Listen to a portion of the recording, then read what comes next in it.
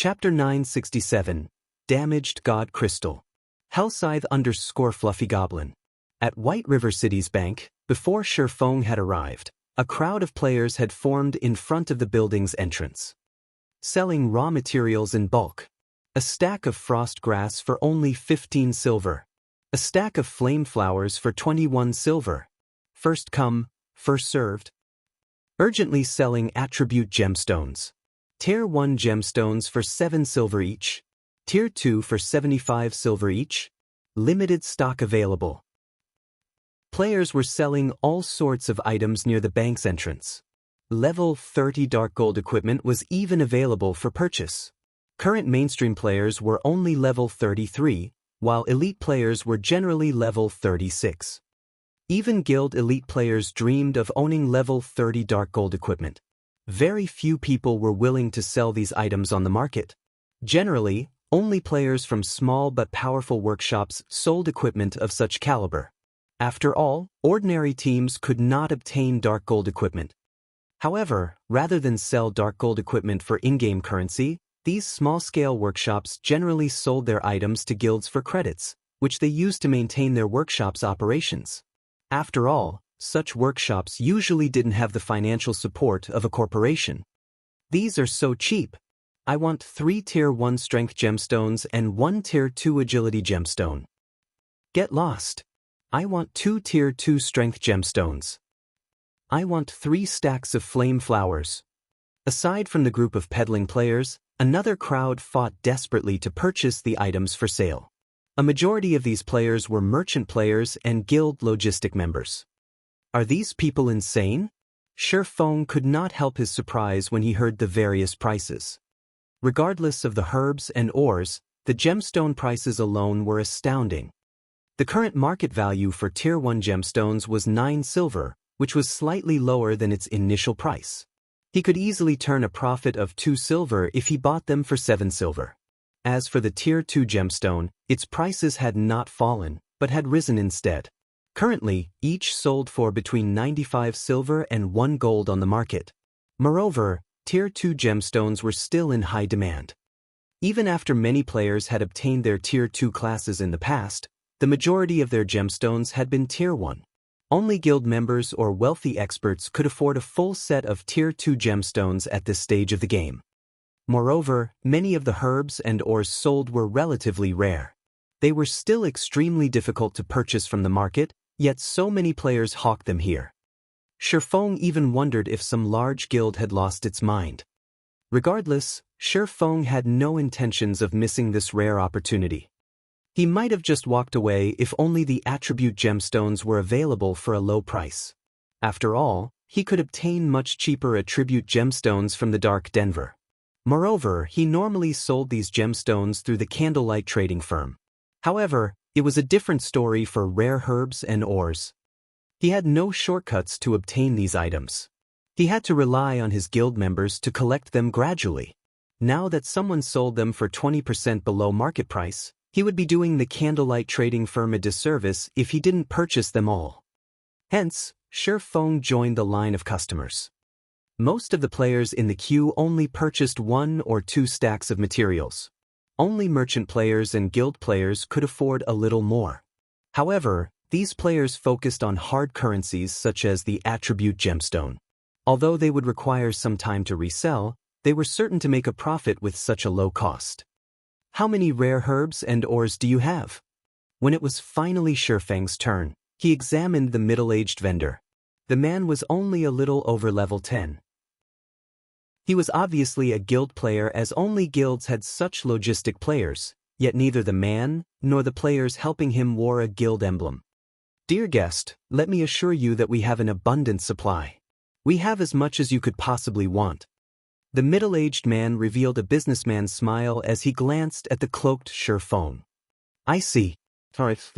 I want 3,000 stacks of ice dew flower, 3,000 stacks of moonlight grass. Feng listed various herbs and ores, requesting 3,000 stacks of each. Ice dew flowers and moonlight grass were both main materials for producing the ice resistance potion. In addition, Feng had asked for the main materials necessary to craft the fire resistance potion. As long as he had these materials, he could produce ice resistance and fire resistance potions in bulk. By the time White River City grew and the city's players could travel to the Eclipse Gate, these 2 potions would sell like hotcakes. Feng clearly remembered that, shortly after the flying ship feature launched, these potions' prices had skyrocketed. The raw materials also became incredibly popular. White River City's current development speed far outstripped that of the past. Based on Feng's estimation, it wouldn't be long before the flying ships were available in White River City. If he stockpiled ice resistance and fire resistance potions now, by the time players could travel to the Eclipse Gate, he would make a fortune. Dear customer, are you sure you want so many materials? Shock lit up the middle-aged man's face as he listened to Feng's request. The bag space of 1 or 2 people won't be enough to hold so many. If you really want them, we'll need some time to transfer the materials over from other cities. Even if he emptied his warehouse in White River City, he wouldn't come close to fulfilling Feng's order. Sure, I can wait, Feng said, looking nonchalant. In any case, he had something to do in the bank. If there was money to be made, he could be patient. Hearing Feng's confidence, the middle-aged man smiled brightly. Hurriedly, he said in a respectful tone, "Please wait here for an hour. I'll send my men to fetch the materials. However, we don't have enough stock of some of the materials you have requested. Do you still wish to purchase them?" He could make as much money selling Feng these materials as he had made from all of his previous customers. So be it. In any case, bring as many of the materials I listed as you can. I'll buy everything. As a precaution, let's sign a contract. I'll return in an hour to find you. If you prepare the items early, you can meet me in the bank's main hall, Feng said. He then produced a contract and handed it to the middle-aged man. Please rest assured, I'll have my men bring the materials immediately. After the middle-aged man read through the contract, he signed it without hesitation. He then began to contact his subordinates. As for Feng, he entered the bank's main hall. Hello, sir. How may I be of service to you today? The female NPC behind the front counter smiled as she asked Feng politely. I want to enter my personal warehouse. Here is the key, Feng said. He then passed a bronze key to the female NPC. Please follow me, sir. After the NPC received the key, her attitude towards Feng shifted, showing more respect. The key Feng had produced was paired to a large private warehouse. This made him one of the bank's VIP guests. No player could steal information about a private warehouse's contents. This was the reason that Feng had rented one for himself. Upon arrival, Feng carefully opened one of the warehouse's safes. The instant the safe opened, the air in the private warehouse grew heavy as a powerful aura surged from within the safe. The safe contained none other than the legendary ranked Holy Grail. This is, originally, Feng had intended to retrieve the damaged God Crystal from his bag. However, as if this God Crystal had been summoned, it flew from his bag without his involvement. As the God Crystal hovered before Feng, it radiated a faint, golden glow. The God Crystal, which should have lost its power, seemed resurrected. It radiated a powerful divine might that prevented Feng from moving. Chapter 968, Evolving the Emblem. Hellscythe _ Goblin. How is this divine might be so powerful? Feng could only look at the damaged God Crystal. He could not even move a finger. The powerful divine might could even overpower Tier 5 NPCs. It was hard to imagine that this was merely a damaged God Crystal. Even the complete God Crystal he had previously snatched from a Tier 4 monster had not been as powerful as this. If he weren't in his private warehouse, the God Crystal's divine might be enough to paralyze every player in the bank, causing a commotion in White River City. Although this damaged God Crystal was quite powerful, in front of the Holy Grail, it was a sheep for the slaughter. It could only wait for its death. The Holy Grail then radiated a purple aura that spread throughout the warehouse. This purple aura ate away at the divine might rapidly, and Feng's private warehouse was soon void of divine magic. As for the damaged God Crystal, it could barely stay afloat while it struggled desperately against the Holy Grail's aura. Suddenly, the sound of a system notification reached Feng's ears. System, do you wish to allow the Holy Grail to absorb the Titan core? This is a Titan core?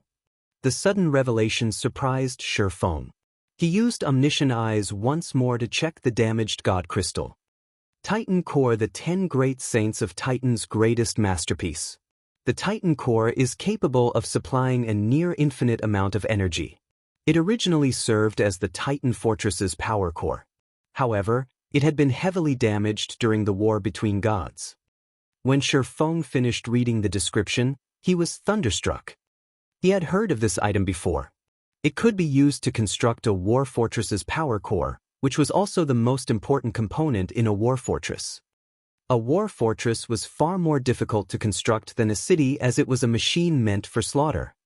Even Tier 5 NPCs would flee from a war fortress, as a single, random strike was enough to end their lives. However, moving a powerful war fortress required an astronomical amount of energy. Hence, one needed a very powerful power source. Among the available materials in God's domain, the Titan core was the best option. Speaking of war fortresses, Feng had seen one in the Physis Canyon. He had also accepted the unique quest, Steel Fortress Barusha. He had nearly lost his life attempting to power the Steel Fortress Barusha with the Titan's heart. However, although the Titan's heart could also be used as a power core, it was far weaker than the Titan core. The Titan core possessed divine might, while the Titan's heart only possessed power. If the Titan's heart were powerful enough to threaten Tier 5 classes, the Titan core was powerful enough to invoke God's fear. Moreover, unlike the Titan core, the Titan's heart's energy was limited. Even 100 Titan's hearts were not as valuable as one Titan core. Do I absorb it? Feng hesitated. To a guild, the Titan core was leagues more important than a legendary item. Of the many components needed to construct a war fortress, the power core was the most difficult to obtain. In the past, this had caused many headaches for many of God's domain's major powers. Moreover, even if they obtained a power source, they would not mobilize their war fortress due to the immense energy consumption. However, there was no denying a war fortress's extreme power. If a Tier 5 player could defend a town with a player population over 1 million, a war fortress could defend nearly half of a kingdom's territory. Moreover, that was with a limited energy source when it could not be moved casually. Obtaining or producing another power source was immensely difficult. If he could equip a war fortress with a Titan core, the war fortress would have no problems defending an entire kingdom. Even the super guilds in the past had not had such a weapon of mass destruction. Moreover, powering a war fortress was only one of the Titan core's functions. The Titan core could also be used in a player-constructed city to emulate the holy city of Titan. According to legend, 18 Titan cores powered Titan City, granting it infinite energy. In the distant past, a large group of Tier 6 gods had attacked the holy city. In the end, however, these gods had failed. Titan City's dense mana and its floating lifestyle association were due to its endless amount of energy. One could just imagine how precious a Titan core was. If he allowed the Holy Grail to absorb the Titan core now, it would be nigh impossible to obtain another in the future. After all, Titan City's 10 saints were long gone. There was no one around who was capable of producing another Titan core. In the end, after giving it some thought, Feng decided to withhold the Titan core from the Holy Grail. Although the Titan core was damaged and could not be used, there was hope of repairing it. After all, he had the Holy City's emblem. He could enter Titan City anytime he wanted. As the Titan core's birthplace, he should be able to learn how to repair it in Titan City. To stop the Holy Grail from craving the Titan core, Feng stored the core in another safe. No one was allowed to open the safes in a private warehouse without the user's approval. The items in these safes would also be disconnected from the outside world. Sure enough, after Feng stored the Titan core inside a safe, the Holy Grail receded its aura and fell dormant. It seems I'll have to look for other god crystals to restore the Holy Grail. Feng sighed as he looked at the Holy Grail, which emitted a purple hue. He suddenly had a realization. Since the Grail can evolve an item, I wonder if it can evolve the Holy City's emblem.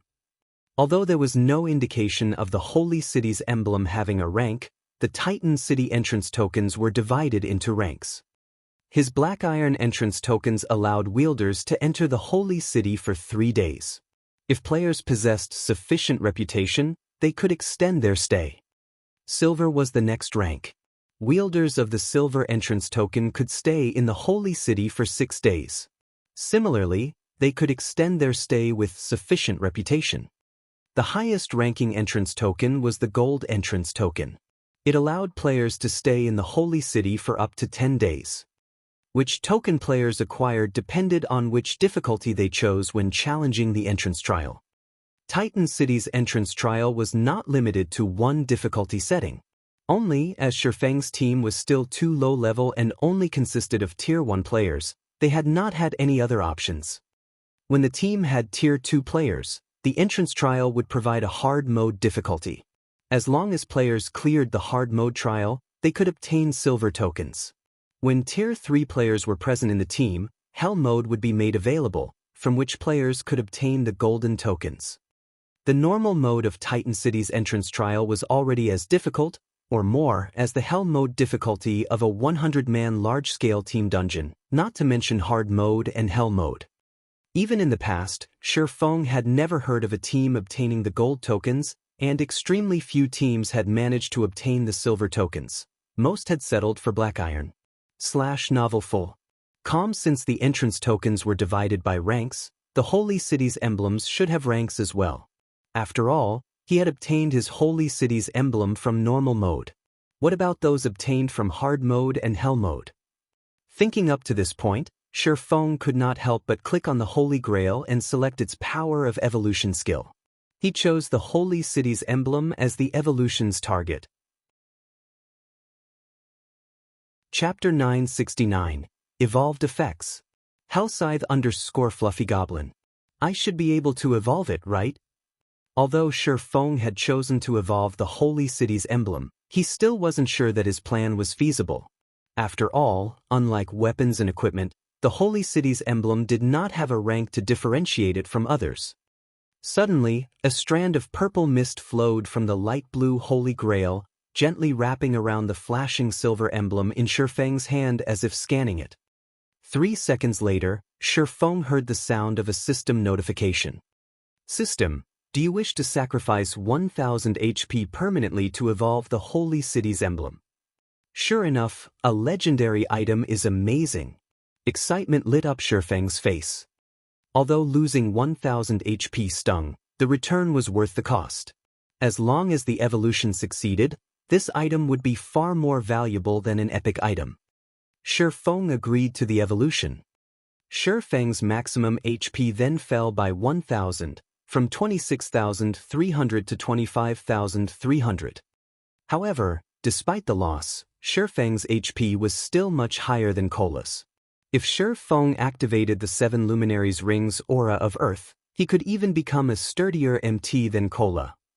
As Feng's HP decreased, streams of green liquid flowed from his body and into the Holy Grail.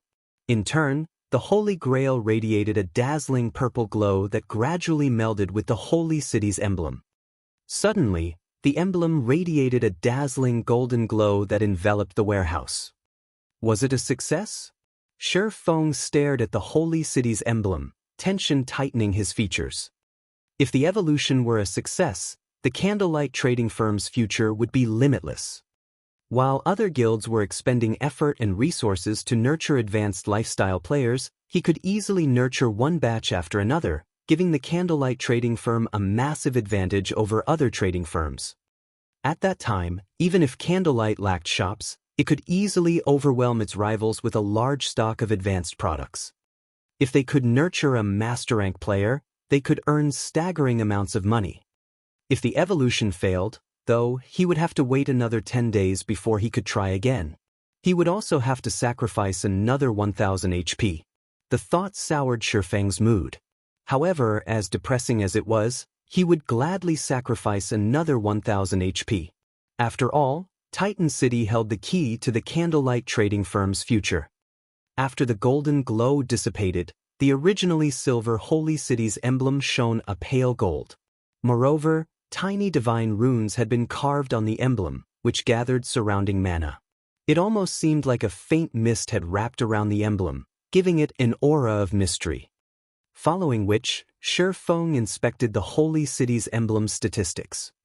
Holy City's emblem opens a transfer gate to Titan City. A maximum of 20 people may pass through the gate. Each time the wielder of the Holy City's emblem enters the Holy City of Titan, they can extend their stay by up to 2 days. Cooldown, 7 days. After Feng finished reading the introduction, he was ecstatic. Although the evolved emblem did not extend a player's stay like the higher-ranked entrance tokens, it now allowed 20 people to enter Titan City rather than 10. Moreover, the wielder could stay in the Holy City 2 days more than everyone else. Now, the Holy City's emblem was practically a permanent residence permit for Feng. Generally, ordinary players could only stay in Titan City for 3 days, while Feng, as one of the city's honorary citizens, could stay up to 5 days. Including the emblem's new effects, he could extend his stay in the Holy City to 7 days, which was exactly how long the cooldown lasted. With this, even if Feng did not raise his reputation, he could stay in Titan City as long as he wanted. Titan City was heavenly for both lifestyle players and combat players. Not bad. With this, I won't have to worry about time constraints when I'm questing in Titan City. Feng smiled at the pale gold emblem in his hand. Titan City was a holy land to both lifestyle players and combat players.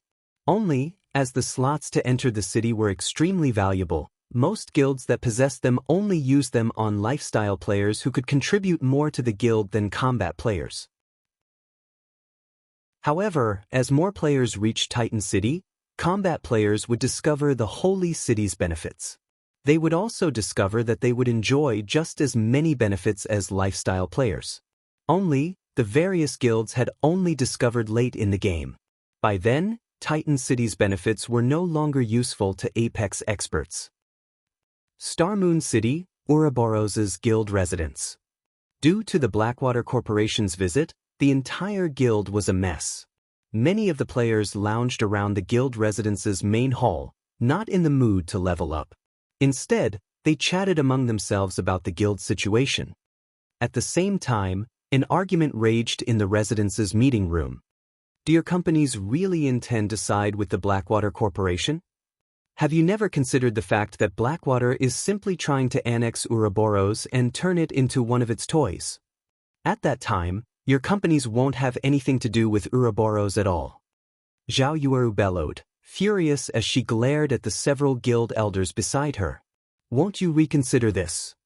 The guild elders not affiliated with the company nodded, showing their support for Zhao Yueru's words. The Blackwater Corporation was ruthless and cruel. Before it had even obtained Ouroboros, it was asking its guild leader to step down and relinquish full management rights. One could only imagine what Blackwater would do once it truly secured the guild. Ouroboros's name would vanish from the virtual gaming world. After the Blackwater Corporation obtained 90% of Ouroboros's shares, it would only be a matter of time before it obtained the remaining 10% and devoured Ouroboros. Aside from the compensation fees, these companies would have nothing left. Currently, God's Domain's popularity was rising rapidly due to the Mindspace system's launch. Even a fool could tell what would become of God's Domain in the future. Otherwise, so many companies from around the world wouldn't be investing in the game. As a first-rate guild, Ouroboros had a significant advantage. It had already amassed plenty of lands. However, if they allowed Blackwater to take everything, these companies would never be able to establish another guild as powerful as Ouroboros, no matter how much money they spent. By giving in to the Blackwater Corporation, these companies were ignoring long-term profits for short-term gains. Regarding the problem of your funds, I have begun to sell the materials in the guild's warehouse to collect more. Including the funds I have and based on my estimations, we should be able to fund your company's resistance against Blackwater for some time. Ouroboros can use this time to capture a few towns. With the income from these towns, the guild will be able to sustain itself. It will no longer have to purchase coins from others or hire money farming teams. Meanwhile, you will retain your shares of Ouroboros. What do you think? /novelful. Calm gentle Snow proposed her plan calmly as she shifted her gaze towards the several elders representing various companies. Although her plan was effectively cutting off Ouroboros's means of retreat, this was the guild's best option. Chapter 970, Greatest Advantage. Hellscythe_Fluffy Goblin. The company representative elders fell silent after Gentle Snow's proposal. They had never imagined that Gentle Snow would take such decisive action, sacrificing the materials their guild had struggled to accumulate. This would damage Ouroboros immensely and be robbing Peter to pay Paul. In reality, she had not solved the fundamental problem. /novelful. However, if they gathered enough capital to cover their company's sudden shortage of funds and endure this difficult period, their companies could make a comeback and slap the Blackwater Corporation in the face. Moreover, as Gentle Snow had said, if Ouroboros could obtain a few towns within a short time and maintain Ouroboros's profitable state, their companies would hold onto Ouroboros tightly, rather than surrender their shares to Blackwater. In God's domain, captured towns were different from NPC cities. Unlike in NPC cities, where players were under many restrictions, players could build as they wished in their own town. Moreover, constructing a house in a town was far cheaper.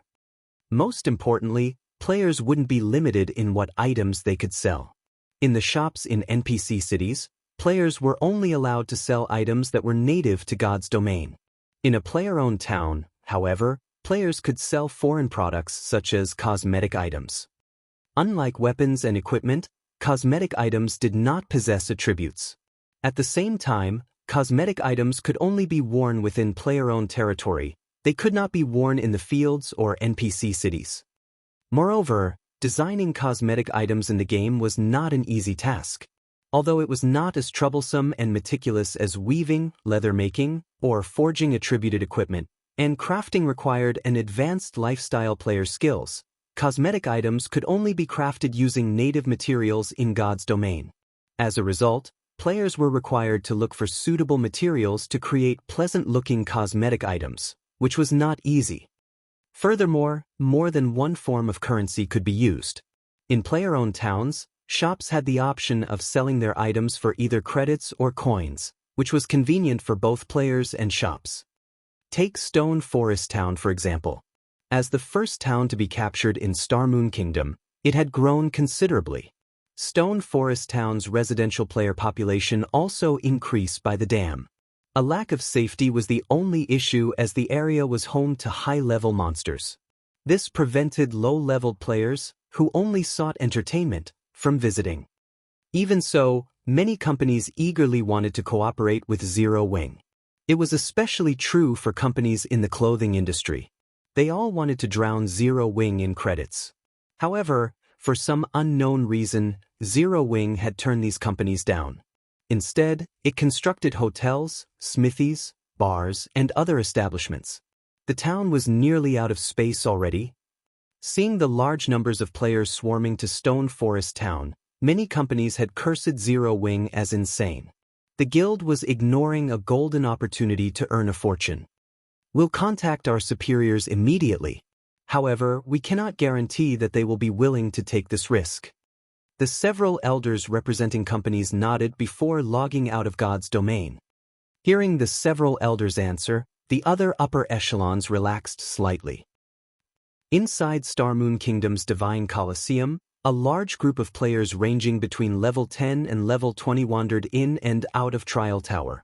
Although these players were not very high-leveled, and their equipment was subpar at best, others were shocked by how many floors they were clearing. Of these players, the weakest among them had even reached the Trial Tower's 6th floor. Brother Wave, the people that young Master Jing sent are incredible. Their improvement speeds are astounding. It won't even be long before they surpass me, a tall level 39 ranger, who sat beside abandoned Wave, said, smiling bitterly. No matter what was said or done, he was a famous expert in the virtual gaming world. This time, he had been specially hired to train a group of newcomers who had recently joined the virtual gaming world. He had initially thought that this would be a simple job. However, the moment he met these newcomers, he sensed the dense killing intent and hostility. Their auras were nothing like an ordinary player's, and he could instantly tell that these experts had been well-tempered in life combat. Among these newcomers, a few even felt stifling. These newcomers had already surpassed him and reached the realm he had always dreamed of. This is all thanks to your guidance. Otherwise, they wouldn't have grasped God's domain's combat basics so quickly. When more newcomers arrive, I'll have to trouble you again. Abandoned Wave was quite satisfied as he watched the new group enter the trial tower. As long as he raised these people's levels, it would only be a matter of time before Blackwater took over Star Moon Kingdom. Before he had joined the game, he would never have imagined that combat in God's domain was as realistic as real-world combat. The only differences were players' skills and superhuman physiques. To the Blackwater Corporation, the game's realistic combat was its greatest advantage. After all, Blackwater was a giant in the fighting world. No one had more combat experts or method of nurturing experts than Blackwater. Unlike other companies which struggled to nurture their own gaming experts in God's domain, it was a simple task for the Blackwater Corporation. Blackwater only needed to assist players in adapting to God's domain's combat style. Suddenly, a bald, robust man rushed up to Abandoned Wave and whispered, "Big Brother Wave, a message has arrived from Ouroboros.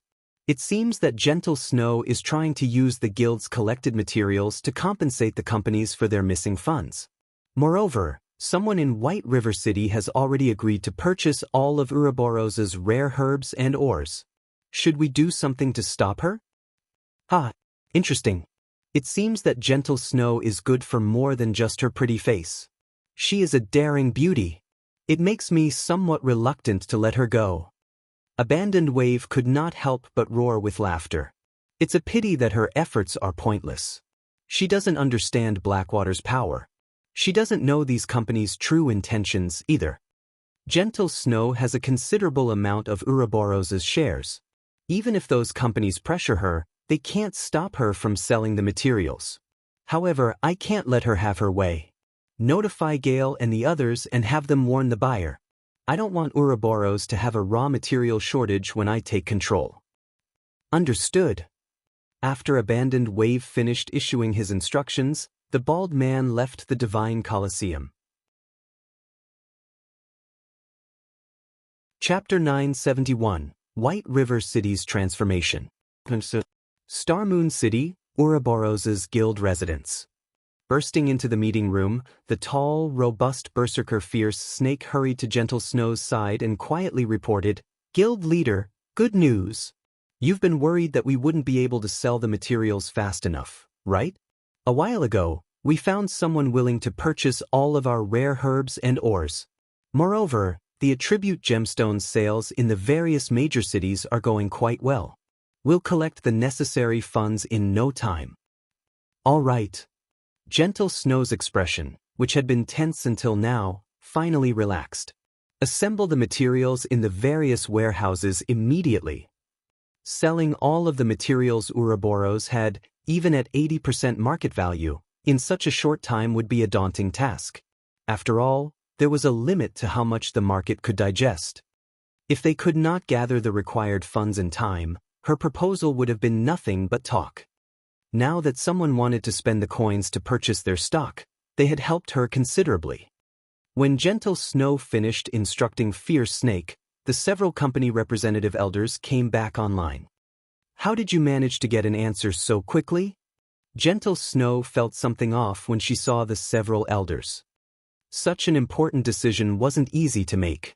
At the very least, these companies would have had to hold an emergency meeting with their directors before making a decision, yet these elders had only been gone for less than 10 minutes. "Have you decided to submit to Blackwater in the end?" Gentle Snow's expression darkened. She had only recently chased away Chao Chenhua after much difficulty and snatched back control of the guild, which had originally belonged to her elder brother. She had never expected several of Ouroboros's investors to abandon them just as she was starting to push the guild onto the right track. With just her family's company, she could not stand against these major companies when they worked together. Update by Novelful. Guild Leader Snow, please understand that this is a world where the strong eat the weak. Our companies simply cannot stand against the Blackwater Corporation. Please prepare to hand over the position of Ouroboros's guild leader. We also hope that you will support the new guild leader. As for the White Clan Group's shares, we will buy them back in 3 days.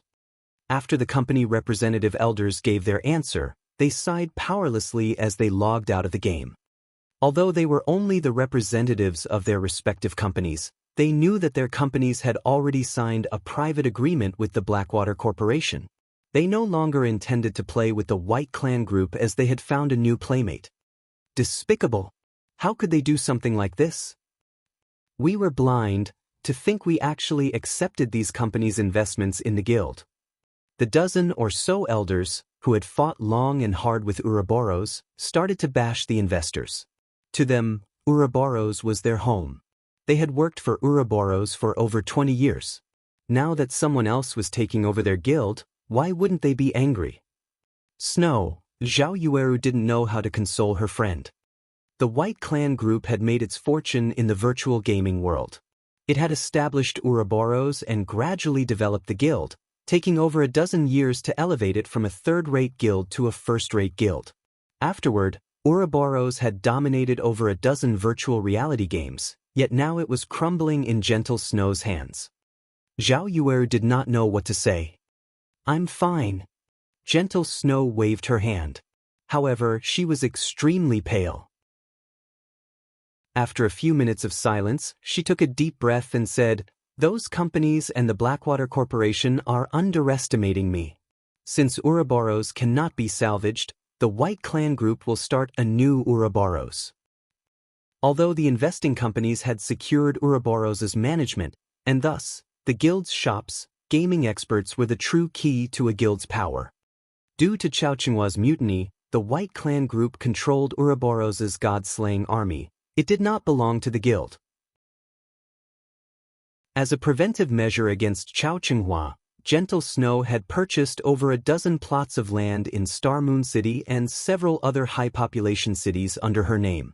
However, she hadn't expected those preventative measures to come into play now. "Fierce, you don't have to deliver the goods anymore. I'll meet with the buyer personally," Gentle Snow said. Although the Blackwater Corporation now owned Ouroboros, she was still the guild leader. She also possessed a significant portion of the guild's shares, so she still had the authority to transfer a considerable amount of resources. Since she was going to leave Ouroboros, she needed to take some things with her.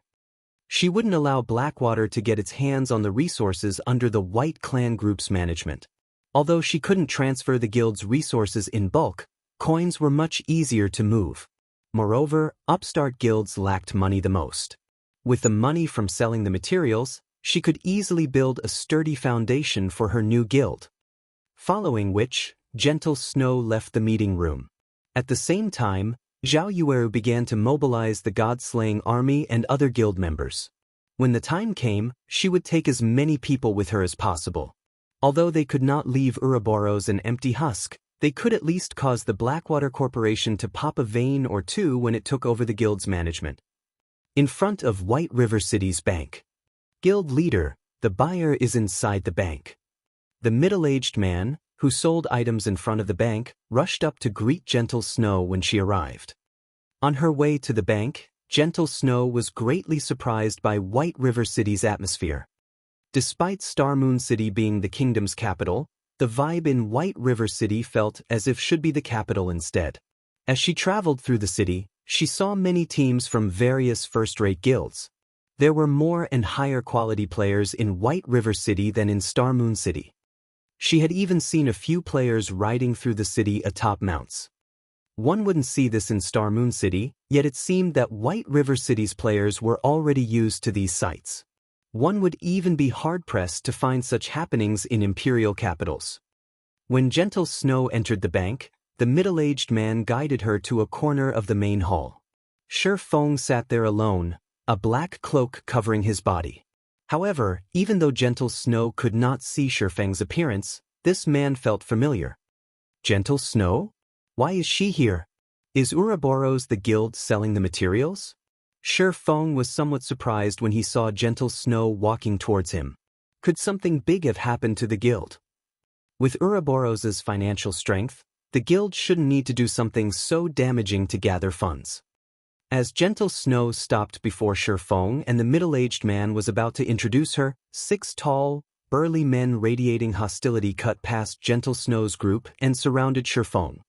"Oh, Guild Leader Snow, I'm sorry, but the Blackwater Corporation has some business with this gentleman. Would you give us a moment?" The leading level 39 berserker named Lethal Gale subtly demanded, smiling coldly. Chapter 972, Test of Strength. As Gentle Snow was pushed aside, the middle-aged man quickly stepped forward to speak up. However, before he could do so, Lethal Gale shot him a penetrating glare. With the one look, the middle-aged man froze. Even though the middle-aged man knew that players wouldn't dare attack another in a place like this, Lethal Gale's sharp gaze had left him petrified. The dense killing intent within that gaze felt as if a blade had been pressed against the middle-aged man's throat, and if he moved, his head would leave his body. This is killing intent. Gentle Snow could also feel the frightening pressure that Lethal Gale exuded, and she could not help but stare at the berserker. To put it simply, killing intent was a kind of mental suppression. Although killing intent couldn't be seen or touched, the human mind could sense the threat of danger. As a person could not perceive the danger with their 5 senses, the mind employed a self-preservation mechanism, halting the body from making any sudden movements. It was the same mechanism that was responsible for small animals freezing when surprised. There was a saying in the real world that looks could kill. Although it sounded like a joke, a person's gaze could indeed transmit certain signals. Take wild animals for example. When 2 wild animals faced off against one another, if one of the wild animals received a ferocious glare from the other, the former would hesitate. Wild animals were born with much keener senses than humans, so they could pick up on these signals easier. Normally, it was very difficult for ordinary players. However, for experts who had experienced many life or death situations, their will and instincts had already been hardened and sharpened. Hence, they could transmit more powerful signals, which even ordinary people could pick up on. Lethal Gale was one such expert. /update by Novelful. However, Gentle Snow had not focused on Lethal Gale due to his killing intent, but rather because his was somewhat different from other gaming experts. His killing intent was much colder and sharper. Unlike the killing intent other experts radiated, which only served as a warning signal, the killing intent Gentle Snow felt from Lethal Gale showed that the berserker truly wanted to murder his target. More importantly, the berserker wore a calm and natural expression while he radiated such killing intent. The fact that Lethal Gale could do this told her that his hands were stained with real-world blood. One should always act on a first-come, first-served basis. Do the Blackwater Corporation's people not respect this rule? Gentle Snow asked as she pulled her subordinate away and glanced at Lethal Gale. Sneering, she continued, "Or do you need me to teach you a lesson in manners?" Although Gentle Snow's tone was soft and not particularly loud, everyone who heard her trembled involuntarily. It seems the rumored snow goddess isn't just a pushover. Lethal Gale thought, surprised by Gentle Snow's aura.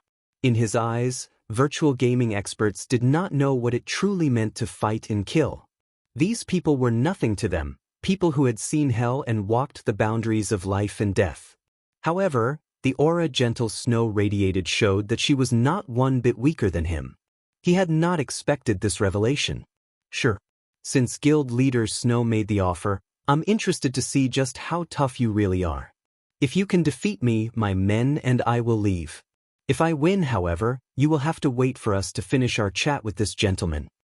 Although Gentle Snow's aura had surprised him, that was all. In an actual fight, one could only rely on their own skill. He refused to believe that his skills, which he had honed in true battle, would lose to someone like Gentle Snow, was all style and no substance. Moreover, if he beat Gentle Snow, Abandoned Wave would have an easier time taking over Ouroboros.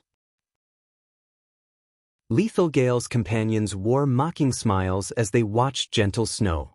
He was absurdly strong.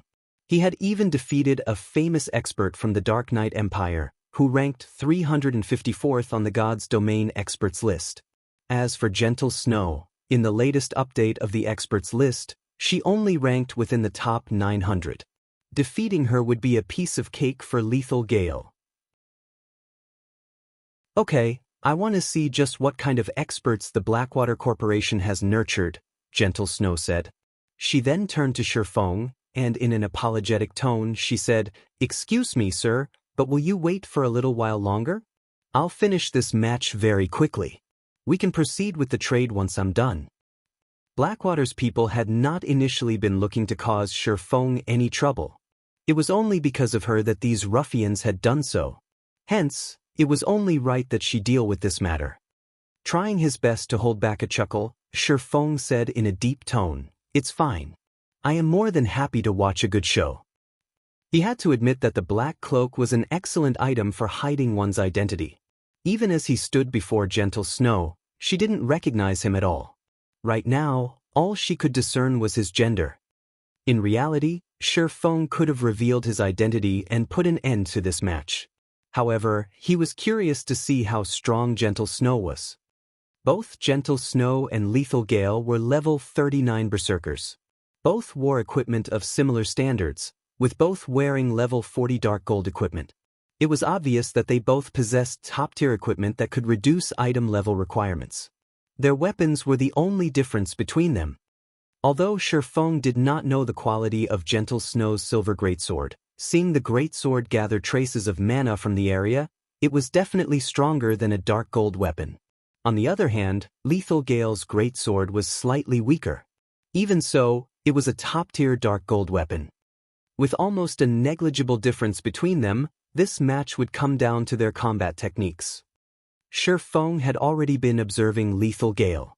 Although he was a berserker, a class famed for violence, his actions felt light and gentle. It was obvious that his physical control had already reached a very high standard. It was highly possible that he had reached the refinement realm. Refinement realm experts were considered apex experts in first-rate guilds. After all, unless one had the benefit of a simulation training system or some miracle, it was extremely difficult to reach the refinement realm. Hence, it was quite impressive if a first-rate guild had a few such experts. As for experts of higher combat standards, that depended on luck. It was similar to some unrated guilds' luck as they saw a refinement realm expert arise from among their members. Unfortunately, the probability of such at this stage of the game was extremely small unless the player was also an extremely powerful martial artist in the real world. As for Gentle Snow, Feng did not notice any sign that she had reached the refinement realm. In that case, where was her confidence coming from? Of course, it was also possible that Gentle Snow intentionally hid the subtle signs. If so, even Feng would not be able to determine her combat standard. He could only confirm his doubts by watching an intense battle. Once Gentle Snow agreed to the match, they all headed for the Divine Coliseum above White River City.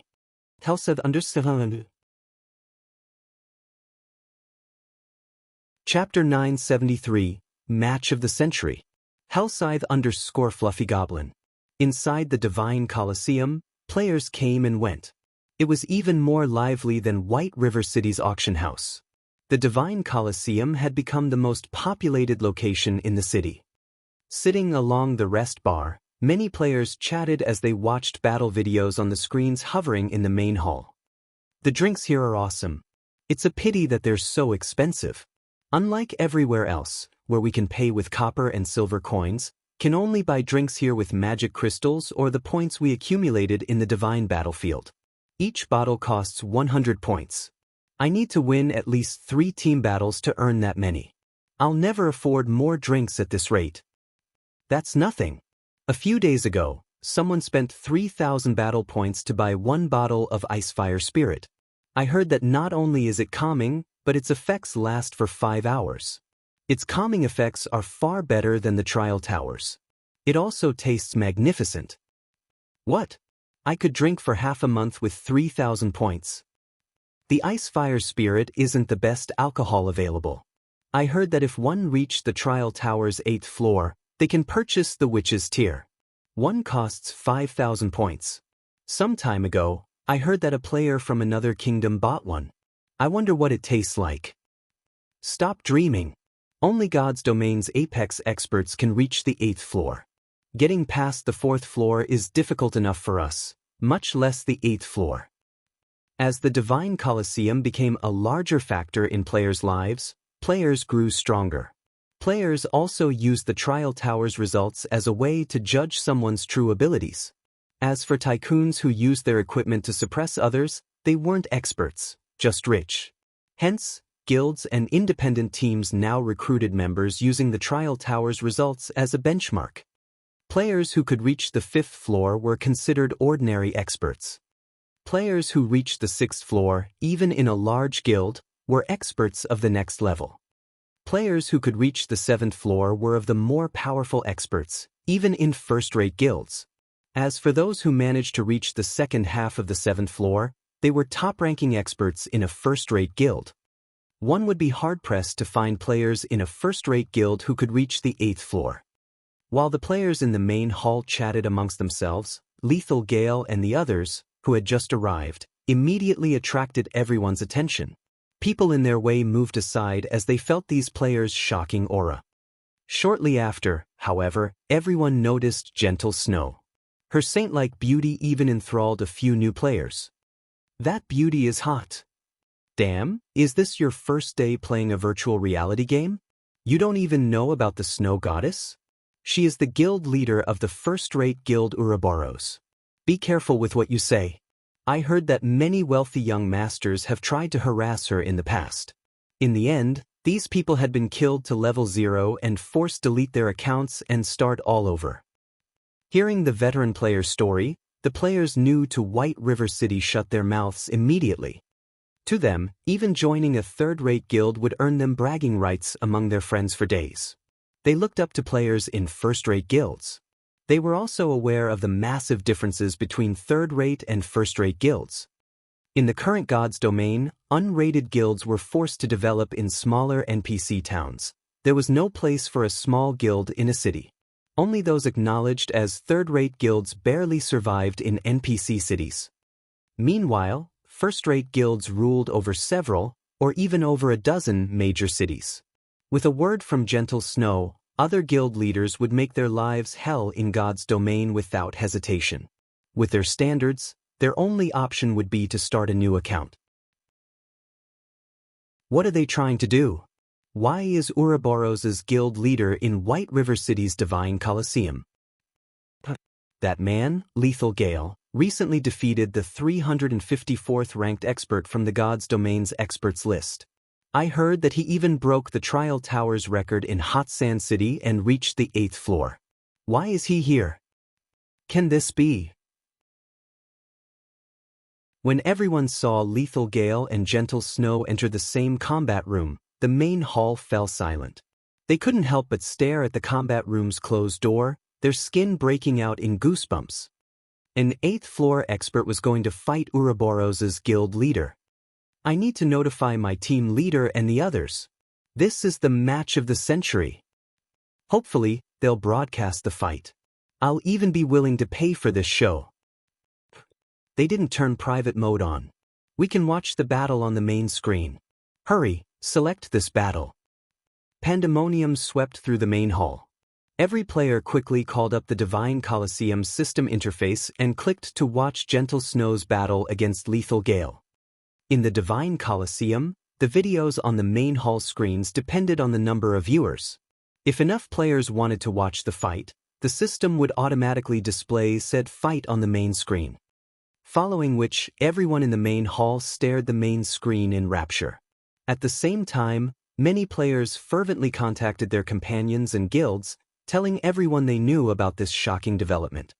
Before the battle between Gentle Snow and Lethal Gale began, news of their fight had spread throughout Starmoon Kingdom. The guild leaders and upper echelons of the kingdom's various guilds received the news at almost the same time. Has Gentle Snow lost her mind? She agreed to such a challenge? The Star Alliance's Purple Eye was surprised when she heard the news. Lethal Gale is a refinement realm expert. Although Gentle Snow is strong, she had only reached the half-step refinement realm. Doesn't she care about Ouroboros's reputation anymore? Purple Eye knew just how powerful refinement realm experts were from her experience in the Secret Pavilion's simulation training system. Although there only appeared to be a thin line separating a half-step refinement realm expert from a true refinement realm expert, with equal levels and equipment, the disparity between their strengths was like the difference between heaven and earth.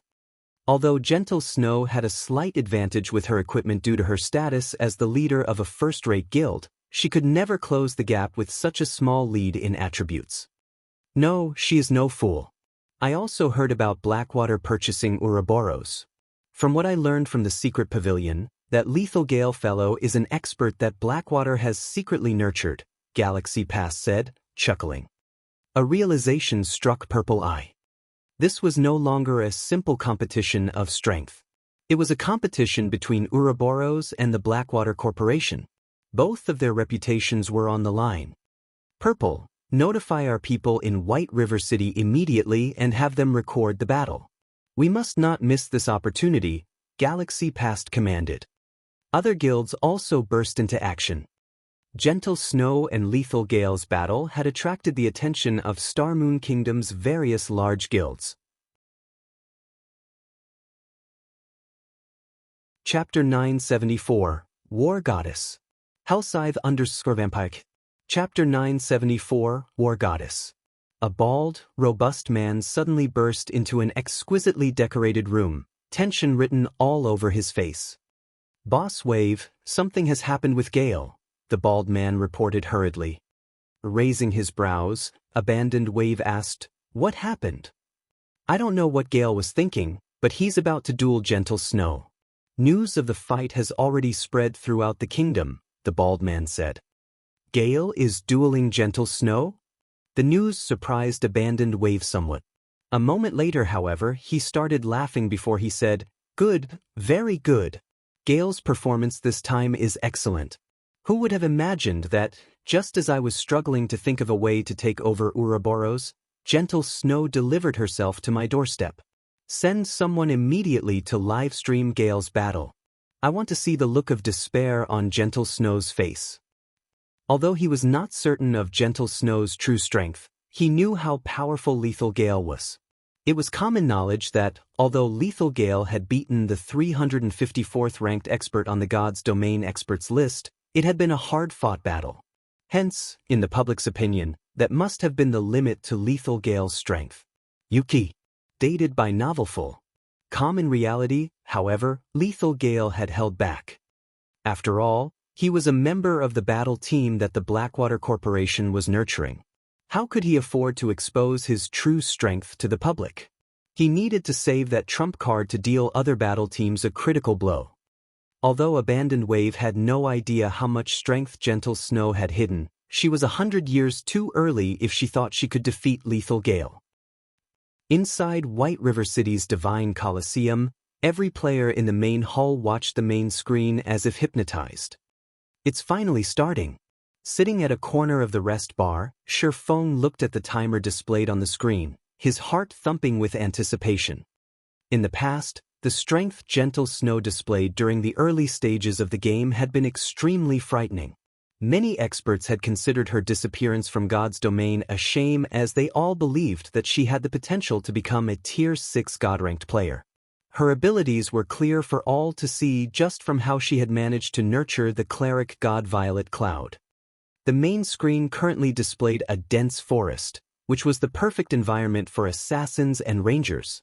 However, it was an entirely different story for berserkers. Berserkers were the epitome of strength. The Berserker class was a class that solved all problems with overwhelming strength. Unlike a duel between other classes, the one between Gentle Snow and Lethal Gale would undoubtedly be a short battle. Either Gentle Snow would quickly defeat Lethal Gale or the other way around. There was no third possibility. Hence, everyone in the main hall paid close attention to the screen, afraid of missing out on any details of the battle. Let me properly experience the strength of Ouroboros's guild leader. Hopefully, you won't disappoint me too much. As soon as Lethal Gale let out a low shout, a bone-chilling glint flashed across his eyes as he unsheathed the gigantic greatsword slung over his back and entered a fighting stance. However, contrary to everyone's expectations, he did not use charge straightaway and rush at Gentle Snow. Instead, he slowly closed in on the female berserker step by step. However, with each step Lethal Gale took, the surrounding air grew heavier. Even the players watching in the main hall could feel the frightening pressure the male berserker radiated. As for Gentle Snow, she unsheathed her silver greatsword and pointed it directly at the approaching Lethal Gale. Her actions were as if victory was already in her grasp. Her calm appearance made her look just like the war goddess of a battlefield. When only 12 yards separated the two berserkers, everyone suddenly saw a shocking scene. Gentle Snow's entire body started releasing a silver glow. In the next moment, 3 pairs of silver metallic wings sprouted from her back. The equipment she wore also underwent a transformation. Her original silver armor turned into a set of pure white robes. In the blink of an eye, Gentle Snow had changed from a plate armor class to a cloth armor class. This sudden development made it seem as if an angel had suddenly descended onto the battlefield.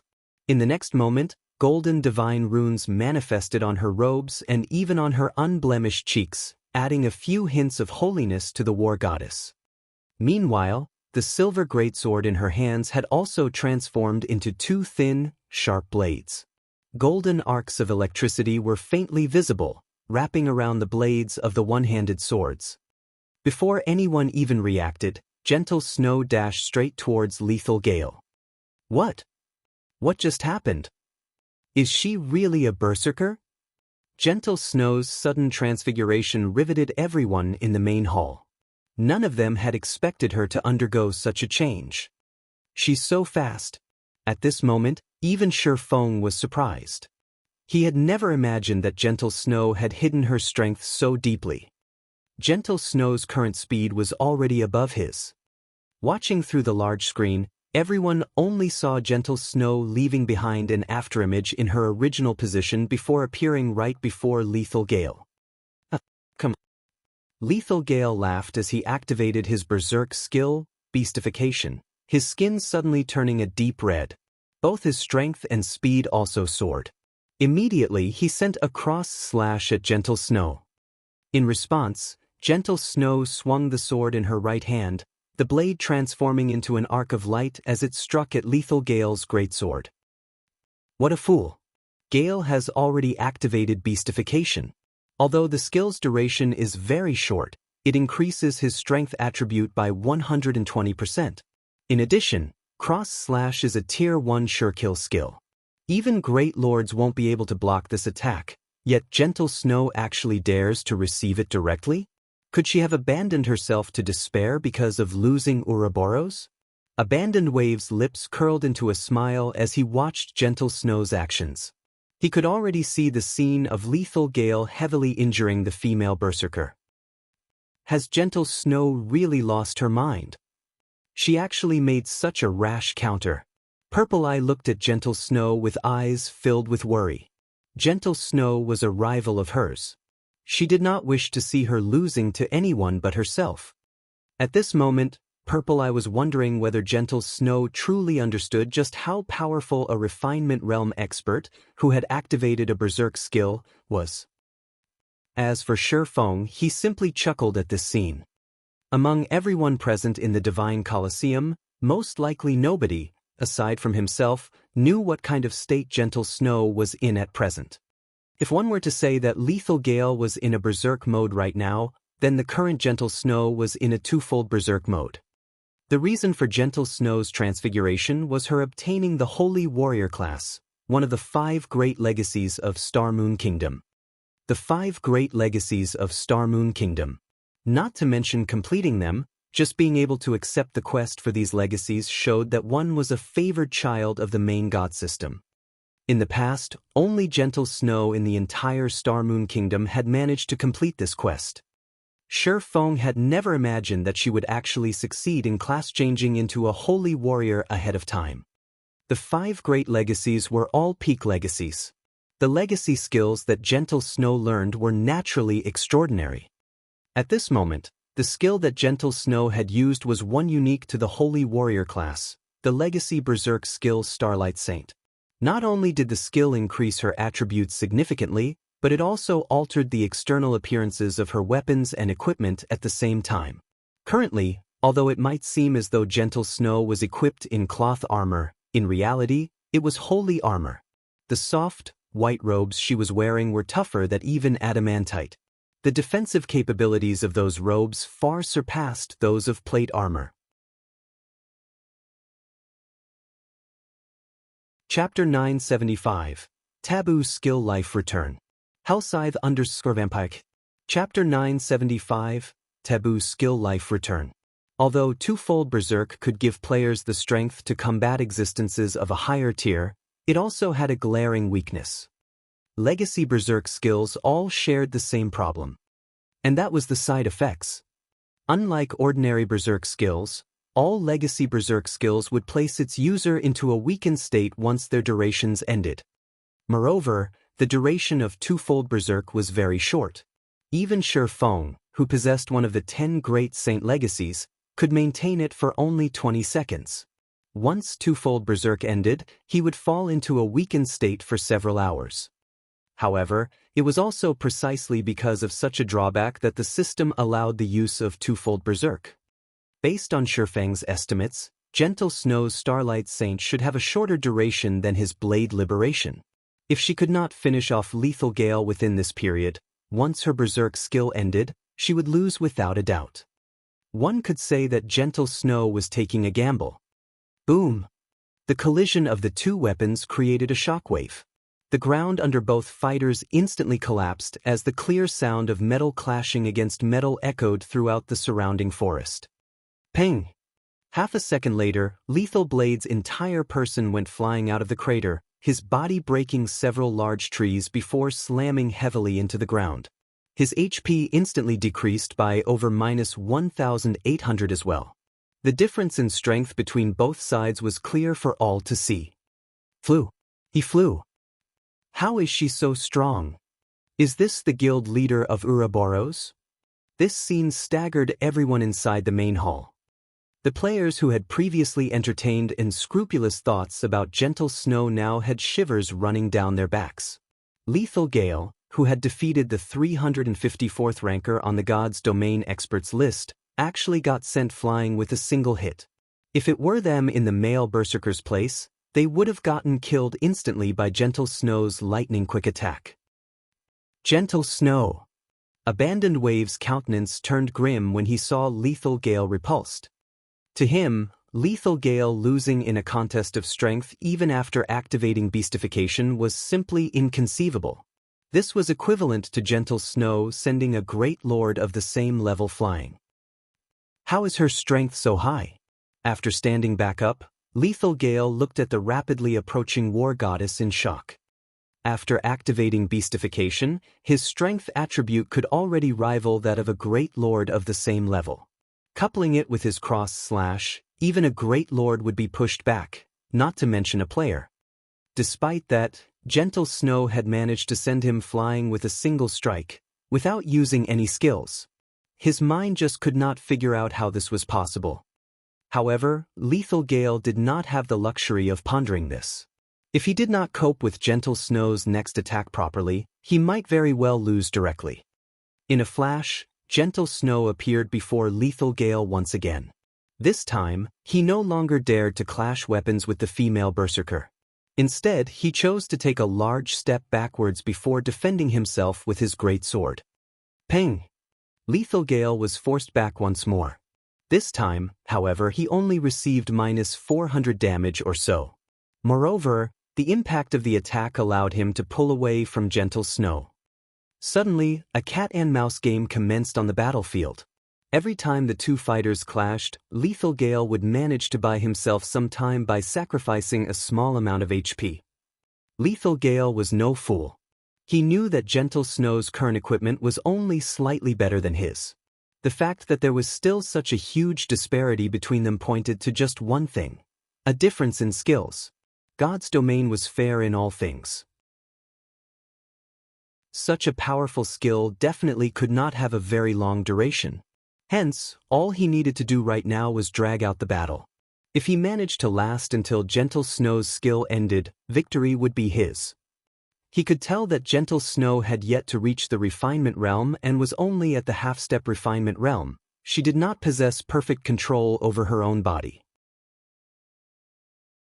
Moreover, she was clearly not used to this sudden increase in power, since she would expose plenty of weaknesses when she attacked. This was the reason why he could deflect the trajectory of her attacks, dampening the collision of the attacks significantly and taking only a small amount of damage each time. This Lethal Gale fellow really is something. Feng was slightly surprised when he looked at Lethal Gale successfully deflecting Gentle Snow's attacks one after another. Rather than the refinement realm, the combat standard the male berserker was displaying right now already approached the flowing water realm. One could say that he had reached the half-step flowing water realm. Players at the refinement realm would have precise control over their own bodies. Even in high-speed combat, they would be capable of impromptu changes. However, just having such a combat standard would not be enough for one to deflect Gentle Snow's attacks. One also needed to understand the Holy Warrior's every action and predict her attack trajectories in advance. Only with this would one be able to keep up with Gentle Snow's superior attack speed and turn aside her attacks. Although it sounded straightforward, experts at the refinement realm would find such a feat extremely difficult to achieve. Had Gentle Snow not activated twofold Berserk, she really wouldn't have any chance of victory against Lethal Gale. The seconds ticked by quickly. 10 seconds after the battle began, over half of the terrain of the combat room lay ravaged. At this moment, Lethal Gale was in a very miserable state and only a quarter of his HP remained. Gentle Snow would need just a few more seconds to defeat the male berserker. Yuki. Dated by Novelful. I have to admit, you are by far the strongest opponent I have faced in battle since I entered God's domain. However, I believe your skill's duration should be almost up.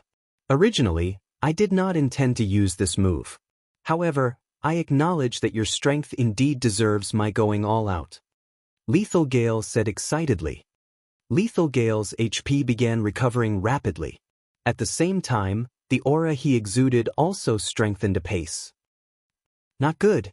That's the Tier 1 Taboo skill Life Return. Feng immediately recognized the skill Lethal Gale used when he noticed a green mist circling the male berserker's body along with his growing aura. As a Tier 1 Taboo skill, Life Return was very powerful. When activated, the skill completely recovered its user's HP within a short period. Moreover, the more HP the user lost previously, the more bonus strength and agility attributes the user would gain, up to a maximum of 600 strength and 600 agility. 600 strength was practically equal to the total strength of a well-equipped level 40 berserker. With such a massive increase in strength, even if Lethal Gale's strength attribute was still not a match for Gentle Snow's, there would no longer be such a great disparity as before. With Lethal Gale's standards, it would be enough for him to defeat Gentle Snow.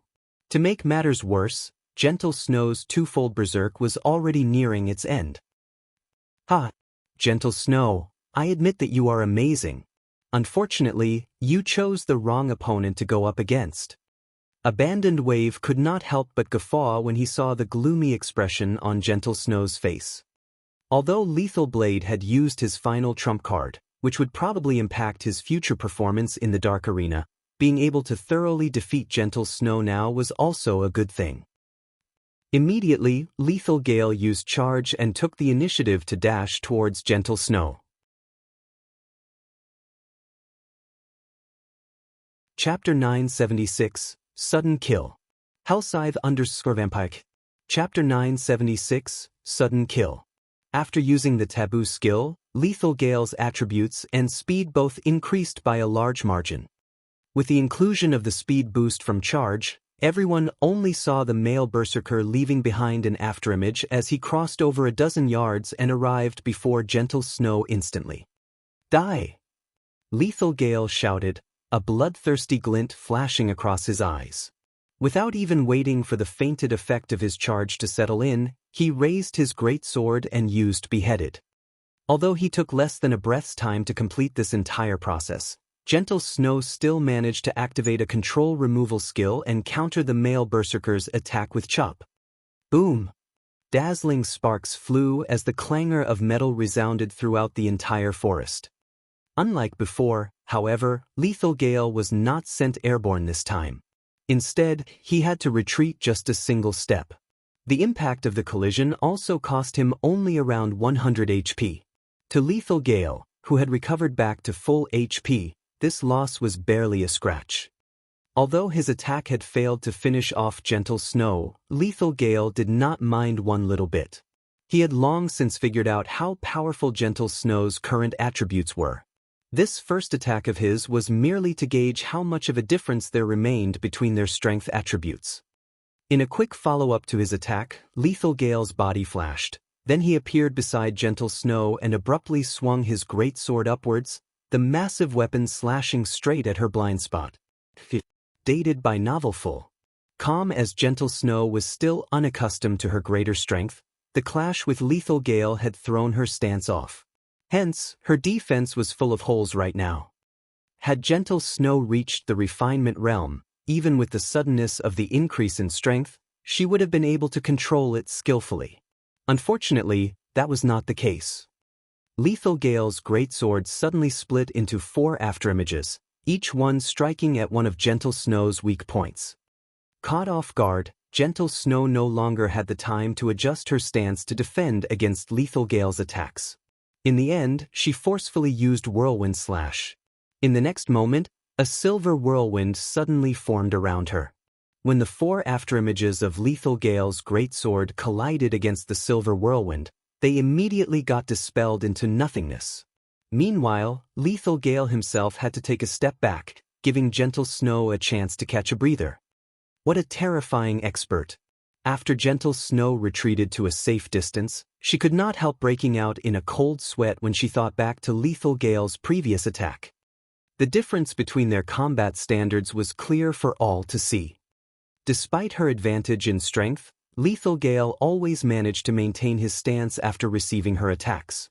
Moreover, even after his attributes had increased significantly, he was still able to receive all her attacks without fail, as well as launch attacks from various positions. On the other hand, it was taking her all just to handle her sudden increase in strength, which made it very difficult to maintain her stance after a direct clash. Unlike ordinary computer games, fights in virtual reality games were no different from fights in the real world. In many cases, an attack that one could easily block while in a proper stance would become very difficult to handle if one lost their stance. This was true even with a very normal attack. Fights between experts were all high-speed battles. Deciding the outcome took only an instant. Losing one's stance in battle was a fatal matter. Although Gentle Snow had repelled Lethal Gale, the latter had no intention of letting up on his attacks. He immediately charged at her once more and let loose a barrage of violent strikes. In the main hall, all anyone could see between the clashes of Gentle Snow's one-handed swords and Lethal Gale's greatsword were afterimages. Is this a battle between true experts? For a time, the players in the main hall even stopped blinking, afraid that they would miss out on the moment where victory and defeat were decided.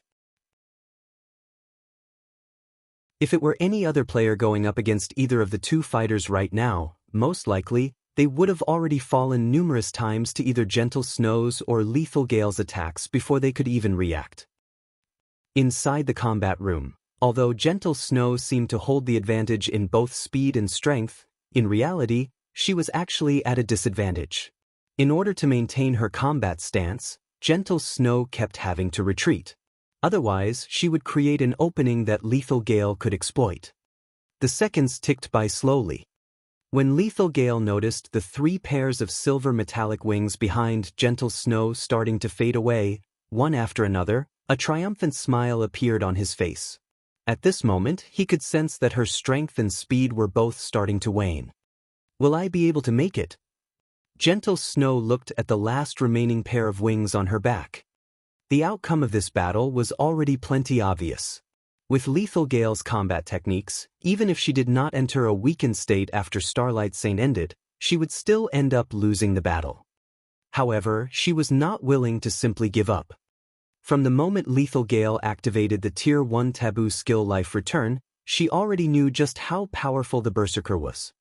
The only reason she had fought desperately up until this point was for this final strike. When the 3 pairs of metallic wings generated by Starlight Saint started disappearing, it was not a warning to the user that their bonus attributes were about to expire. Instead, the moment all 3 pairs of wings disappeared, the skill would at last display its true power, releasing its final brilliance. However, this final power only lasted for 1 attack. If Lethal Gale managed to deflect or dodge her attack, her fate would be sealed. Hence, if Gentle Snow wanted to win, she needed to stay calm like never before. She needed far more precise control over her own body.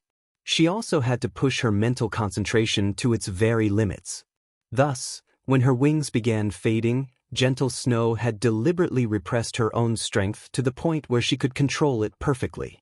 Meanwhile, from Lethal Gale's perspective, it seemed as if Gentle Snow's strength was continuously deteriorating. Upon seeing the final pair of metallic wings disappear, Lethal Gale immediately used the Tier 1 skill Energy Slash. Energy Slash not only increased the power of an attack but also extended the attack range by 5 yards. 6 ultimate flashes. Gentle Snow, on the other hand, had forsaken all her excess power and concentrated the remainder into one final attack. The collision of swords and greatsword generated a blinding glare, followed by a thundering boom. Ping. As the glare dissipated, the shrill of metallic armor being pierced echoed throughout the entire forest, as well as the entire main hall of the Divine Colosseum. 5 penetrating cuts appeared on Lethal Gale's armor. His HP had also instantly fallen to 0. As for the victor of this battle, Gentle Snow, her complexion looked somewhat pale right now. The extraordinary concentration she displayed at the final moment depleted her mental strength, so much so that she was on the brink of collapse. With the side effects of the Starlight Saint kicking in, she appeared extremely frail. The players in the main hall of the Divine Colosseum, however, clamored at the scene. "It's over!" What happened in that instant? I didn't even manage to see anything. Gentle Snow won, just like that? This is a lie, right? All hail the goddess. Everyone simply could not figure out what had happened in that final moment. Lethal Gale clearly had the upper hand just then and was about to finish her off, yet such a shocking reversal had actually taken place. The tables had turned so suddenly that even Lethal Gale himself did not know how she had defeated him. With the end of the duel, Gentle Snow and Lethal Gale both walked out of the combat room. Due to their previous agreement, even if Lethal Gale was reluctant, he no longer had the face to look for trouble with Feng at the moment. He could only watch as Gentle Snow slowly walked over to Feng. Defeated? Gale was actually defeated. He even lost while every guild in Star Moon Kingdom was watching. When Abandoned Wave saw the outcome of the match, he threw the bottle of Witch's Tear, which was worth 5,000 battle points, to the floor. Immediately notify Gale and the others. Since they've embarrassed the Blackwater Corporation, they need to make up for their actions. Have them think of a way to get rid of Gentle Snow within White River City. Currently, Gentle Snow's complexion was pale, and she looked extremely weak. She was clearly suffering the backlash of using that powerful skill from before. With her in such a weak state, even with the deterrence of the city guards, killing her would be child's play for Lethal Gale's party of 6. As long as the Blackwater Corporation killed Gentle Snow inside White River City, they would be able to regain the reputation they lost before in one fell swoop. As for Lethal Gale's party members getting jailed by the NPC guards, that was irrelevant to Abandoned Wave. Understood. Lethal Gale accepted to the instructions he received without hesitation. A cold glint flashed across his eyes as he shifted his gaze towards Feng and Gentle Snow, who were chatting with each other.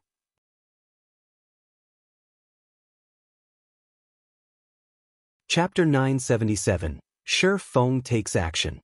Hellscythe _ Fluffy Following the Gentle Snow's battle, the players throughout Star Moon Kingdom were in an uproar. Gentle Snow's valiant and heroic bearing captivated many male players, all of which considered applying for Ouroboros to get closer to the Snow Goddess. She won just like that? Purple Eye was stunned as she watched Gentle Snow's victory on the screen. With only a small difference in attributes, Gentle Snow had actually defeated a Refinement Realm expert. It seems the Blackwater Corporation has greatly embarrassed itself this time. If the news of Blackwater chasing Gentle Snow away in order to annex Ouroboros spreads, it will be very hard for Blackwater to mingle in Star Moon Kingdom. Although Gentle Snow is an enemy, I have to thank her. The strength Gentle Snow had displayed had also surprised Galaxy Past. Things will be more interesting in the kingdom for a time. Ouroboros and the Star Alliance were old rivals. Galaxy Past had initially thought that Chao Qinghua's mutiny would have been the straw that broke the camel's back, allowing the Star Alliance to surpass Ouroboros once and for all. Yet, due to Ouroboros' alliance with Zero Wing, not only did the Star Alliance fail to surpass Ouroboros, but it had also been left in the dust. With the Blackwater Corporation purchasing Ouroboros, he had not expected Gentle Snow to make such a daring play. It might be possible that they would see a new Ouroboros emerge sometime soon. Star Moon Kingdom was more lively than ever. Aside from the Blackwater Corporation, the recently flourishing Heaven's Burial showed faint signs of stealing the position of Star Moon City's #1 guild. If not for the Star Alliance having agreed to the Secret Pavilion's investment, surviving in Star Moon City would have been impossible. Boss Gale, are we going to attack here? A level 39 ranger beside Lethal Gale asked worriedly as he surveyed their surroundings. Even the weakest NPC guards in the Divine Coliseum were level 200, Tier 2 classes, not to mention the roaming Tier 3 NPCs. If they made a move among so many NPC guards, these NPCs would kill them instantly. Although someone had successfully killed one of King's Return's upper echelons in the Divine Coliseum, not just anyone could replicate that. Even now, that person was a legend among players and had the nickname Frost Eye. Quite a few super guilds had attempted to contact this Frost Eye to hire him to assassinate other major powers' upper echelons. God's Domain super guilds had no lack of experts. Theoretically, they should be capable of dispatching their own men for such assassinations, yet in the end, they wanted to hire Frost Eye. Why? It was precisely because these super guilds weren't capable of doing so, which was why they were willing to pay such a high price. Although they, Blackwater's people, were experts, they could not contend with God's Domain's apex experts. If they attempted to kill another player in the Divine Coliseum, there was over an 80% chance that the guards would kill them before they could finish off Gentle Snow. We can't make a move here. Fortunately, it won't be too late for us to take care of her after they leave the Divine Coliseum. Lethal Gale immediately dismissed the notion of attacking now after noticing the party of guards stationed a short distance away from Gentle Snow. When we strike later, Stone and Tooth, you two coordinate with me to take Gentle Snow down. The rest will hold the NPCs off as long as possible. With Gentle Snow's current state, the three of us should be able to finish her off in 1 or 2 moves. Lethal Gale's party members nodded. They then began to simulate the assassination in their minds. Stone and Shattered Tooth were both level 39 assassins. The assassin class specialized in ambush. If an assassin successfully ambushed a berserker, there was over a 60% chance that said berserker would lose over half of their HP instantly. If 2 assassins worked together, a berserker of the same level would die instantly. With this lineup and a berserker like Lethal Gale acting as a distraction, Gentle Snow's fate was sealed. Furthermore, both Stone and Shattered Tooth were relatively powerful assassins, even in the Blackwater Corporation. Both had already reached the Refinement Realm. Only, they had slightly fewer achievements than Lethal Gale. They could even defeat Gentle Snow in a one-on-one fight if they had the same weakened attributes that she did right now. Killing Gentle Snow would be child's play if these 3 worked together. Guild Leader Snow is as amazing as expected. I had not expected you to reveal such a trump card in the end. Lethal Gale has defeated the 354th ranking expert on God's Domain's experts list. With this, your rank will rise significantly, Feng praised the woman as he watched the snow goddess approach. Now, he more or less understood why so many experts had suffered defeat against Gentle Snow in the past. Others might not have seen what had happened in that last moment, but he had. In the final moment, Gentle Snow displayed the physical control of a refinement realm expert. Hence, she had managed to control the 6 vicious sword strikes perfectly, finishing Lethal Gale off. Otherwise, with Lethal Gale's skills, he would have been dodged at least half of the strikes. Had that happened, the battle's victor would have been rewritten. Gentle Snow had only joined God's Domain a short time ago. Moreover, she even had to manage the massive guild that was Ouroboros. Yet, without any guidance, Gentle Snow had reached the refinement realm. She was devilishly talented. Feng had only reached his current realm after experiencing 10 years of fights in God's Domain and the many miraculous encounters he had chanced upon. Even Violet Cloud, whom he had taught carefully, had only recently reached the refinement realm. Meanwhile, Aqua Rose still had not done so. I was just lucky. Gentle Snow shook her head. There was not a hint of joy on her face. Rather, more worry than before gripped her heart. The Blackwater Corporation had yet to join God's Domain officially, yet it had already dispatched an expert like Lethal Gale to take her out. Now that she had confirmed that the corporation would start its conquest in Starmoon Kingdom, it would not be as easy for her and her companions to start a new guild as she had expected. I assume that guild leader Snow hasn't sought me out just to trade the small stock of herbs and ores, right? Feng asked, chuckling. Indeed, as you say, I would like to discuss some other with you. However, this is not a place for such a conversation. Why don't we continue our chat in the high-class restaurant below? Gentle Snow nodded. She did not try to hide the reason for her visit. She had many more resources on hand that she could sell. Unfortunately, it was impossible to find someone who could afford so many resources in a short time. In her opinion, if Feng could afford her stock of herbs and ores, he should be able to purchase her other resources as well. Let's go then. Feng agreed with Gentle Snow's sentiment. With so many eyes on them right now, this was an inappropriate place for their chat. Following which, as Feng and Gentle Snow left the Divine Colosseum, Lethal Gale's party followed closely behind. Although guards patrolled White River City streets, the patrols were sparse. Moreover, the city guards were much lower-leveled than the Divine Colosseum's guards. Once they found an opportune moment, Lethal Gale's party approached Gentle Snow silently. As for Stone and Shattered Tooth, they had long since gone into stealth.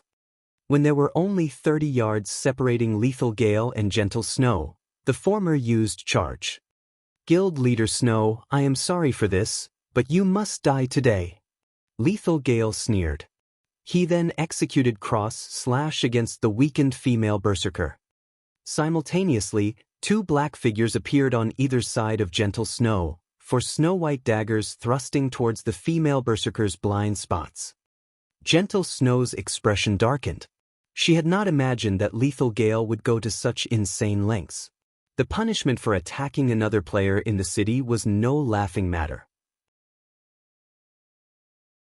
Unfortunately, even though Gentle Snow could see Lethal Gale rapidly approach, she could do nothing about it. In her weakened state, all her attributes had dropped by 80%. Moreover, the debuff lasted 5 hours. With only 20% of her attributes, she could not survive against Lethal Gale. Not to mention, she had just sensed 2 assassin experts. As the great sword and the 4 daggers were about to plunge into Gentle Snow's body, a low voice suddenly entered everyone's ears. The almighty Blackwater Corporation is really a sore loser. Are you in such a hurry to restore your wounded reputation? As his voice faded, 5 streaks of blue light surrounded Gentle Snow.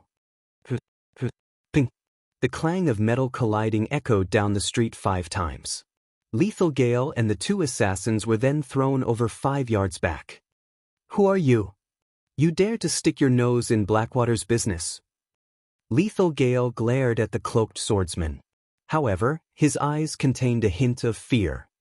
When experts fought, one clash was enough to gauge the opponent's strength. Lethal Gale could tell that the swordsman was stronger than him. The fact that the swordsman had repelled all three of their attacks told him that this man was more than an ordinary expert. Who am I? This is White River City. You dare to make a move in my territory and still ask who I am? Feng sneered as he glanced at Lethal Gale and the two assassins. Chuckling, he took off his black cloak. Feng. Gentle Snow was shocked when she saw who had hidden beneath the black cloak. Although the man had felt familiar, that did not help her to identify him. After all, he could be any random person she had met before. Now that she knew her mysterious buyer's identity, her previous questions had been answered. Who could possibly be richer than Zero Wing in Star Moon Kingdom? Your Zero Wings Feng. This is between the Blackwater Corporation and Ouroboros. I advise you to stay out of it. If you don't, you will regret it. Lethal Gale's face twisted into an ugly expression when he heard this man's name. To the Dark Arena's participants, Feng was a familiar name. Even with Stone and Shattered Tooth's help, beating Feng was impossible. He had no choice but to use the Blackwater Corporation as a threat. With this, he might still have a chance to finish off Gentle Snow.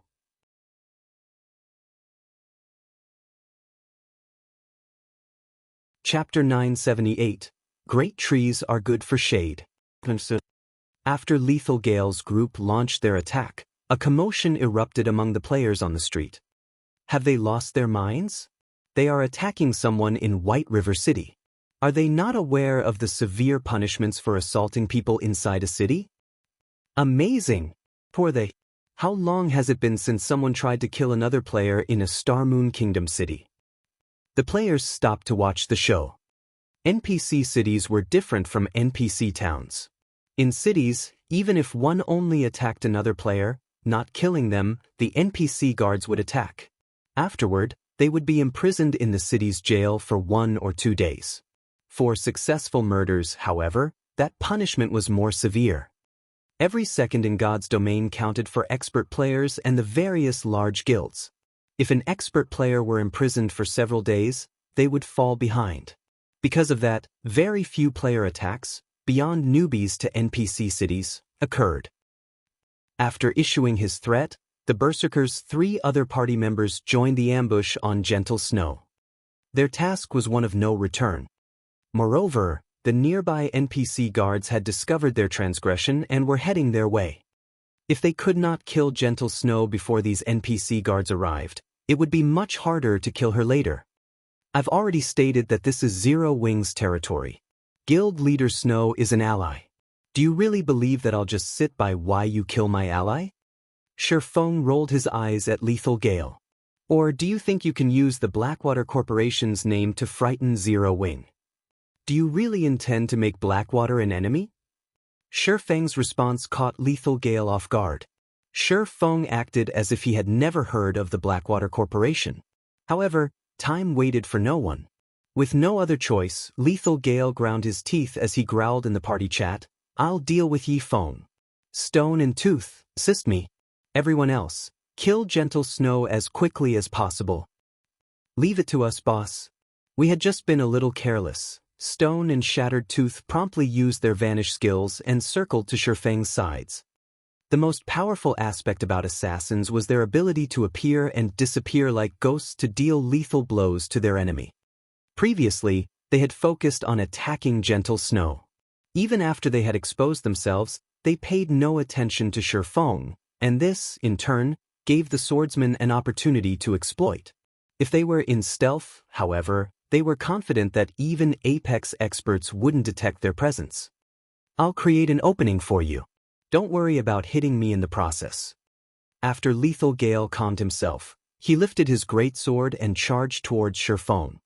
He was very familiar with Stone and Shattered Tooth's strengths. He had also watched Feng's fight in the Dark Arena. In terms of combat techniques, he was weaker than Feng. However, live combat was different from a competition. Many factors could affect a battle's outcome. The cooperation of several experts in particular would raise their combat power exponentially. Even he would find himself in trouble when Stone and Shattered Tooth worked together. Their psychedelic footwork allowed them to move silent, only revealing themselves, barely, as they struck. Although Feng was strong, if two assassins that he could not perceive attacked him, his mental state would suffer an immense pressure.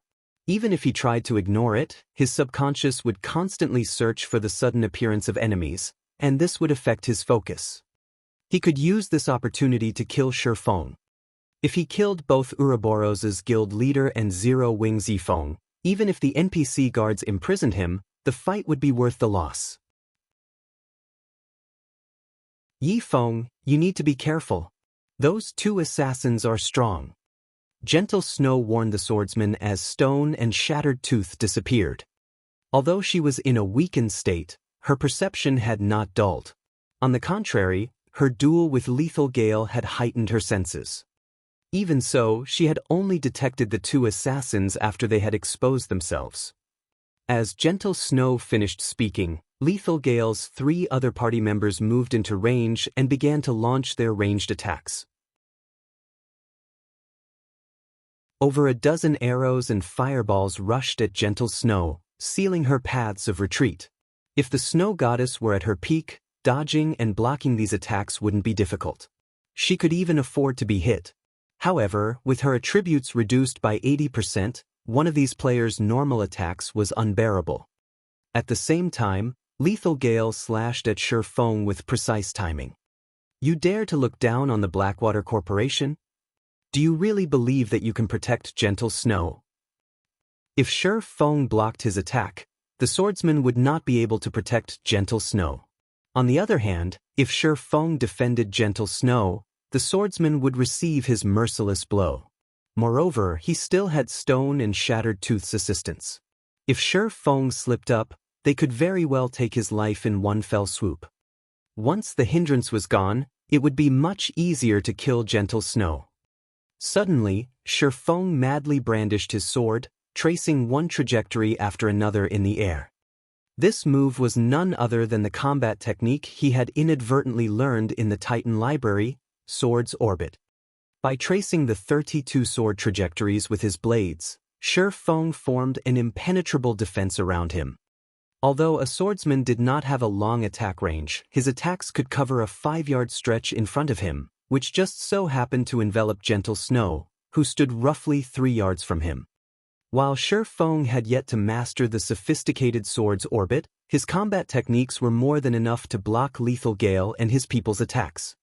As the incoming arrows, fireballs, and Lethal Gale's beheaded skill came within 5 yards of Feng, he blocked them. None of the attacks struck Gentle Snow or Feng. His skill? Lethal Gale's heart pounded as he watched Feng block all of the attacks. From his prior attack, he knew when his greatsword was within 5 yards of Feng, and it felt as if he had struck a protective barrier. He hadn't been able to push his greatsword an inch further. On the contrary, a powerful force had repelled his blade, preventing him from launching further attacks. As for Gentle Snow, who had stood, frozen, this entire time, she stared at Feng with an odd gaze. Unlike Lethal Gale, however, she did not think Feng had used a skill. When she stood within Sword's Orbit's protective field, she could feel that Feng's every swing was a normal attack. Yet, this combination of strikes looked like an in-game skill. The technique was divine. How did he do it? Gentle Snow was baffled. Despite only executing normal sword attacks, as if following some sort of rule, he managed to block the attacks that came at him from all directions. As Feng fended off a wave of attacks, Stone and Shattered Tooth took the opportunity when he withdrew his swords to use shadow steps. After appearing behind Feng, both assassins stabbed their daggers towards the back of the swordsman's neck viciously. The process was complete within an instant. However, when the daggers were an inch away from Feng's neck, all 4 weapons stopped abruptly. No matter how much strength the 2 assassins employed, they were unable to push their daggers any further. Your footwork is impressive. Feng glanced at the 2 assassins in admiration. Unfortunately, you tried to take me on. Due to their footwork technique, Even Feng found it hard to notice them. If not for omniscient eyes, he might have fallen prey to their sneak attack. He would not have had the time to activate Defensive Blade to defend himself. Knowing that Feng had activated a life-saving skill, Stone and Shattered Tooth began to launch rapid attacks in hopes of depleting his Defensive Blade's block counts quickly. However, Feng did not give them the chance as he used Sword's Orbit once more. Suddenly, with Feng as the center, a storm raged. Due to Defensive Blade increasing his attack range, not only did his attacks envelop both Stone and Shattered Tooth, but also Lethal Gale. After learning Sword's Orbit, Feng discovered that this combat technique was both an effective defense as well as a powerful offense. By the time he finished the 32 sword trajectories, Stone and Shattered Tooth's bodies fell to the ground lifelessly. Meanwhile, Lethal Gale, who stood some distance away from Feng, had less than 10% of his HP remaining. His body was marred with cuts, fresh blood flowing from his wounds freely. The gruesome scene caused many of the surrounding spectators to shudder involuntarily.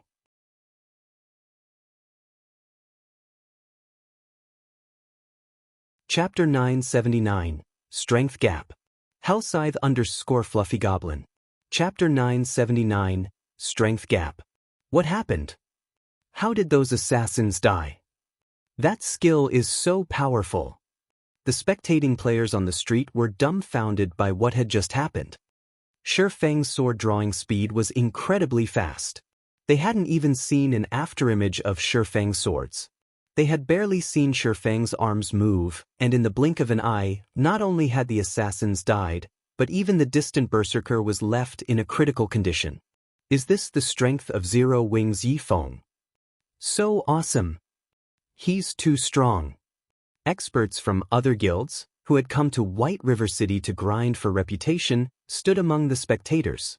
Ordinary players might not realize what Feng had done and would assume that he had simply used a system-learned skill, but as experts, they knew that Feng's attack was no such thing. When Feng first used this skill, they had been uncertain. This time, however, they had watched its execution carefully. No matter what stance a player used to execute a learned skill, they all had the same starting motions.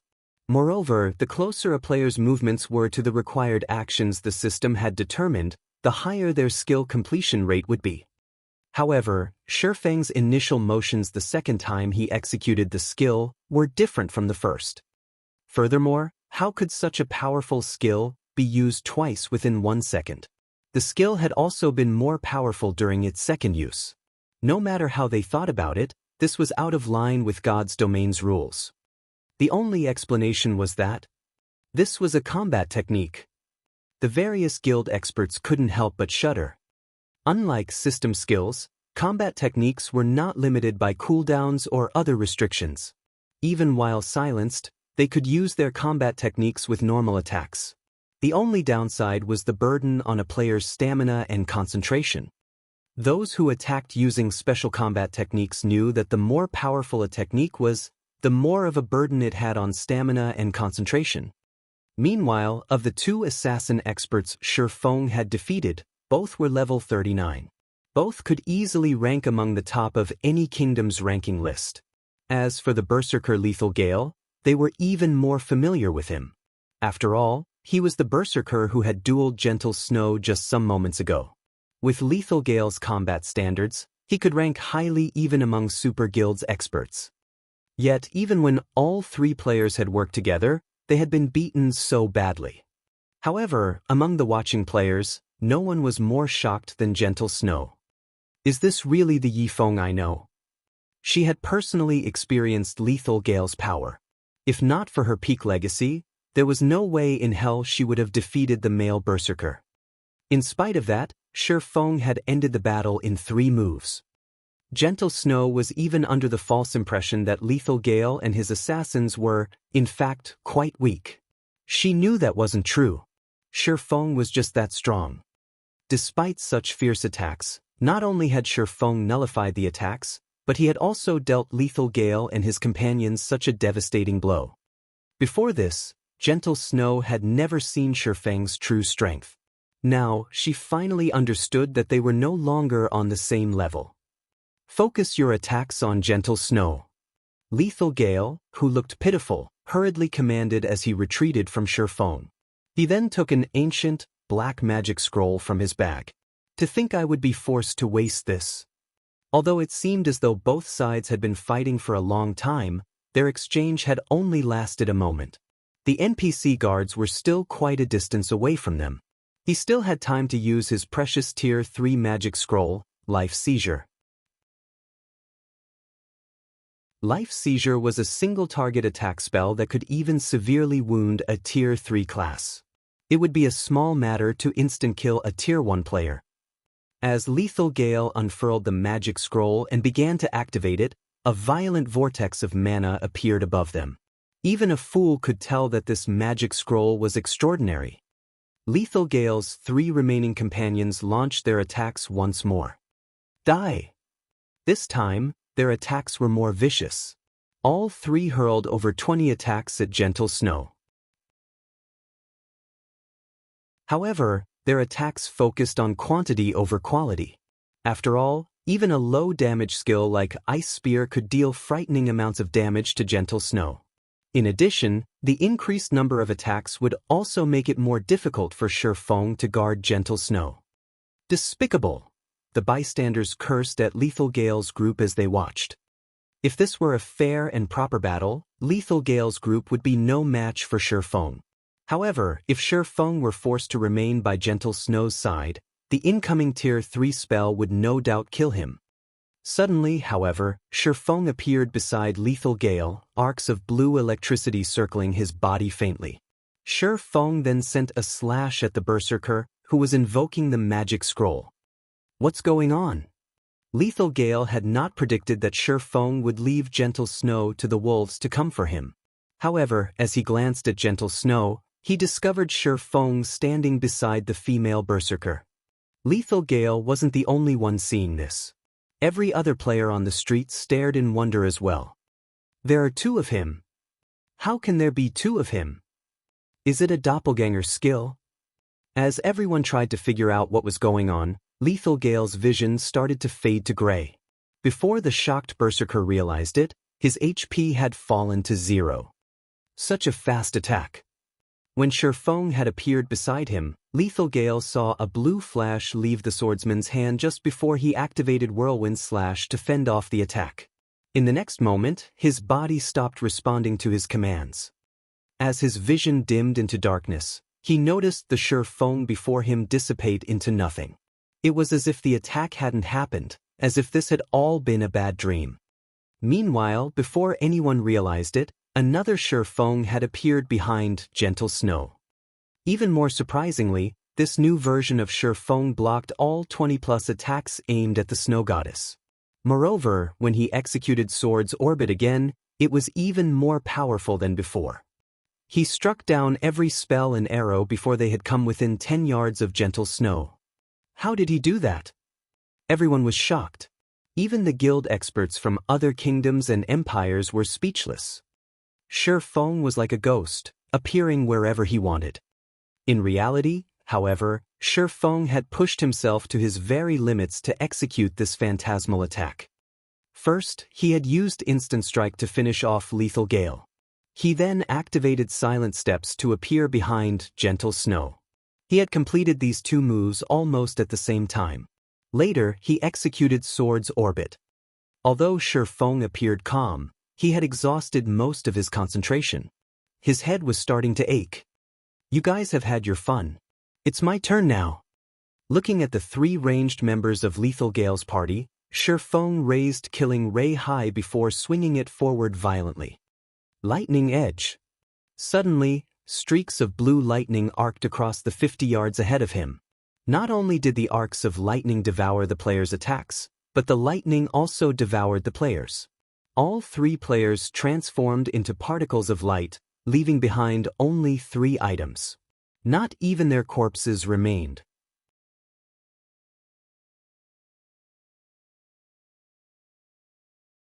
Chapter 980, Yi Feng's Deterrent Force. Chapter 980, Yi Feng's Deterrent Force. Every spectator was shocked as they watched Feng instantly kill 3 level 39 expert players. What a powerful AoE attack skill. Is this Zero Wing strength? After seeing this, the guild experts from other kingdoms and empires began to fear Zero Wing. If Feng decided to ambush their guild's elite teams in the field with such a powerful skill, the consequences would be unimaginable. He was practically a human cannon. Although he didn't wield as many AoE skills as elementalists, his versatility and mobility surpassed the latter by leaps and bounds. Currently, due to the emergence of the new class, many guilds had dispatched their top teams to grind for merits. As the top combatants of large guilds, they had their own pride. Due to that, they didn't pay any attention to White River City's ruler, Zero Wing. After all, they were not grinding around White River City. They were simply using the teleportation array within the city. Once they reached the Twin Towers Kingdom, Zero Wing would lose its home ground advantage. If Zero Wing wanted any level of authority in the Twin Towers Kingdom, it would have to rely on its team's strength. However, the strength Feng displayed a moment ago was beyond terrifying. He was fully capable of threatening their progress in the Twin Towers Kingdom. From now on, if they accidentally provoked Zero Wing, they would have to take into account the possibility of Zero Wing's teams annihilating them. Immediately, the various large guilds' top teams reined in their arrogance and re-evaluated their opinion of Zero Wing. They had notified their teams in the Twin Towers Kingdom, warning them to avoid conflict with Zero Wing's teams as much as possible. Although they had their own experts, fighting Zero Wing would gain them nothing. Moreover, Zero Wing had another major advantage over the other large guilds. The teleportation house was located in White River City. Their foreign guilds did not have a residence here. They had to foot the additional fee of teleporting from their respective cities to White River City. Of course, it was a different story for wealthy tyrants like super guilds and super first-rate guilds. Super guilds and super first-rate guilds had far more powerful backgrounds than first-rate guilds. It was especially true for their connections. These guilds could set up a residence in any city in God's domain, after which they could dispatch their guild members en masse. Unlike first-rate guilds, these superpowers didn't need to struggle to obtain land. This was why the various large guilds feared super guilds and super first-rate guilds. Not only could these major powers dispatch apex experts to assassinate their guild's upper echelons, but they could also send swarms of elite players to obliterate the guild members. After Lethal Gale's party had been annihilated, the NPC guards, who had been rushing to the scene, stopped and resumed their patrols. It was as if the surprise attack had never happened. As for Lethal Gale's party, who had initiated an attack within the city limits, they would not escape the system's punishment just because Feng had killed them. Once they revived in half an hour, the NPCs would arrest them in the Resurrection Temple. After taking care of Lethal Gale's party, Feng collected his spoils of war. Although the weapons and equipment Lethal Gale's party had dropped were useless to him, they could still enrich Zero Wing's guild warehouse. After Feng finished with the loot, he caught an advanced horse carriage with gentle snow and proceeded towards a high-class restaurant in the Nobles District. From beginning to end, not a single player had dared to step forward to snatch Feng's loot. Only after Feng was truly out of sight did these players launch into heated discussions. What? Zero Wing's Yi Feng wiped out Gale's party. How is that possible? Abandoned Wave was dumbfounded as he listened to his subordinate's report. He could not believe his ears. He then asked, "What about Gentle Snow? Did she die?" Lethal Gale's people were one of the top-ranking parties among those under his control. Usually, he tasked the party with assassinations and dealing with experts that made themselves a hindrance. Until now, they had never failed a job. They had always triumphed, even against a Void Realm expert. Field battles were different from PvP competitions. There were many factors that could affect a player's combat power, not to mention the combat power of a group. Thus, it had been easier to send Lethal Gale to warn away Gentle Snow's mysterious buyer. If words could not sway the buyer, Lethal Gale's party would convince the buyer to submit by force. However, after giving it some thought, this task had been quite dangerous. If he had help from the NPC guards, it wouldn't be impossible for Yi Feng to annihilate Lethal Gale and his companions. Gentle Snow did not die. Gale's party couldn't even lay a finger on her before Yi Feng slaughtered them, the bald, middle-aged man said as he nervously played a recording for Abandoned Wave. The video clip showed the entire process of Feng wiping out Lethal Gale's party. Many curious spectators had recorded the entire battle. This video was already a popular topic on Star Moon Kingdom's official forums. Not only had this incident boosted the fame of Zero Wing's Yi Feng, but it also made a mockery of the Blackwater Corporation. Abandoned Wave's expression darkened as he watched the video. The dense killing intent he radiated could be felt over 30 yards away. Sensing this killing intent, several strong and talented youths rushed over, asking, "Big Brother Wave, what happened? What has you so riled up?" Although these youths' levels were not high, they were greatly admired by the Divine Colosseum's regulars. "It's nothing." Abandoned Wave closed the video, enraged. A cold glint flashed in his eyes as he said, "I've had to make some minor adjustments to my plans. Although young Master Jing has told me that there is no need to bother with Zero Wing, if I don't teach the guild a lesson, be it Black Flame or Yi Feng, neither will acknowledge the Blackwater Corporation's power. I've heard that the Heavenly Dragon Pavilion's Pavilion Master, Nine Dragons Emperor, has quite a grudge against Zero Wing and has been eager to teach Zero Wing a lesson. You, travel to the Black Dragon Empire and tell Qin Muyun this. If Nine Dragons Emperor wants to deal with Zero Wing, I will lend him a hand. Also, dispatch 3 parties to trail Gentle Snow. If there is an opportunity, kill her." "Understood." After receiving his instructions, the bald man rushed out of the VIP room. Inside a high-class restaurant in White River City's Nobles District, Zero Wing's elite members filled the restaurant. Furthermore, several of Zero Wing's core members surveyed the area from the establishment's main hall. The high-class restaurant had become an impenetrable fortress. Meanwhile, Feng and Gentle Snow chatted with each other on the top floor. "The Blackwater Corporation is quite eager to take your life," Feng commented as he gazed out the French windows. From his position, he could see at least 8 people stalking the restaurant. While there was a chance that he had earned his own stalkers, it was far easier to believe that these players were hunting Gentle Snow. After all, the Blackwater Corporation had ambushed her once before. Moreover, Gentle Snow was still weakened. He wouldn't be surprised if they tried another 3 or 4 assaults.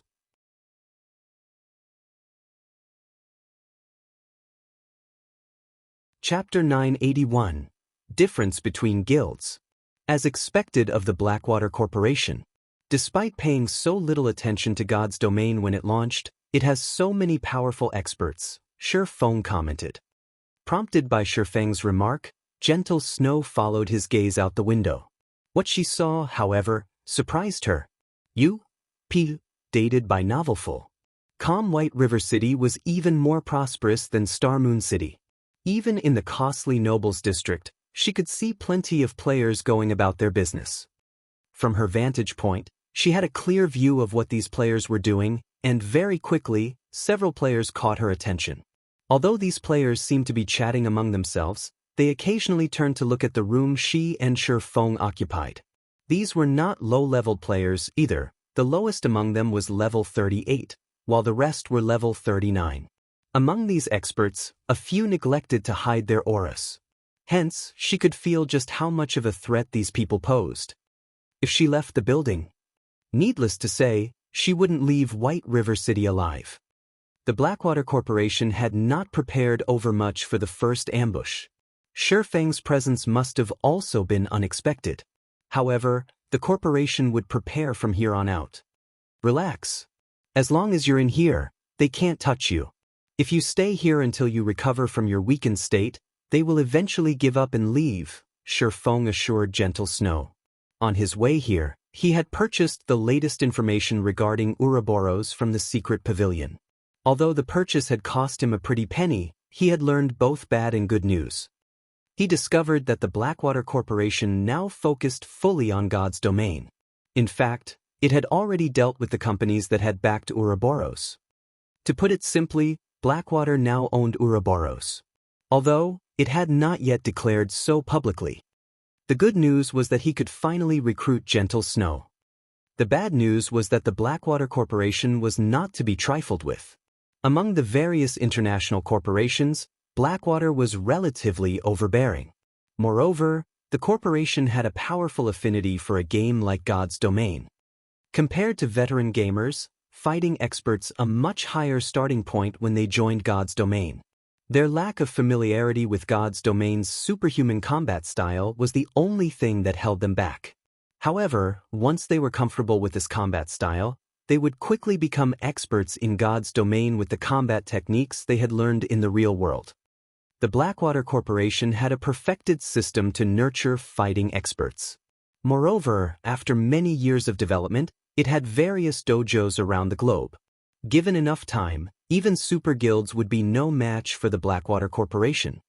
Even in the past, shortly after the Mind Space system had launched, the Blackwater Corporation had forced itself into God's Domain. Although Blackwater had started later than everyone else, it was one of the first corporations to upgrade its own established guild into a super guild. In contrast, corporations like Open Source could only invest in super guilds and super first-rate guilds to establish themselves in God's Domain. It was simply too difficult to nurture their own expert players, much less Apex experts. By the time they did so, their competition would have left them in the dust. When Blackwater had begun to focus on developing in God's Domain, the game had been operating for over a year. After all, nobody would have imagined that the game would be more popular than fighting competitions, so much so that it had ushered in a new era. In reality, God's Domain had not only impacted the fighting industry. The various other industries had been affected as well. By then, God's Domain had become irreplaceable in people's lives. It was similar to humanity's introduction to the Internet several hundred years ago. After learning about the benefits of God's Domain, people couldn't live without it. Yuki. Dated by Novelful. Meanwhile, among the affected industries, the fighting industry had suffered the most. When the Blackwater Corporation had officially shifted its focus to God's Domain, it had been significantly weakened. It wasn't even half as powerful as it has been during its peak. Even so, it lorded over God's Domain a decade later. Currently, Blackwater was still at its peak, yet it had already shifted its gaze to God's Domain.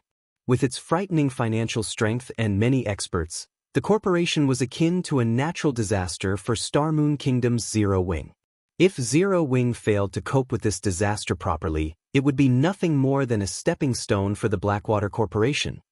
I roughly understand Ouroboros's current situation. May I ask what you have planned? Is there anything I can with? Feng asked quietly as he turned to the somewhat dispirited Gentle Snow. Blackwater has already obtained the majority of Ouroboros's shares. Even my White Clan group cannot change that fact. The only thing I can do now is take as many people with me as I leave Ouroboros and start all over again elsewhere. Would Zero Wing be interested in purchasing any other materials? I can sell them to you at a 40% discount, Gentle Snow offered as she smiled bitterly. I also have a few plots of land in Star Moon Kingdom that I want to sell, although I am not sure if Zero Wing can stomach so much at once. She still intended to continue her development in another city in Star Moon Kingdom. After all, she understood Star Moon Kingdom's situation. However, after witnessing the Blackwater Corporation's strength, once it secured Ouroboros, she would seal her fate if she remained in this kingdom. Her only choice was to restart somewhere far from here. As for the shops and lands she owned in Star Moon Kingdom, there was no point in keeping them. The Blackwater Corporation would see to it that these lands became worthless. Hence, she might as well sell them to fund her relocation. Which lands you are trying to sell? Feng could not help but ask. If they were high-potential lands of a major city, they would become more valuable by the day. He would definitely profit if he purchased them. Most of the commercial lands I possess are in Star Moon Kingdom's top 10 major cities. I have a total of 11 plots.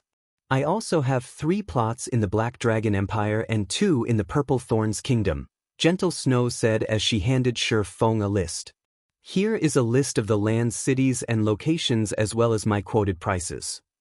After Feng took a look through the list, he couldn't help but sigh inwardly. Zero Wing was no match for a first-rate guild. If these were only the lands under Gentle Snow's name, one could just imagine how many lands Ouroboros controlled.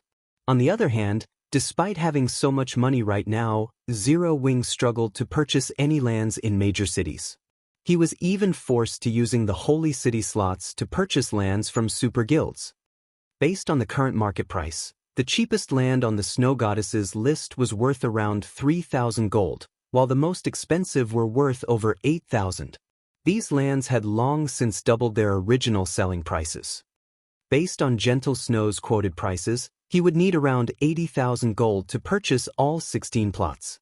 Even Zero Wing could not fork over so much money at a moment's notice. Moreover, the prices were very reasonable.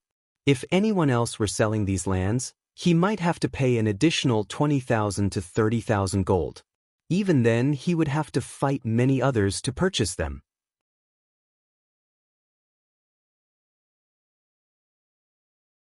Chapter 982, The Tip of the Iceberg.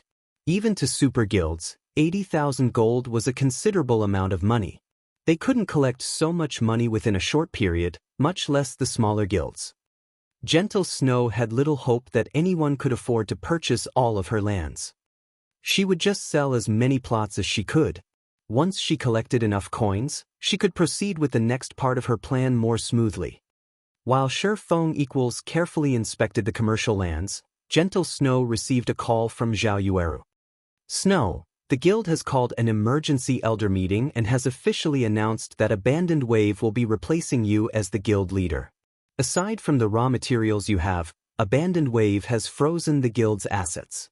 Furthermore, many of the God-slaying army's members have reported ambushes in the fields and outside of dungeons. They've suffered grievous damages, Zhao Yueru reported, shaking with rage. The Blackwater Corporation was too vicious. The God-slaying army was their asset as they left Ouroboros. The guild had spent many years nurturing these experts. If these experts came them and they had enough funding, the new Ouroboros could quickly establish a firm foothold in another kingdom. Initially, hiding the locations of the army's members had not been an issue. After all, every member was an expert. With their equipment, killing these players would not be easy.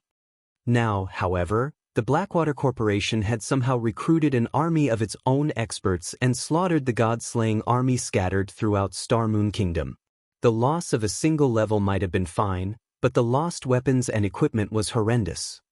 When Blackwater's experts killed them, the Legion members would drop at least 2 pieces of equipment. Some would even drop 3 items. The God-slaying army had been equipped with the best items available in Ouroboros. If several hundred members lost an item each, it would severely wound the army, much less if they lost 2 or 3 items. They would need a lot of time to recover from the loss. Normally, the God-slaying army could simply replenish their equipment from the guild's warehouse. However, the Blackwater Corporation had already limited their authority. Now, they could not even take a piece of common equipment from the warehouse. With the God-slaying army suffering such a blow, rising in another kingdom in a short time would be impossible. I understand. For now, have the army's members be extra careful. Gentle Snow's frown deepened after receiving a more detailed report. Even Ouroboros' old rival, the Star Alliance, couldn't kill so many of the God-slaying army's members so quickly. Guild Leader Snow, you don't look too well. Has something happened? Feng asked curiously when he noticed Gentle Snow's troubled expression. I've just received news that Blackwater has already begun to exact its revenge. The God-slaying army that I command has suffered over 700 deaths. Although reports say that they've been ambushed by groups of cloaked players, I'm sure that these players are experts from Blackwater, Gentle Snow helplessly explained, not bothering to hide this fact from Feng. Moreover, it was impossible to keep a tight lid on such a major incident. It was only a matter of time before the truth revealed itself. It seems that your victory over Lethal Gale has made the Blackwater Corporation anxious. Otherwise, they'd have no reason to make such an excessive move. The news surprised Feng. No matter what was said or done, the Blackwater Corporation had already purchased Ouroboros. One could even go so far as to say that Ouroboros was the Blackwater Corporation. If news spread of mysterious players slaughtering Ouroboros' strongest legion on its own turf, it would damage the guild's reputation. Since Blackwater has already gone to such lengths, I'm betting that even if you leave Star Moon Kingdom, they will find some way to crush you, Feng said seriously. How about this? Invest in Zero Wing and become one of its shareholders. With Zero Wing's prestige in Star Moon Kingdom, the fledgling Blackwater Corporation should hesitate before declaring all-out war. This, Gentle Snow was taken aback upon hearing Feng's proposal. The symbol of Ouroboros, which the White Clan group had created, was incredibly important to her. If possible, she wanted to establish a new Ouroboros. However, if she joined Zero Wing with Ouroboros' top players, the Blackwater Corporation would shift its focus to Zero Wing. If you're worried about the percentage of shares that you'd control or how your subordinates would be treated, relax. I can give you 15% of Zero Wing's shares. I'll also give you 50 core member slots and the power to form the Ouroboros Legion, which will be under your full control. What do you think? Feng suggested. Are you not afraid of the backlash from Blackwater? Gentle Snow asked Feng seriously.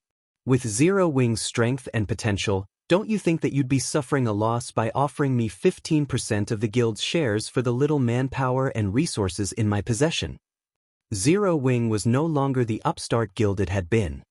Not only did Zero Wing control Stone Forest Town, but it also owned Star Moon Kingdom's #1 trading firm. Zero Wing was the publicly acknowledged #1 guild in Star Moon Kingdom. Even first-rate guilds were no match for it. There were also many companies and corporations chomping at the bit to invest in Zero Wing. Some major corporations were offering enough to tempt super guilds for as little as 50% of Zero Wing's shares. Unfortunately, Zero Wing had declined every offer, yet Feng had offered 15% of the guild's shares to recruit her and her people. No one would believe this if she told them. In response to Gentle Snow's query, Feng shook his head and confidently stated, "No. You are worth it." Feng's answer confused Gentle Snow. Even she didn't believe that she was worth this price, yet Feng sounded strangely confident. Moreover, the look in Feng's eyes told her that he was not lying. Gentle Snow also felt a little moved.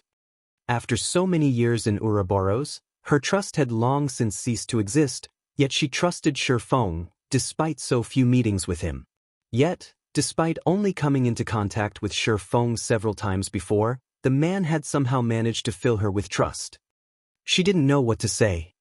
If Feng were a fool, Zero Wing wouldn't have had so much success. An indistinct feeling made Gentle Snow even more curious about the guild known as Zero Wing. After taking a deep breath, Gentle Snow looked at Feng and replied, "All right, then. I agree to your conditions. However, you have to promise me one thing."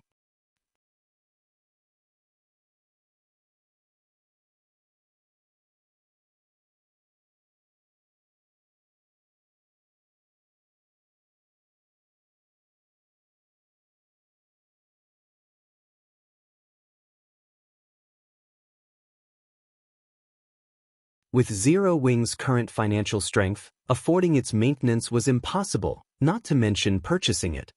Guild Leader Snow, you must be joking. Zero Wing can't even afford to operate a training center, not to mention purchasing a perfected one. Even if we could afford it, I doubt that the other companies would willingly sell it. After all, that is Ouroboros' foundation. As long as the training center exists, the guild can produce more experts, Feng said, smiling bitterly. Zero Wing had started with nothing. It didn't have the support of any companies. The Zero Wing workshop in the real world relied on the guild's daily income. Moreover, Feng also did not dare to convert in-game resources into credits casually. More major companies were joining God's domain by the day, and the competition was becoming more intense. The resources in God's domain were also becoming more valuable. Converting coins into credits would be a devastatingly foolish move. I understand that I am being somewhat unreasonable, but now is the best opportunity to buy it. Gentle Snow was also aware of how expensive it was to purchase a training center. Although Blackwater has purchased Ouroboros's training center is nothing to the corporation. Meanwhile, the training center's daily operation is a huge burden to those companies. They will try to get rid of it as quickly as possible. If we don't buy it now, another corporation that wants to nurture its own experts will. If Zero Wing is willing to buy it, I can try to lower the price as much as possible. I understand. Please wait a moment. I have to contact the guild leader about this first, Feng said, creating an excuse to leave the room. It would be much more convenient to purchase a training center than establishing his own. If he purchased it now, he could save himself a lot of trouble in the future. Zero Wing would not have to risk stagnation as Shadow had in the past due to a lack of experts. With the training center, he could nurture a large number of experts rapidly, sending them out afterward to capture and defend towns. He could then use the money and resources these towns generated to sustain the training center. However, Zero Wing couldn't gather so much money in such a short time span. Forget it. Let's give it a try. After Feng left the room, he contacted Aqua Rose.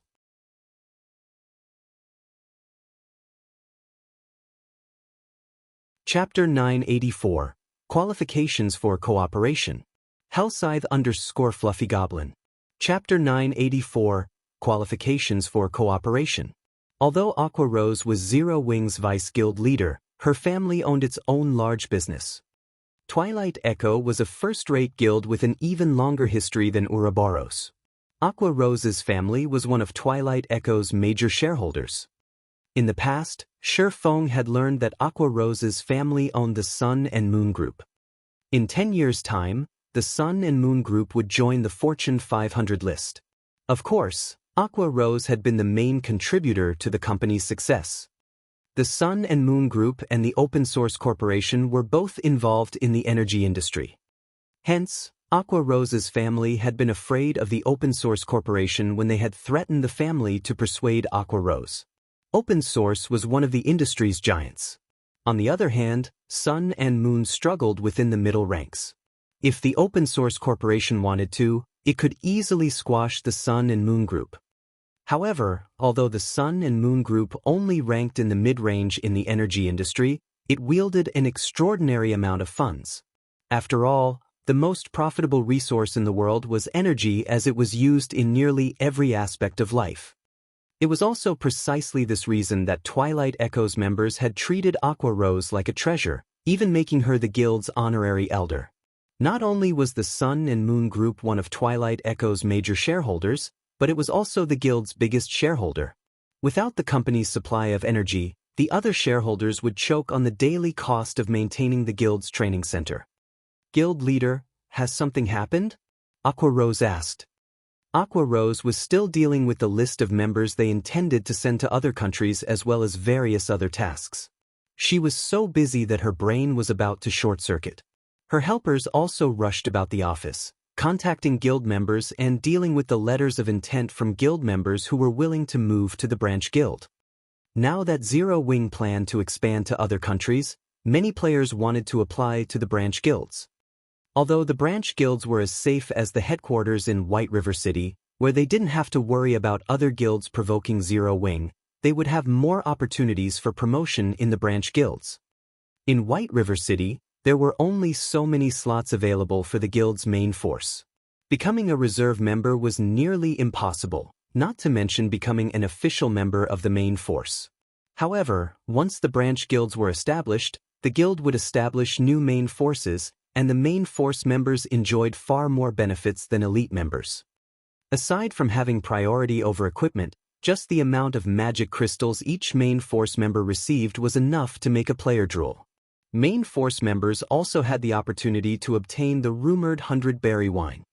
According to rumors, the 100-berry wine was even more effective than the Divine Colosseum's Icefire Spirit.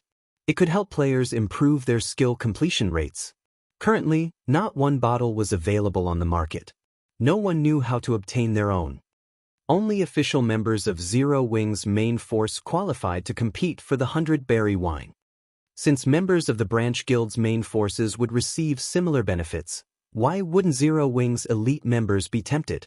When Aqua Rose had announced the news, many elite members frantically applied to join the branch guilds. Although Aqua Rose looked battered, inwardly, she was elated.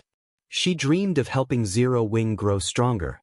Because of Zero Wing's extraordinary performance, her family now saw her in a different light. In fact, they even cancelled her engagement to Brilliant War God. As Zero Wing's performance reached new heights, her status in her household rose. Many large companies had secretly sent upper echelons to ask her family members to contact her, desperately wanting to invest in Zero Wing and offering many impressive perks. As a result, every time she visited home, her parents instantly pushed for her to meet with the company's representatives. She was even busier than the Star and Moon Group, so it's nothing major. Didn't you say that your family has wanted to invest in Zero Wing? And that other companies frequently pester you to negotiation our cooperation? Feng asked. Mitchum. More representatives have been showing up lately as well. My family is also constantly on my case. I swear they are even more diligent now than when I had been forced into the engagement with Brilliant War God. They almost annoy me to death these days. Do you have a plan to deal with them, guild leader? Aqua Rose asked. Just discussing this topic made her head ache. She knew where Feng stood on the matter. Thus, she always rejected the offers. To avoid these people, she had no choice but to hide in her virtual gaming cabin. Only in God's domain would her family leave her alone. I have a method. It also isn't a solution to always have uncle and auntie pressing you for an answer. I can offer them an opportunity to work together, Feng said, chuckling. As for whether or not they want to cooperate with us, that will be up to them. Really? Aqua Rose froze, surprised by Feng's declaration. She couldn't believe this was true. Zero Wing was very famous in God's domain. This was because it had rejected countless investment offers. Other guilds dreamed of having their own investors, yet Zero Wing turned them away. Zero Wing was already known as one of the most difficult guilds to work with. Yes, I intend to rent some plots of land, so I would like you to find a few partners. However, each company must first invest 1 billion credits. I will choose a total of 10 partners. Gentle Snow had already given Feng a rough estimate of the cost. If he wanted to take over Ouroboros's training center, he needed at least 7 or 8 billion credits. Moreover, this was only the initial estimate. After all, Ouroboros's training center was massive. It even had its own independent research team. The training center was also located in a top-tier city. Considering, Gentle Snow's price was exceedingly low. Guild leader, are you talking about Stone Forest Town's lands? Aqua Rose was so shocked that she had to ask for confirmation. Feng nodded, replying seriously, that's right. Guild leader, although the player traffic in Stone Forest Town is high, as expensive as the town's lands are, they will never be worth as much as the golden lands in kingdoms and imperial capitals. Moreover, even those golden lands aren't worth that much money. Only a sucker would accept your offer. No one will agree to that, Aqua Rose said helplessly. For some reason, Aqua Rose constantly had the feeling that Feng lived in a different world. She was clearly the rich heiress here, yet when Feng talked about 1 billion credits, it sounded as if he were talking about chump change. That was 1 billion credits they were talking about. While the Sun and Moon Group could collect that much money, the other companies would likely hesitate. What if I have this item? Feng laughed as he retrieved an old parchment from his bag. This parchment was none other than the Star Moon Kingdom's city building order. With this, he could claim one unassigned location within Star Moon Kingdom and construct a city.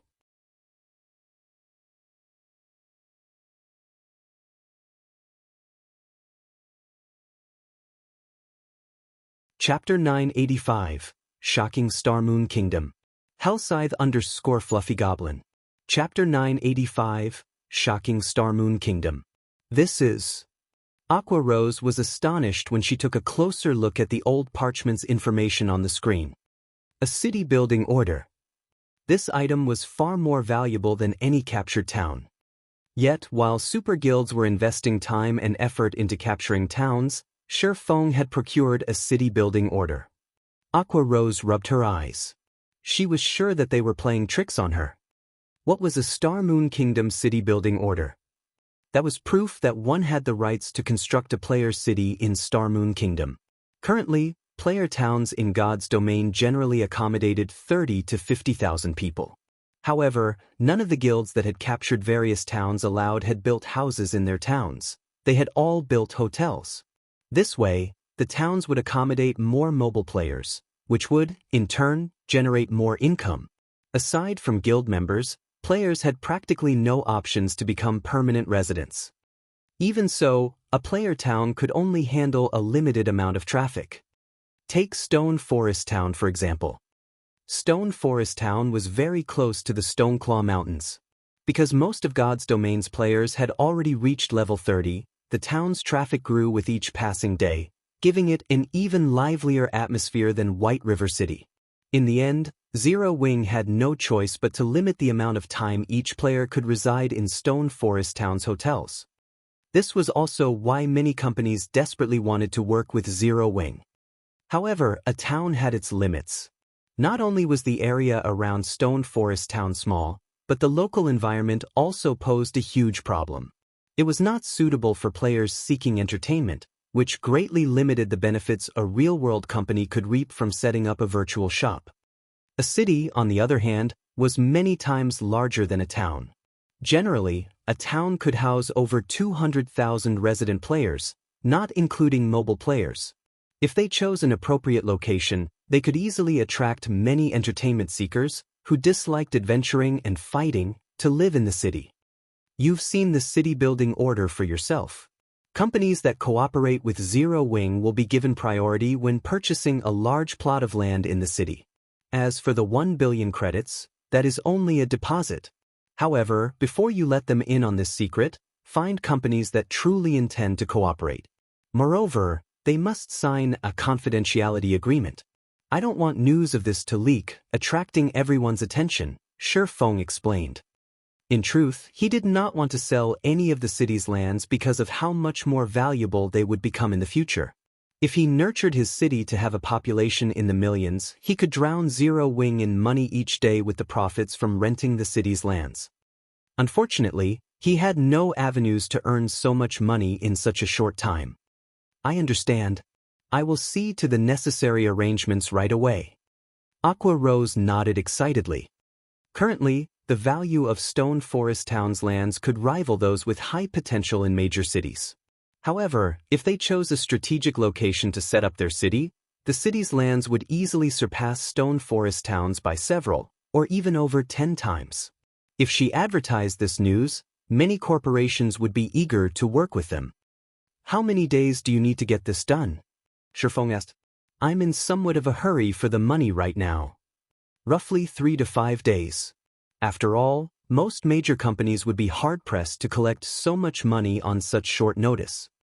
After giving it some thought, Aqua Rose suggested, if you are in a rush for money, I can have my family pay for you first, or offer them a few more plots of land in the new city.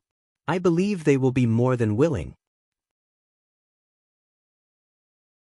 Although the new city had yet to be built, if a company could enter the city and construct its own virtual shop immediately, it would massively benefit the company's development in God's domain. After all, once the new city was complete, plenty of entertainment seekers were bound to visit the city. If a company could leave a deep impression on these players, more people would recognize them as they started shops in other cities. This would create brand awareness. Alright, I await your good news, Feng said. As long as he gathered the necessary 10 billion credits, he was satisfied. Following which, Aqua Rose logged out of the game and hastened to make the necessary arrangements. As for Feng, he went back into the room. Guild Leader Snow, Zero Wing agrees to your conditions. However, we'll need some time to collect the required credits. It is unlikely that we can do so in 1 or 2 days, Feng explained. That won't be a problem. In any case, the training center won't sell quickly. That will also give me more time to drive down the price, Gentle Snow said, smiling. Initially, she had expected Zero Wing to reject her condition. Either that, or the guild would need a very long time to gather the required funds. She hadn't expected the guild to raise the money so quickly. As she experienced more, she realized how little she truly knew about the guild. Following which, Feng and Gentle Snow discussed the details of their contract. First, Gentle Snow would join Zero Wing with the elites and experts under her command. At the same time, Gentle Snow would transfer all lands in her control to Zero Wing. In return, Gentle Snow would receive 15% of Zero Wing's shares and become one of Zero Wing's vice guild leaders. Simultaneously, she would serve as the captain of the Ouroboros Legion and manage all of the Legion's affairs. After both parties signed the contract, Gentle Snow logged out of the game and to initiate her plan to purchase Ouroboros. Feng, on the other hand, headed to White River City Hall and took ownership of the 16 plots of land Gentle Snow had owned. Afterward, he simply needed to construct the Candlelight trading firm on these 16 commercial lands. With the additional coverage, the Candlelight trading firm's income would increase significantly. Gentle Snow's insight is impressive. Of the 3 lands in the Black Dragon Empire, 1 is in Emerald City. I won't have to hunt for an emerald source. After Feng visited the 11 plots of land in Starmoon Kingdom, he could not stifle his grin as he looked at the deeds for the 3 lands in the Black Dragon Empire. Emerald City was one of the Empire's top 10 major cities. It was in no way less prosperous than White River City. Players could find many ores around Emerald City, and emeralds were the most common, hence the name Emerald City. Emeralds were generally used as raw materials to produce ornaments as the ore possessed relatively good mana-storing capabilities. It was rarely ever used to produce other items. However, aside from requiring mana stones, Titan City's magic light set equipment needed plenty of emeralds. With a shop in Emerald City, he could purchase emeralds long-term. His guild members wouldn't need to travel back and forth from the city constantly. Following which, Feng traveled to the Black Dragon Empire via Starmoon City's teleportation hall. Shortly after Feng left, a shock tore through Starmoon Kingdom's various guilds. What did you say? Zero Wing now owns Gentle Snow's lands. How can this be? Abandoned Wave was flabbergasted when he received the news.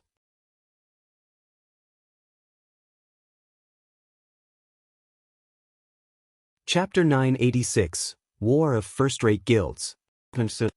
Boss Wave, there's no mistaking it. If you don't believe me, take a look at these pictures. Our shops in these locations are now owned by the Candlelight trading firm, the bald, middle-aged man reported as he displayed the pictures his subordinates had taken. Abandoned Wave's expression darkened as he looked through the images. Gentle Snow. Abandoned Wave slammed his palm on the wooden table. The impact shook the wine glass and bottle of Witch's Tear, nearly sending them to the ground. He had never imagined that, as soon as he forced Gentle Snow out of her position and killed her subordinates, the woman would counter with such a move. He hadn't even had a moment to enjoy his victory. In reality, Abandoned Wave wasn't the only person that Gentle Snow's actions had infuriated. The upper echelons from Starmoon Kingdom's various large guilds wore twisted expressions when they heard the news. What, exactly, is Gentle Snow trying to do? Has she lost her mind? She actually sold so many high potential lands to Zero Wing. The various guilds loathed Gentle Snow's latest decision. They would rather pay double the price to purchase Gentle Snow's lands and let them rot in their hands than let them fall into the Candlelight trading firm's hands. These lands had originally housed Ouroboros's New Moon trading firm. Now, however, they housed the Candlelight trading firm.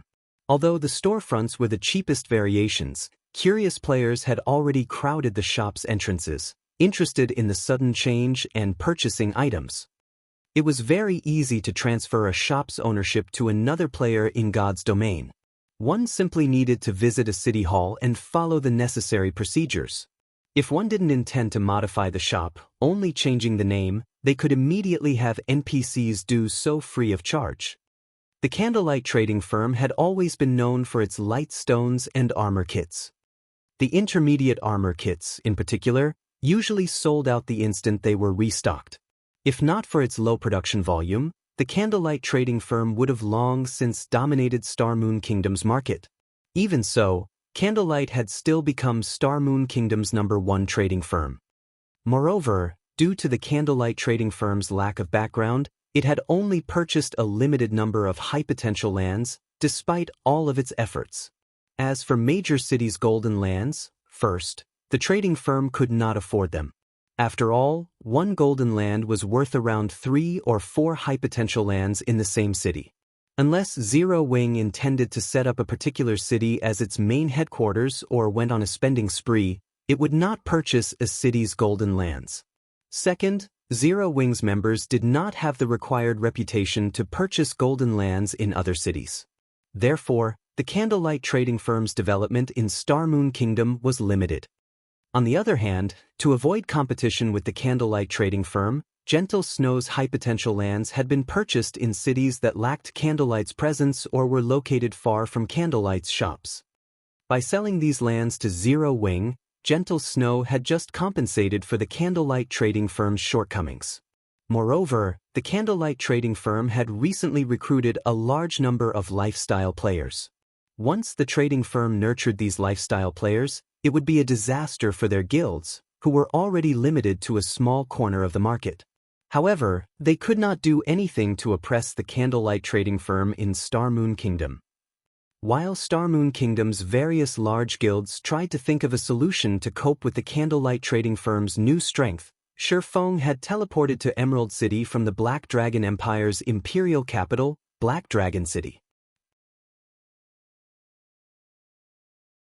As soon as Feng exited the teleportation hall, he found just as many players in Emerald City as there were in White River City. Only the players' levels and equipment was slightly inferior to those in his home city. Currently, due to the teleportation house, one could easily find level 37 or level 38 players roaming about White River City streets. Prior to that, level 39 experts were as rare as a phoenix feather. Emerald City, however, was different. Feng rarely saw level 36 players roaming the streets, much less those who had reached level 37 or higher. However, unlike kingdoms, second- or first-tier cities with populations ranging in the tens of millions were designated to God's domains empires, it was easy to find many gaming workshops and guilds based in these cities. With Emerald City being one of the top 10 cities of the Black Dragon Empire, Feng saw members from no less than 10 different guilds going about their business. Such a sight was rare in Star Moon Kingdom. Generally, only 3 or 4 large guilds contested over its major cities. Emerald City, on the other hand, had more than 10, and even the weakest among them were second-rate guilds. As for first-rate guilds, Feng counted 3 from where he stood. Emerald City already had as many first-rate guilds as Star Moon Kingdom.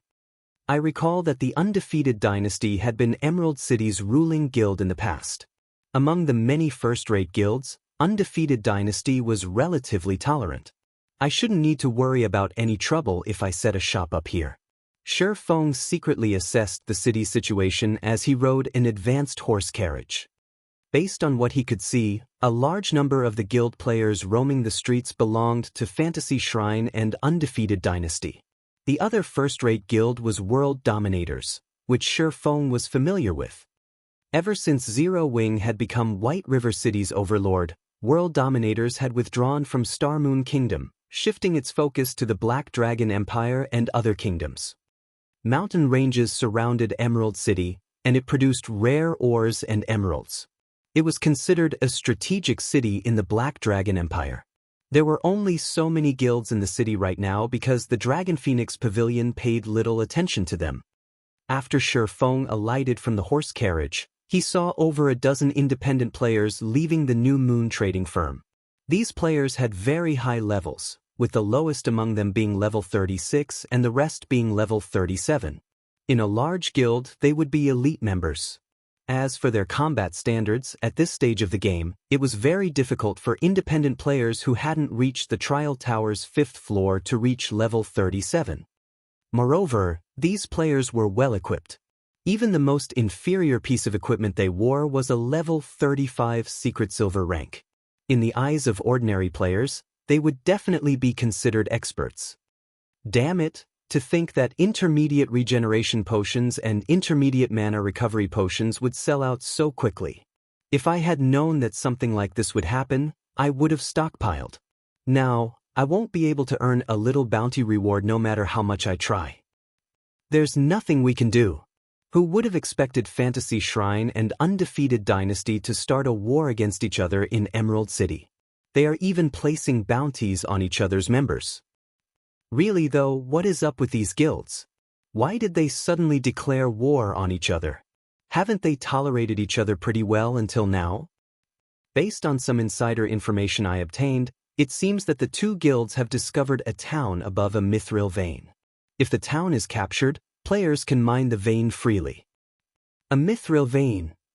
Won't they be rich if they capture the town? I know, right? However, the NPCs guarding that town are extraordinary. Capturing the town will be very difficult. If one guild ambushes the other, the latter's efforts will go to waste. That's why both sides are trying to chase each other out of Emerald City. Large guild members sure have it easy, while independent players like us are exhausting ourselves just to find ordinary ores. They get to mine mithril ore in the safety of a town. As these players spoke of the mithril vein, they nearly drooled. Although mithril ore was not particularly valuable, it was frequently used to forge weapons and equipment. Generally, selling the mithril ore one had was very easy. If they could harvest a steady supply of the ore, they could earn more money than they could imagine. A mithril vein? Sure, Feng's lips curled into a smile as he watched the departing independent players.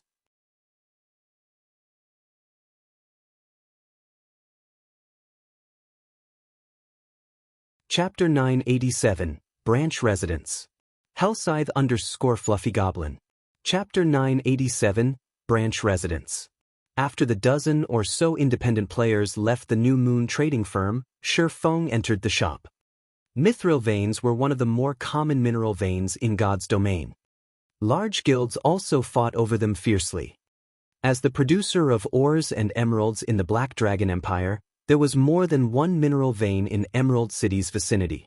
This was also why Undefeated Dynasty, Emerald City's ruler in the past, had amassed a fortune.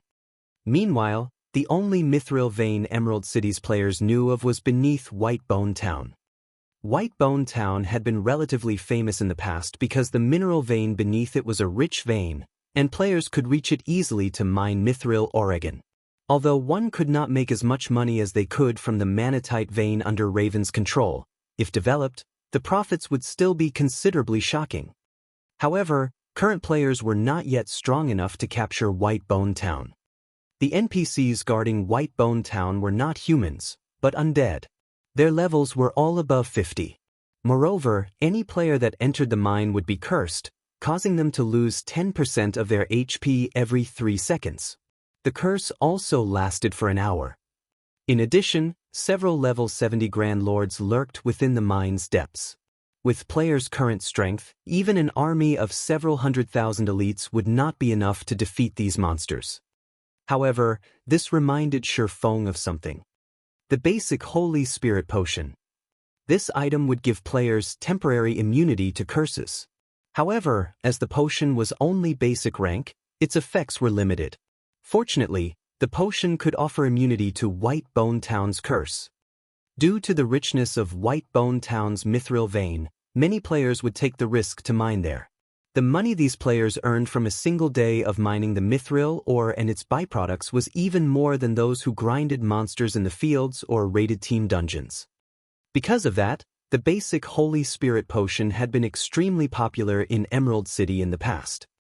The potion had not been particularly expensive. Initially, each bottle only sold for 2 silver. Even ordinary players could afford that. The potion's effects only lasted for half an hour. In that time, one could easily earn more than 2 silver while mining underneath the town.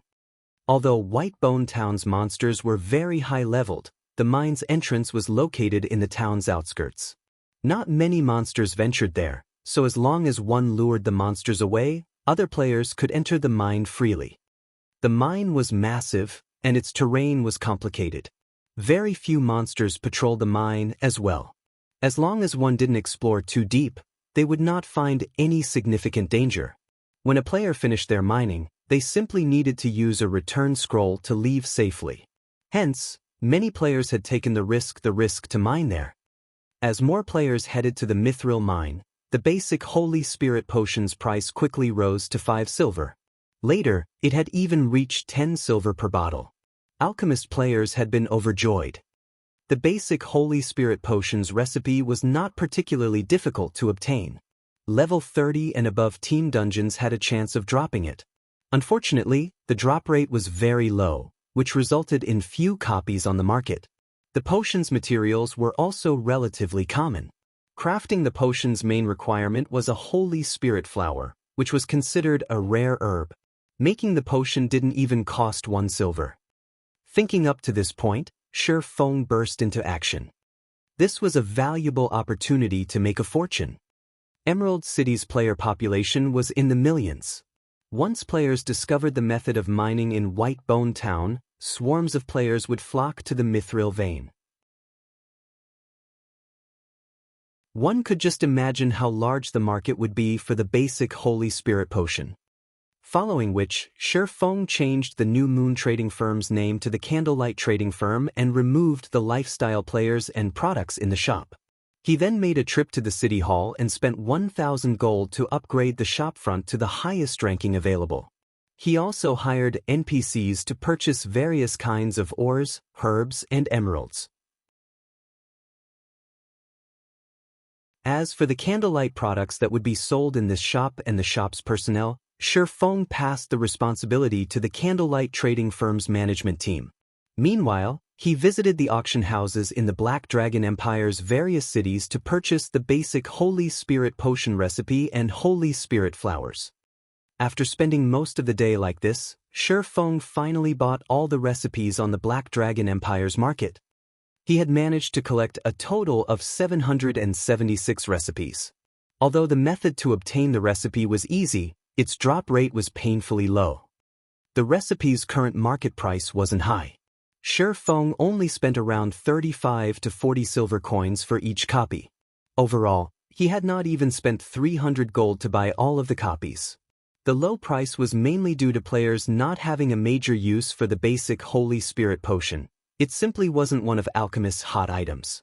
If he were looking for the intermediate regeneration potion and the intermediate mana recovery potions recipes, however, they would be much more expensive.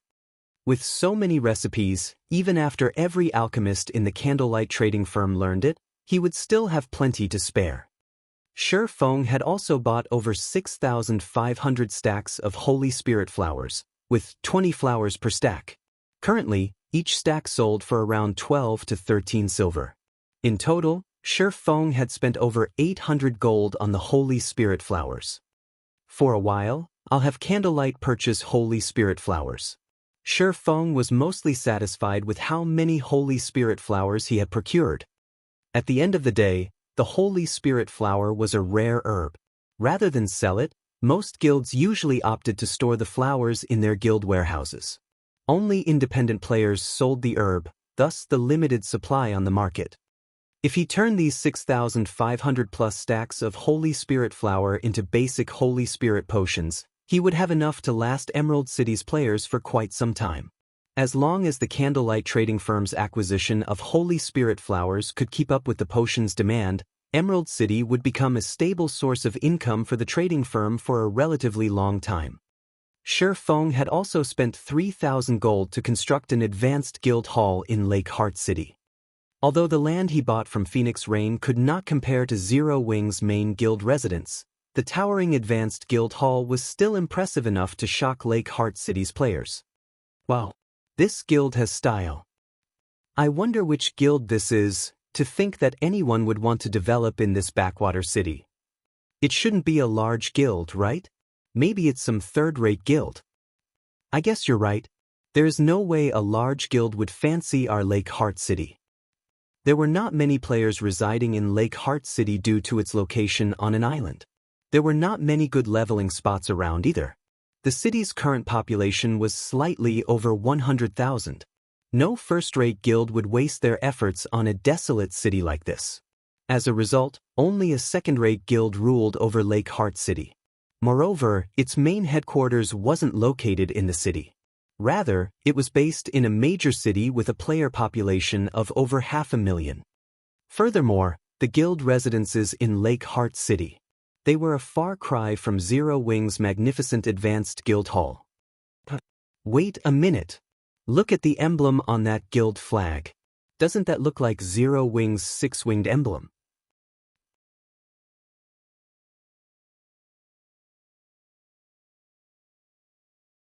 Chapter 988, The Seven Treasures' First Appearance. Hellscythe _ Fluffy Chapter 988, The Seven Treasures' First Appearance. Upon hearing Zero Wing's name, the players on the street turned to look at the flag flying from the guild hall's roof.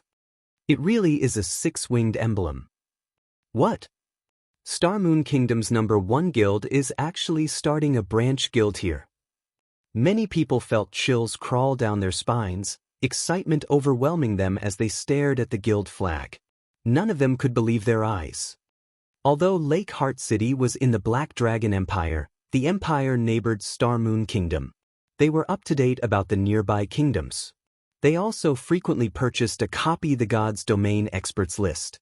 Everybody knew about Zero Wing's guild leader, Black Flame. Moreover, the ruler of the Black Dragon Empire's imperial capital, the Dragon Phoenix Pavilion, had suffered at Zero Wing's hands. With such a powerful guild appearing in Lake Heart City, how could they contain their excitement? Since Zero Wing is coming here, does this mean we'll have a chance to join Zero Wing? I guess so. When a guild develops in a new city, it normally recruits some of the local players to expand gradually. I heard that the benefits Zero Wing offers are awesome.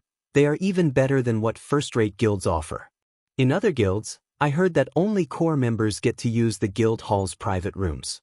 On the other hand, one only needs to be an elite member in Zero Wing to rent a private room and accumulate the double EXP buff. I've always wanted to join Zero Wing. Unfortunately, it costs too much to teleport from the Black Dragon Empire to White River City. Now, though, I don't have to worry about teleportation fees. Anticipation filled these independent players' hearts as they ogled Zero Wing's new guild residence. To ordinary players, traveling to other countries was too expensive. Even if they spent their entire fortune traveling to White River City, there was no guarantee that they would be accepted into the guild. Furthermore, they had long since familiarized themselves with Lake Heart City and its surroundings. If they started developing in an unknown city, their leveling speed and daily income would decrease drastically. In addition, unlike in Lake Heart City, they wouldn't have companions to rely on in White River City. Now, however, times had changed. Shortly after Zero Wing's branch guild had appeared, news of this matter quickly spread throughout the city. Some rejoiced while others grew worried. To independent players, Zero Wing's appearance was good news. To the local guilds, however, nothing was good about this development. When the Crimson Castle Guild, the second-rate guild ruling over Lake Heart City, received the news, it had held an emergency meeting among its upper echelons. Why has Zero Wing suddenly shown up in a backwater city like Lake Heart City? If Zero Wing really intends on developing here, they will target the high-resource areas we usually occupy. What's there to be afraid of? Even if Zero Wing is powerful in Star Moon Kingdom, this is Lake Heart City. This is our territory. We are far more familiar with the city's surroundings than Zero Wing. Even if a war breaks out between our guilds, the winner isn't set in stone.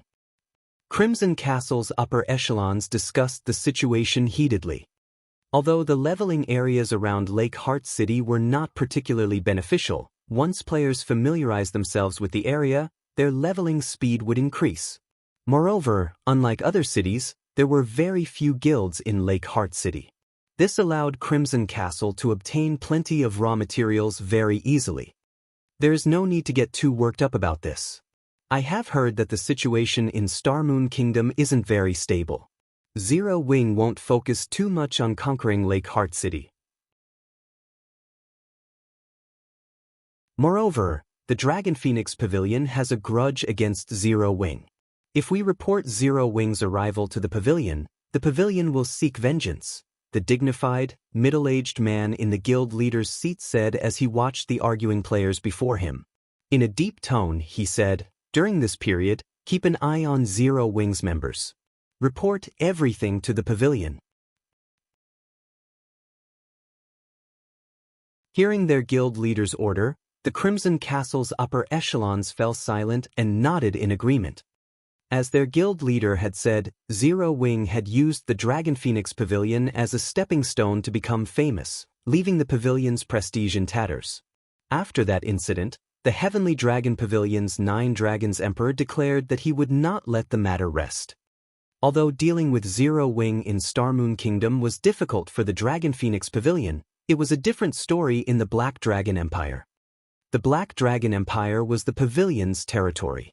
It would be child's play to take care of a measly branch guild.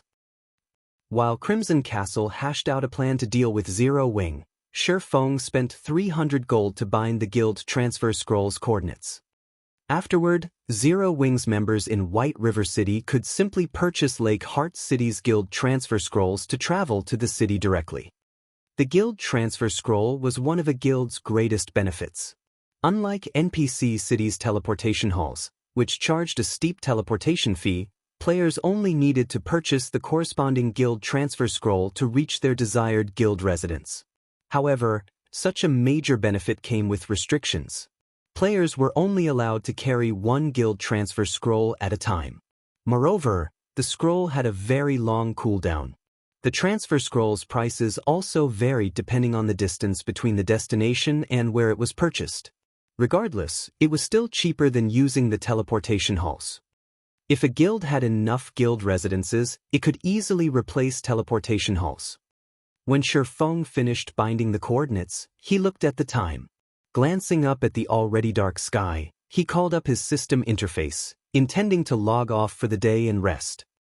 Now that he had established Lake Heart City's branch guild, he needed Aqua Rose to transfer the batches of selected members. As for Raven's monster-repelling issue, Feng had already instructed Flying Shadow to handle it. Originally, he had intended Fire Dance to carry out the task. However, Fire Dance was currently busy leading Zero Wing's members in raiding the Undead Gorge and did not have time to spare. So, he used his next best option, Flying Shadow. Flying Shadow was Zero Wing's second-best assassin. Not only was his movement speed quite high, but he could also move about rather secretively. He wasn't easy to detect. When it was time to repel the monster invasion, Flying Shadow could use the monster repellent scroll without anyone noticing, which would reduce the chances of Raven discovering the scroll. Although the monster repellent scroll was very rare and few people knew about it, seeing as Quiet Melody, the Sacred Temple's Vice Temple Master, had purchased so many in Blackwing City, Feng deemed it wise to use the scrolls discreetly, hiding the scroll's function. In any case, Zero Wing only needed to repel the invasions. It was not obligated to reveal its means of doing so. After clicking the logout button, while Feng waited on the logout timer, he habitually used the Golden Stigmata's detect skill. The quest to find the 7 treasures was truly sinister. With God's domain being so massive, how was he supposed to locate them?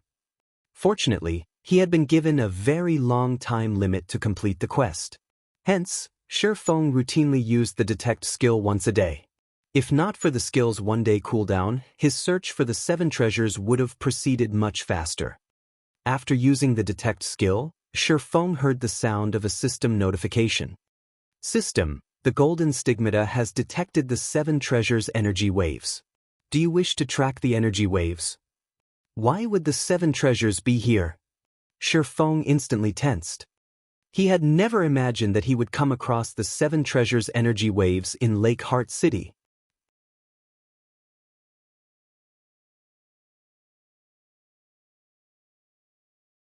Chapter 989, Special Set Equipment. Hellscythe _ Fluffy Chapter 989, Special Set Equipment. Upon hearing the system notification, Feng immediately stopped the logout process and chose to track the energy waves. The golden stigmatas detect had a 50,000-yard range, which was not particularly large. The skill just managed to cover Lake Heart City as well as the surrounding forest and fields. There should not be any monsters within that range, and it was even less likely for there to be any relics. Otherwise, someone would have long since discovered them. After all, it was impossible for an NPC city to be constructed above a relic. Yet, the 7 treasures, which had been lost for many years, had appeared in the middle of nowhere. It was inconceivable. As expected, it is inside the city. Feng could not help his surprise when he saw the perceived location on his map. This should be in the Nobles District. Although Feng knew that the 7 treasures could be anywhere, who could have thought that he would find the legendary 7 treasures in Lake Heart City's Nobles District? If the War God's Temple knew that the 7 treasures were in the Black Dragon Empire, they would have turned the empire over in their search, not to mention the insignificant Lake Heart City. After checking the general location, Feng summoned the demonic flame tiger and charged towards the Nobles District. A monster! A monster has appeared in the city. Crap, that's a mount. What kind of mount is that? It's so cool. When the players on the streets saw the demonic flame tiger charge out of Zero Wing's residence, they were stupefied. A city like Lake Heart City didn't even have one level 40 player, much less a mount. Hence, when these players saw the majestic, towering demonic flame tiger, they grew more enthusiastic to join Zero Wing. Black Dragon Empire, Dragon Phoenix Pavilion's Guild Residence. Entering the guild leader's office, a beautiful, tall female summoner reported respectfully, "Vice Guild Leader, the Crimson Castle's guild leader requests a meeting with you. He claims that it is related to Zero Wing." I understand. It seems that quite a few people are displeased with Zero Wing today. Blood Dragon, the guild leader of the Dragon Phoenix Pavilion's Black Dragon Empire Branch Guild, said, chuckling. "Ghost, bring him in." The female summoner, Beautiful Ghost, nodded. She left the office to guide Crimson Castle's guild leader. Inside the Dragon Phoenix Pavilion's reception room, a robust man, standing about 2 meters tall, waited patiently. This man was none other than the Crimson Castle's guild leader, Crimson Fox. "Why haven't they met with me yet?" Crimson Fox was frustrated as he stared beyond the window pane at the Dragon Phoenix Pavilion's members going about their business. Sure enough, the pavilion deserved to be called a super first-rate guild. Despite only being a branch guild's residence, he saw plenty of experts moving about the hall, with many of them radiating a significant pressure. Among these experts, he envied a few players' equipment. The Crimson Castle could never compare to a guild like the Dragon Phoenix Pavilion. Crimson Fox had originally intended to send one of the guild's upper echelons to the pavilion. However, when he thought about the violent and arrogant temper of the pavilion's vice guild leader, Blood Dragon, he felt that it would be safer if he visited the guild personally. Once he reached the pavilion's guild residence, he firmly believed that he had made the right decision. His guild's representative would never have been allowed through the pavilion's gates. Moreover, not long ago he received another message from his subordinates stating that Zero Wing's demonic flame tiger had appeared in Lake Heart City. The upper echelons of God's Domain's various guilds were no strangers to the demonic tiger. After all, the demonic tiger was known as the best mount in God's Domain. Many even suspected that it might be a fine gold mount. Besides, this powerful mount's owner was none other than Zero Wing's Feng. Those who understood Zero Wing knew that Feng's position in the guild was definitely among the top 3. He might even be second only to Zero Wing's guild leader, Black Flame. Such an important figure in Lake Heart City stressed Crimson Fox. Anyone capable of leading a large guild was no idiot. With a figure like Feng visiting the city, it was clear how important Lake Heart City was to Zero Wing. If they did not remove Zero Wing as soon as possible, it would only be a matter of time before Crimson Castle fell from the position of the city's ruler. While Crimson Fox occupied himself with these thoughts, the reception room's wooden doors swung open. A tall beauty then entered the room. This woman was the female summoner Beautiful Ghost, who had reported to Blood Dragon. When Crimson Fox's eyes met Beautiful Ghost's, he shuddered. Alarm bells rang in his mind, warning him to be careful of the woman standing before him. "You're Crimson Fox? Follow me," Beautiful Ghost said. After sparing Crimson Fox a glance, she turned and left the reception room with an air of indifference. Her eyes hadn't contained a hint of respect when she looked at Crimson Fox. Rather, they held contempt, as if she had been watching an ant. If not for Blood Dragon's orders, she would not have paid any attention to the man at all. Although Crimson Fox wanted to respond, after a moment of hesitation, he chose to shut his mouth. Aside from the fact that he was on foreign soil, this female summoner was already stronger than him. Not only was she level 39, but her equipment also radiated the unique glow of dark gold items. Moreover, the red-blue robes, headwear, and other equipment were clearly pieces of a set. In other words, Beautiful Ghost wore a dark gold set equipment. In comparison, he only had individual pieces of level 35 dark gold equipment. A level 35 dark gold set equipment? As expected of a super first-rate guild. Crimson Fox smiled bitterly. He had no choice but to endure this woman's contemptuous look. After all, she had more than earned her arrogance. However, Crimson Fox did not know that Beautiful Ghost's dark gold set equipment was not a level 35 set.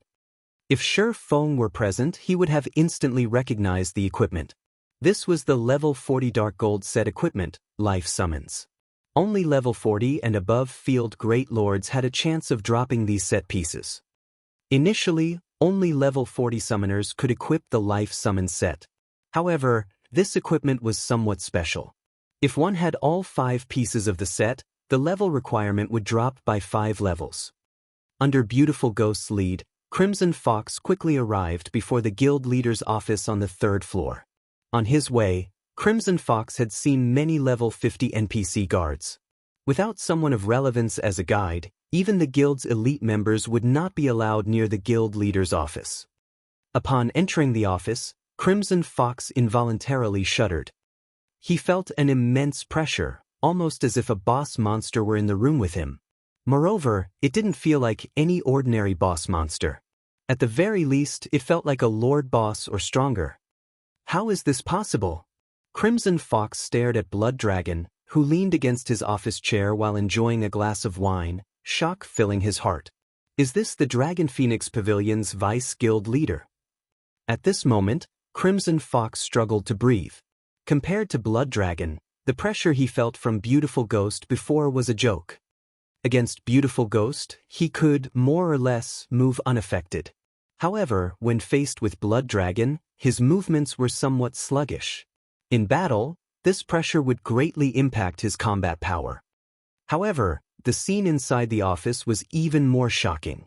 Seated opposite of Blood Dragon was a gorgeous woman who, despite the powerful mental oppression in the room, seemed utterly unaffected.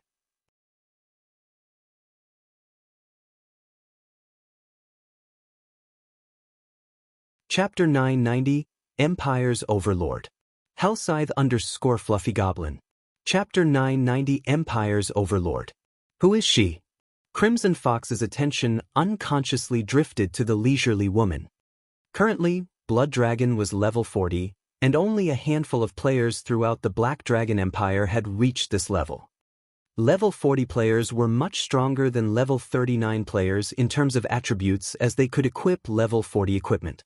If even he, someone who wore a full collection of level 35 dark gold equipment, felt such immense pressure from Blood Dragon, one could just imagine how intense of a pressure a level 20 player would feel in Blood Dragon's aura. Yet, the mysterious woman before him treated Blood Dragon's undisguised aura as if it were a spring breeze. In addition, the mysterious woman herself exuded a noble and graceful aura that coaxed one into submission.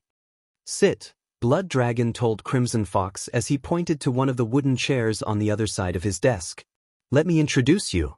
This beauty is the Blackwater Corporation's representative, Qin Muyun. Like you, she is here for Zero Wing. The Blackwater Corporation? Crimson Fox was taken aback. Everyone had heard of the Blackwater Corporation. It was a Fortune 500 company. Meanwhile, the young woman before him had been chosen to represent such a major corporation.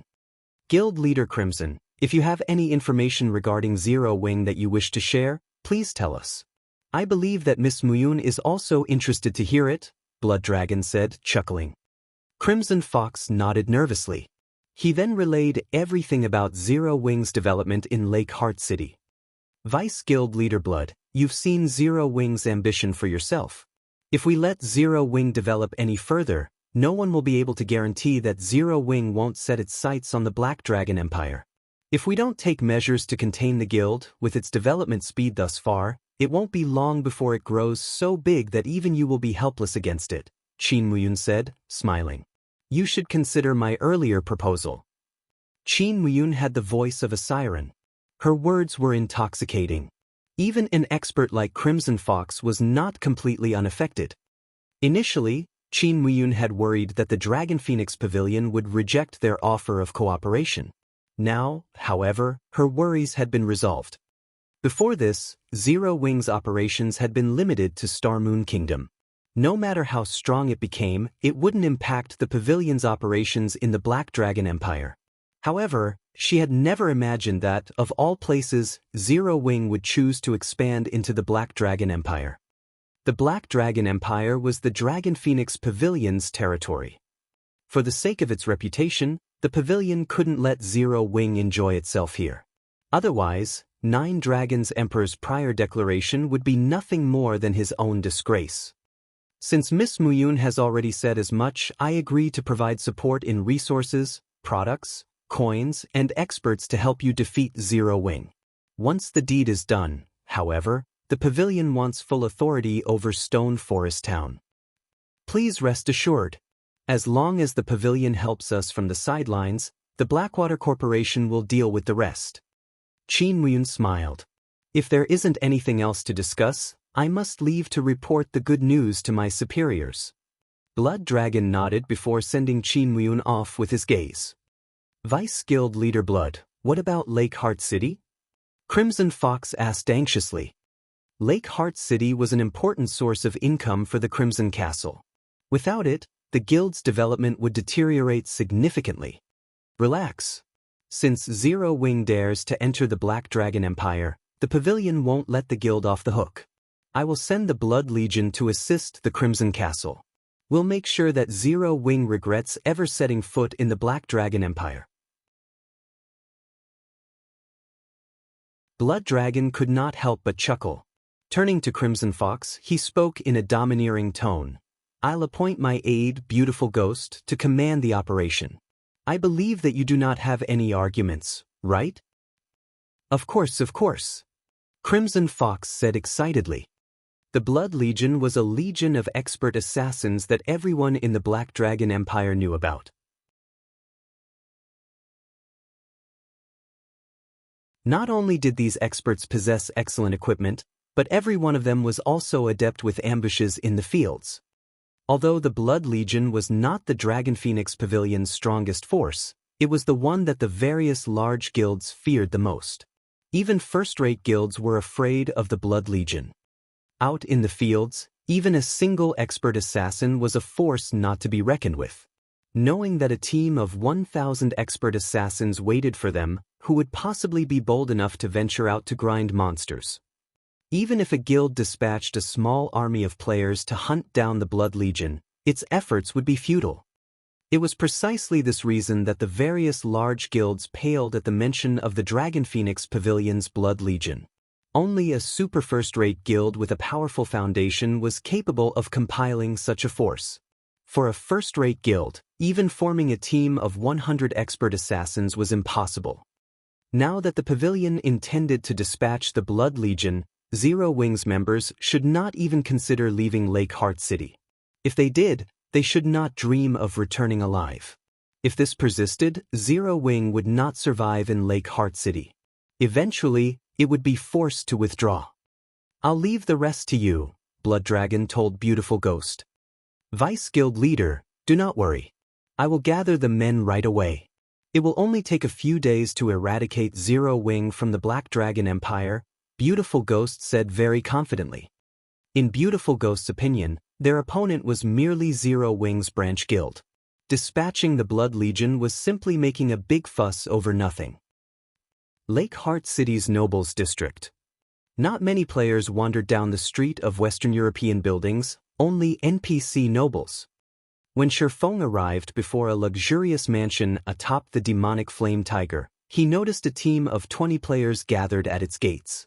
He also spotted a few familiar figures among the team members. These people were none other than Thoughtful Rain, Blue Bamboo, Gunfire, Death Wind, and Autumn Goose. Big Brother Yi Feng, why are you here? Blue Bamboo noticed Feng and the towering demonic flame tiger immediately, surprise flashing in her eyes. Hearing Blue Bamboo's exclamation, Thoughtful Rain and the others turned towards the demonic tiger by the entrance. Feng was even more shocked by the sudden development than Thoughtful Rain and her companions. He had only arrived before this mansion due to the 7 treasures. At this point, the Golden Stigmata's tracker pointed to the 7 treasures' exact location. He had never expected to find Thoughtful Rain and the others here as well. However, after Blue Bamboo had noticed him, the rest of the team turned and glared as if he were their greatest enemy, killing intent filling their eyes. Suddenly, the shield warrior Death Wind scattered the heavy atmosphere as he approached Feng and asked pleasantly, Brother Yi Feng, what a coincidence! Are you here for a quest as well?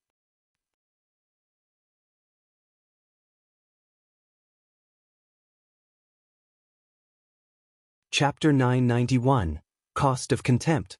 Hellscythe_Fluffy Goblin. Chapter 991, Cost of Contempt. An acquaintance. When everyone in the team saw Death Wind greet Feng, their gazes softened slightly. Even so, they remained very cautious with him. Currently, Feng wore his black cloak, so they could not see his information. However, the fact that he rode a mount showed that he was extraordinarily strong. Otherwise, he wouldn't have reached level 40 so quickly. They wouldn't mind a weak acquaintance.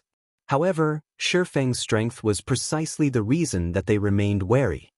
Autumn, you guys know him? A robust man asked Autumn Goose, who stood beside him. This robust man, weathered appearance spoke of years of life's vicissitudes. A suit of silvery gray knight's armor protected his body, and he carried a tower shield that was nearly as tall as he was. At his waist, he carried a luxurious golden knight sword. Furthermore, he had already reached level 40. Meet him. He's one of Zero Wing's elders. He is incredibly strong. It was thanks to him that we had completed our previous quest. Autumn Goose nodded to the robust man's question. She did not try to hide anything as the man beside her was none other than the commander of the Wind God's Spear, Fallen Wind. If we can convince Yi Feng to help us, we'll have a much higher chance of completing this quest. Hearing Autumn Goose's words, Fallen Wind could not help but re-examine Feng. Although Autumn Goose seemed approachable on the surface, she was arrogant to the bone. In her eyes, very few people were worth Autumn Goose's recognition. Autumn, aren't you giving him a bit too much credit? Isn't he just some expert a large guild nurtured? How strong could he possibly be? If we take him with us, he'll probably only hold us back, a frosty youth in brown leather armor said dismissively. Aside from Wind God Spear's brilliant battle records in the multiple confrontations they have had with several large guilds, their several new experts were already many times stronger than first-rate guilds' pampered experts. As for the members here today, they were the creme de la creme of the Wind God Spear.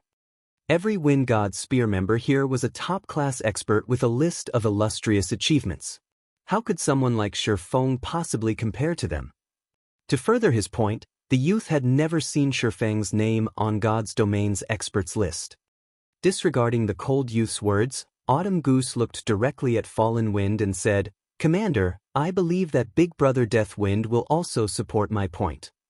At Autumn Goose's strong recommendation of Feng, Thoughtful Rain's beautiful eyes sparkled with anticipation.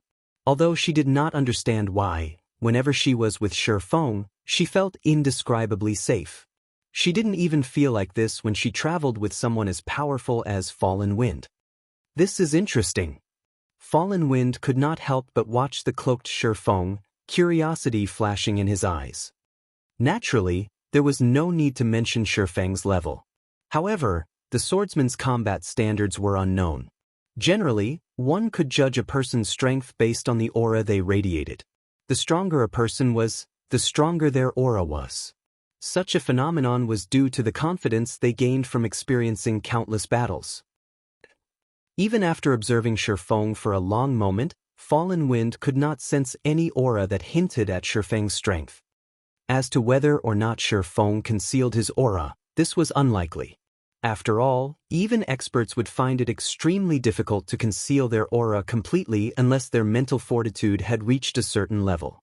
However, experts capable of doing so were generally in their 30s or 40s. Some only reached this refinement in their 50s.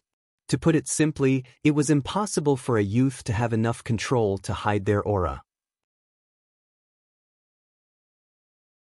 However, both Autumn Goose and Death Wind seemed to admire Feng. This was strange indeed. Autumn, let's pass on asking him this time. If the opportunity presents itself, we can invite him in the future. We've already determined our team's roster. Sudden adjustments to the team will increase our chances of failure, Fallen Wind said after giving it some thought. We cannot afford to fail this quest. If we complete this quest, the Wind God's Spear's strength will climb to a new level. The Wind God's Spear won't have to shuffle around in the Dark Knight Empire's shadows anymore. Instead, the Empire's large guilds will have to hide like rats. I understand, Autumn Goose dejectedly replied. She understood Fallen Wind's sentiment. They had invested a lot of effort into this quest.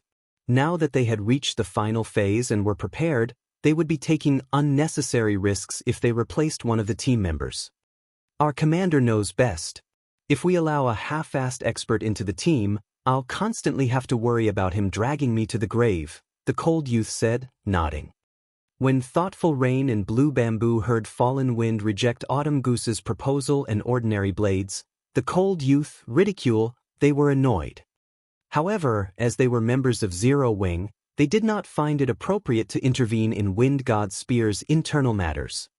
Yet, Ordinary Blade's disrespect of Feng made the somewhat angry. Commander Fallen, I apologize, but Blue and I won't be participating in this operation. After all, this is the Wind God Spear's affair.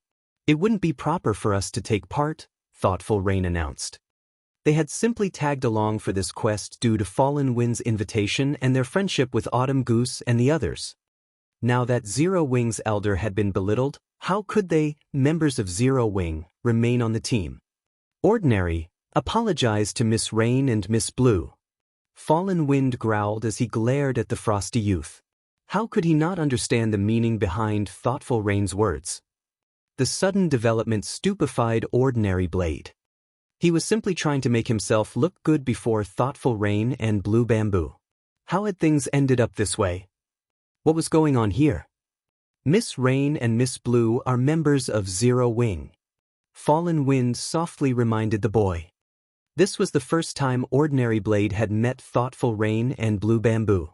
In addition, as the two women were participating in the quest as individuals, they had not worn their guild emblems. Hence, Ordinary Blade had not realized that the duo was from Zero Wing. Miss Rain, I misspoke.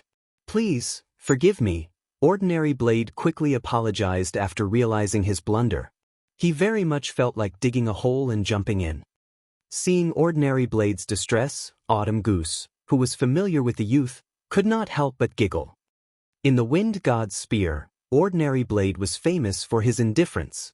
However, when the youth had met Thoughtful Rain for the first time, his eyes had nearly fallen from their sockets. It was obvious that the youth was interested in Thoughtful Rain. Unfortunately, his attempt to impress her had backfired magnificently. This time, even their commander couldn't save him. She and Thoughtful Rain were as close as sisters. She was very familiar with Thoughtful Rain's personality. When Thoughtful Rain made a decision, Even a force of nature wouldn't change her mind. She remembered Thoughtful Rain's decision to join Zero Wing. No matter how much she had tried to dissuade the girl, hadn't Thoughtful Rain still joined the guild?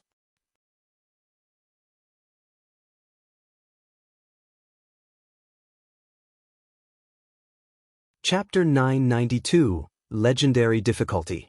Hellscythe_Vampire. Chapter 992, Legendary Difficulty. Thoughtful Rain's resolute refusal gave Fallen Wind a headache. Ordinary Blade truly knew how to give him trouble. Thoughtful Rain was a God's Domain player who had come into contact with virtual reality games just recently. However, when Fallen Wind watched the battle video Autumn Goose sent him, which showed a duel between herself and Thoughtful Rain, a shiver had crawled down his spine. If not for Autumn Goose telling him about Thoughtful Rain's situation, he would not have even imagined that God's Domain was her first virtual reality game. Within just a few months' time, she had actually managed to grow to a point where she could hold her own against Autumn Goose. Her improvement speed was simply godly. Compared to Thoughtful Rain, those players who were held up as geniuses in God's Domain were simply garbage. Recently, Autumn Goose had been improving very quickly, and right now, her strength already ranked steadily within the top 10 of the Wind God Spear. Although the Wind God Spear was only an adventurer team, its members were all battle maniacs and extremely proud. Members of the team would frequently spar with each other. They would also often pick fights with members of large guilds. As a result, their strength increased continuously every day. Rather than passing their time leisurely in God's Domain, they desperately sought all sorts of means to improve themselves. Hence, ranking within the top 10 of the Wind God Spear was a challenging proposition, not to mention maintaining a position there. Yet, when Autumn Goose reunited with Thoughtful Rain after not meeting her for a short time, Autumn Goose had actually lost to Thoughtful Rain, who was significantly weaker than herself before in a duel. Moreover, when Thoughtful Rain defeated Autumn Goose, it was obvious she had not used her full strength. Fallen Wind found it truly hard to fathom what heights Thoughtful Rain's combat power had already reached. However, he estimated that she should be able to rank within the top 5 of the Wind God Spear. In contrast, although Ordinary Stranger was very talented and his improvement speed was very fast, he only ranked within the top 20 even now. Losing a combatant like Thoughtful Rain would greatly hamper their quest. Just as Fallen Wind was about to say something, a crisp voice suddenly came from within the mansion, echoing throughout the entire courtyard and making everyone's souls tremble. What a lively day it is today! I never thought that even an important person from the War God's Temple would be willing to pay me a visit. However, since you've already arrived, I'll have to ask you to remain and head to another world to enjoy. After the sound of this voice dissipated, a magic barrier enveloped the entire mansion. What's going on? This sudden development threw everyone for a loop, Fallen Wind in particular. Their quest had tasked them to visit Countess Katie Green of the Black Dragon Empire. The Countess would then bring them to a secret location. However, based on the words she had just spoken, it was clear that she was trying to make them suffer. While everyone was panicking, Feng remained relatively calm. It was very obvious to him that the Countess's words were intended for him. Otherwise, she would not have mentioned War God's Temple. While Feng and everyone else were thinking of how to deal with their current predicament, their vision immediately filled with darkness. Every one of them transformed into a streak of light and disappeared from the luxurious mansion. It was as if none of them had ever appeared there. The NPC guards patrolling the streets did not even sense the existence of the barrier magic array. What is this place? Why have my movements turned sluggish? Commander, I can't use my return scroll. Me too. As soon as everyone could see again, they discovered that the scenery before them had changed. Their bodies also felt leaden. Many in the team could not help but grow anxious at this situation. Meanwhile, this sealed space had only a set of open, pitch-black stone doors, a few hundred meters in height, standing right before them. Beyond these doors was a wide and spacious passage, the walls of which boasted countless carvings of gods and demons, the images depicting the ancient war between gods and demons. This passage led directly to a towering temple in the distance. Upon seeing the massive stone doors, a name immediately appeared in Feng's mind. The Trial of God. To players, the Trial of God was an opportunity. It was extremely difficult to encounter one. Previously, Blackie and the others had only managed to enter one due to luck. However, great rewards also came with great risks. Maybe it was also due to their luck, but Blackie and the others had encountered only a 4-color trial. It was also precisely because it was only a 4-colored trial that they had managed to deal with the challenges and safely clear the Trial of God. However, the Trial of God before him right now was no 4-colored trial. Generally, players could determine the rank of the trial they were taking through the transfer gate in the outside world. However, after entering a trial, there was still another method to determine its rank. And that was the size of the trial gate. Trial gates that were around 10 meters tall signified that one was undertaking a 1-colored trial, after which came 20 meters, 30 meters, 50 meters, 100 meters, 300 meters, and 999 meters. Meanwhile, the trial gate before them was clearly over 100 meters in height, perhaps around 300 meters in all. In other words, this was a 6-colored trial, and its difficulty could rival legendary quests. Shortly after Feng realized that this place was the Trial of God, Fallen Wind and several other experts came to the same conclusion. Immediately, their expressions turned very gloomy. Why is it a 6-colored Trial of God? As calm as he was, even Fallen Wind's mouth twitched involuntarily when he noticed this fact. The Trial of God was no secret in God's domain. With so many players playing the game, there were bound to be quite a few players who had encountered it. As more and more players discussed the trial on the official forums, details about the Trial of God became public. After the others heard Fallen Wind mentioning the Trial of God, they promptly looked it up on the official forums. However, once everyone understood what exactly a 6-colored trial was, their hearts grew very heavy. "Commander, what should we do now?" many members of the Wind God's Spear asked worriedly. There were only 2 methods to leave a Trial of God. One was to clear the trial, while the other was to give up on it. There was no third possibility. Those who died inside the trial would be resurrected and forced to continue. Those who completed the trial would be showered in glory, their strength increasing significantly. However, those who chose to give up would have to pay a heavy price. Moreover, the higher the rank of the trial, the greater the price exacted. If one forfeited a 6-colored trial, the consequences were unimaginable. There was a great chance that their account would be crippled permanently. Hence, most players who encountered a Trial of God would first determine the trial's difficulty before deciding whether or not they should challenge or distance themselves from it. In their case, however, they had been forcibly transported to this place. They did not even have a say in the matter. To the Wind God's Spear, if the trial had the difficulty of only an epic quest, they would still be confident of clearing it. However, for a trial whose difficulty approached that of a legendary quest, they had no confidence whatsoever that they would succeed. After taking a deep breath, Fallen Wind said, "Calm down. Since we've already entered the Trial of God, what we need to do now is think of a solution to clear it. We don't have any other choice."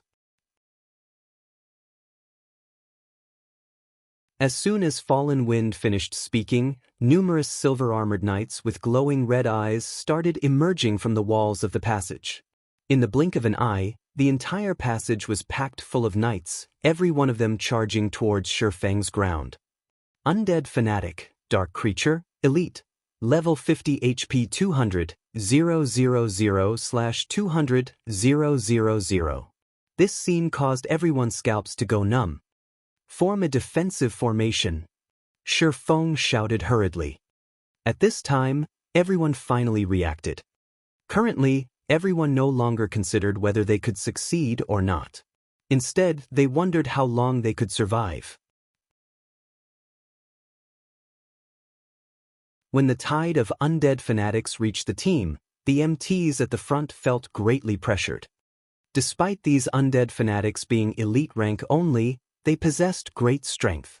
Not only was every one of their attacks capable of pushing the MTs back, but it also caused nearly minus 1,000 damage even when blocked. With multiple undead fanatics attacking at the same time, the MTs lost HP by the thousands. The healers standing at the rear simply couldn't keep up. Although everyone from the Wind God's Spear was doing their best to retaliate, their attacks inflicting several thousand damage to the undead fanatics, there were simply too many monsters. No matter how much they attacked, their efforts did not seem to be making a difference. When the team was close to succumbing, a streak of light suddenly cut across the monsters. A large number of undead fanatics in a cone-shaped area died instantly. Everyone was stupefied by this scene. At this time, everyone could not help but shift their gaze towards the cloaked Feng, the origin of this phenomenon.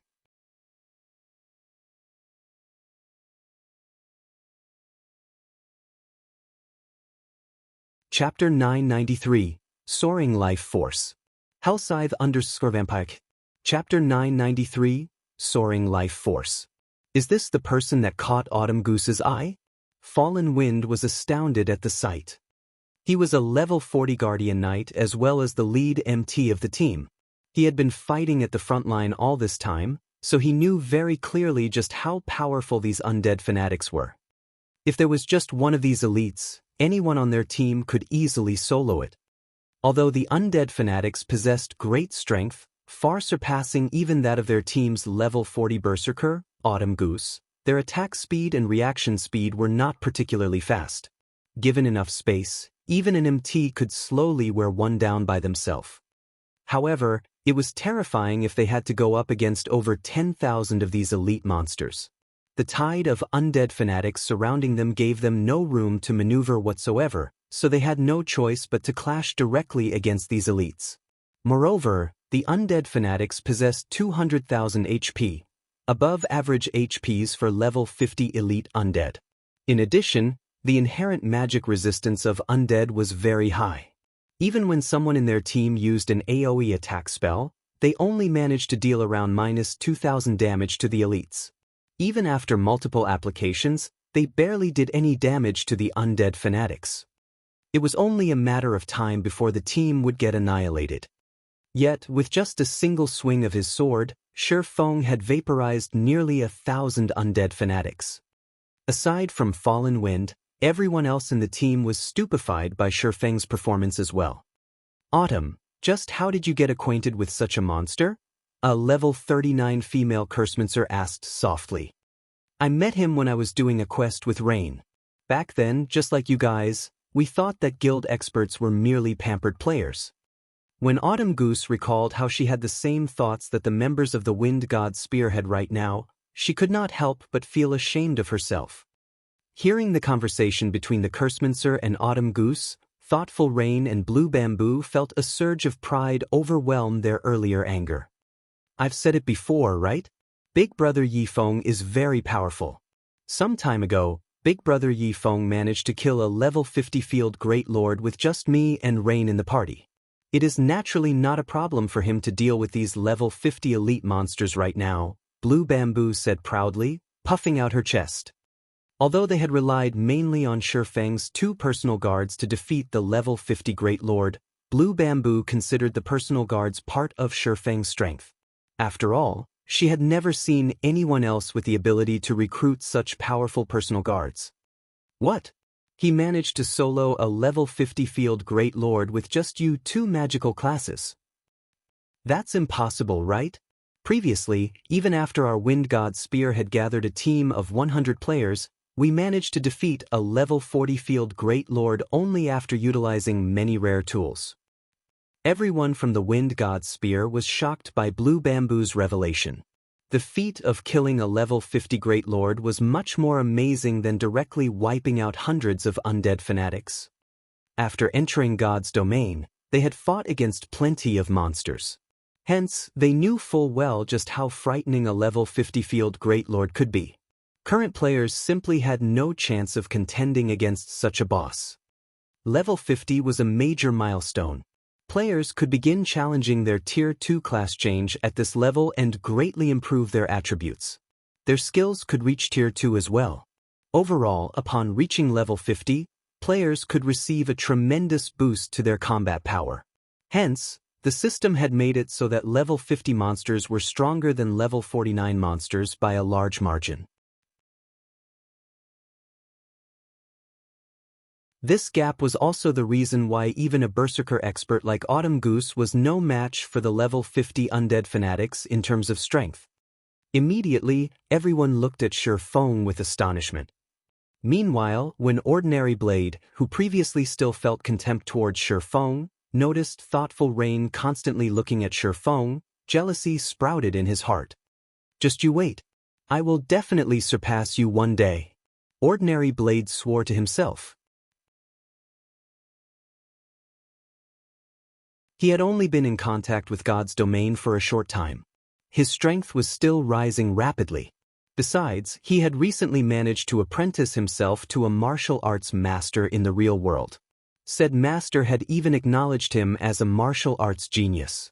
With the virtual environment of God's domain practically the same as the real world, he refused to believe he would fail to surpass Feng in the future. "We can't always stay on the defense. I'll open a path for us. Melee classes, protect the magical classes from the sides and follow me," Feng said hurriedly when he noticed that undead fanatics were still pouring out from the walls of the distant passage. "Magical classes, don't bother attacking. Try to use movement speed reduction and imprisonment skills as much as possible." After Feng was done speaking, he cast Firestorm ahead of him. A towering inferno promptly devoured everything. Although the undead fanatics possessed high magic resistance, Feng's killing ray doubled his damage towards dark creatures. As a result, by the time Firestorm's duration ended, none of the undead fanatics caught within the range of the flames remained alive. Unfortunately, as this place was the trial of God, regardless of how many monsters players killed here, they would not receive any EXP. Similarly, the monsters here also did not drop any loot. The only thing players could gain from fighting against the monsters here was skill proficiency.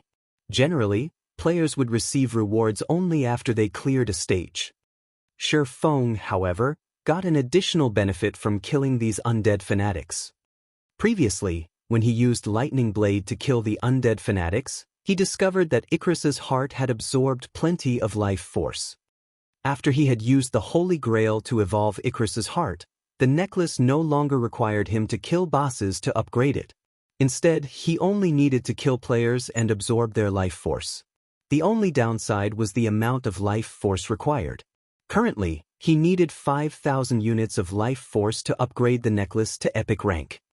Although Feng had killed plenty of players after evolving Icarus's heart, he had also used the necklace's skill numerous times, particularly when he was opening treasure chests and killing bosses. Each use cost him 100 units of life force. He had practically used up all of what he had collected. Hence, he had never been able to upgrade Icarus's heart to epic rank during this time.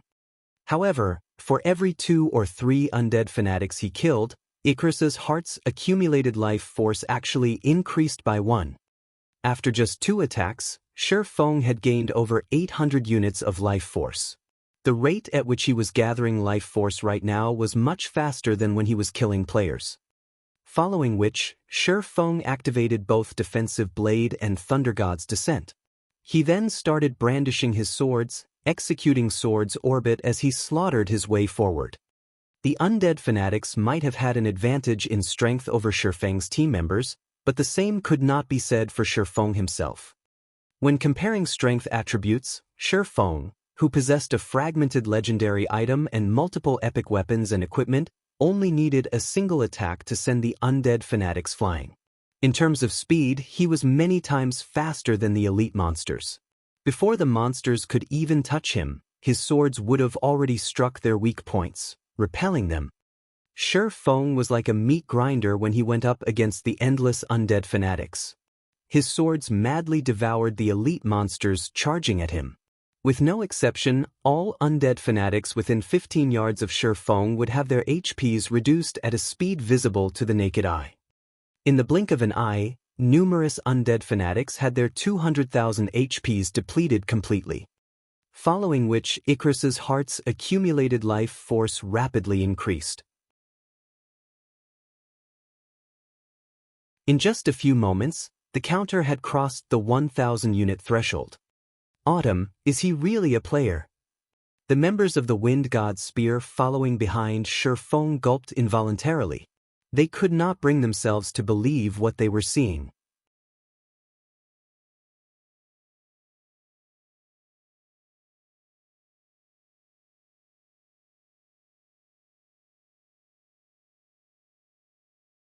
The additional 30 fortitude reduced his stamina and concentration consumption significantly.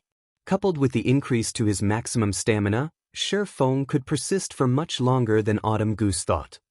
Moreover, even if Feng's current stamina and concentration could not last him until they reached the distant temple, he still possessed the Blood Refining Stone. The Blood Refining Stone was something he obtained from the Blood Refining Passage. It could absorb the life force of powerful monsters and turn this into blood energy. He could use every 100 points of blood energy he accumulated to produce a drop of life essence. When consumed, the life essence could increase a player's stamina and concentration recovery speed rapidly for 2 hours.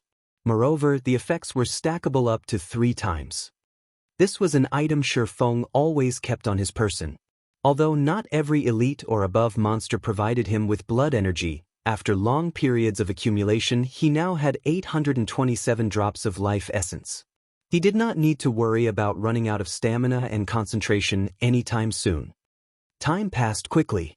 Whenever everyone thought that Feng's stamina would not hold up, Feng would consume life essence. However, the recovery speed provided by a single drop was not enough.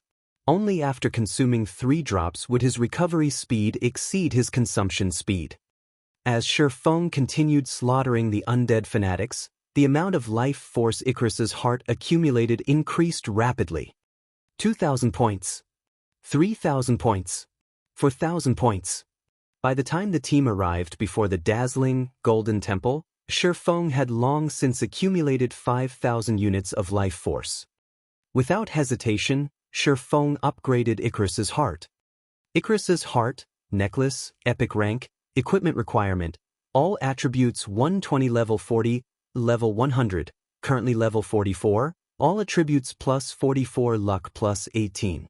Additional skill 1, Divine Providence, temporarily increases player's luck by 50 points for 30 seconds. Cooldown, 30 minutes luck, duration and cooldown can be increased, prolonged, and reduced by sacrificing life force. Maximum of 200 points of life force allowed to be sacrificed at a single time. Additional skill 2, God's Blessing, forcefully upgrades all lifestyle classes learned by the user by 1 rank, up to a maximum of Master rank, for 1 hour. Cooldown, 5 hours duration and cooldown can be increased, prolonged, and reduced by sacrificing life force.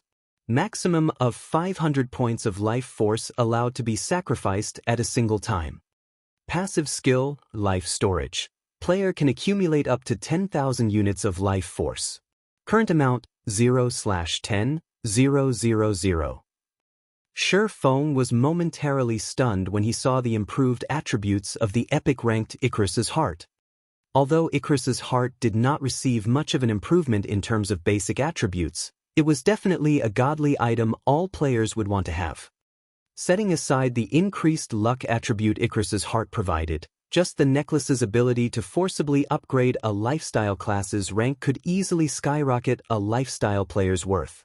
Particularly during this period when lifestyle players were still low-leveled, being able to upgrade an advanced lifestyle player to the master rank, even if it was only for 1 hour a day, would help a trading firm massively. Currently, Feng could not help but wish he could fly back to the candlelight trading firm right this instant. Unfortunately, he first needed to clear the trial of God. When everyone arrived before the temple, they were still thinking of a way to shake off the undead fanatics' pursuit. However, once everyone entered the main hall of the temple, the mob of undead fanatics suddenly transformed into mists of blood before vanishing into nothingness. There were no signs that those monsters had ever existed. Are we safe? Blue Bamboo looked at her surroundings. After failing to find even a single undead fanatic in the vicinity, she automatically breathed out a sigh of relief. Had the battle dragged on any longer, her mana would have definitely run out. Before, in order to keep everyone's HPs above a safe margin, she had never once stopped casting her healing spells. On their way to this temple, she had consumed over a stack of intermediate mana recovery potions. Not only were intermediate mana recovery potions expensive on the market right now, but their supply was also very low. The ones that appeared in trading firms or auction houses would sell out almost instantly. After all, mana was the second life of magical classes. Without mana, magical classes were no different from rubbish. Hence, those who played a magical class would always carry around 3 or 4 bottles of basic or intermediate mana recovery potion at the very least.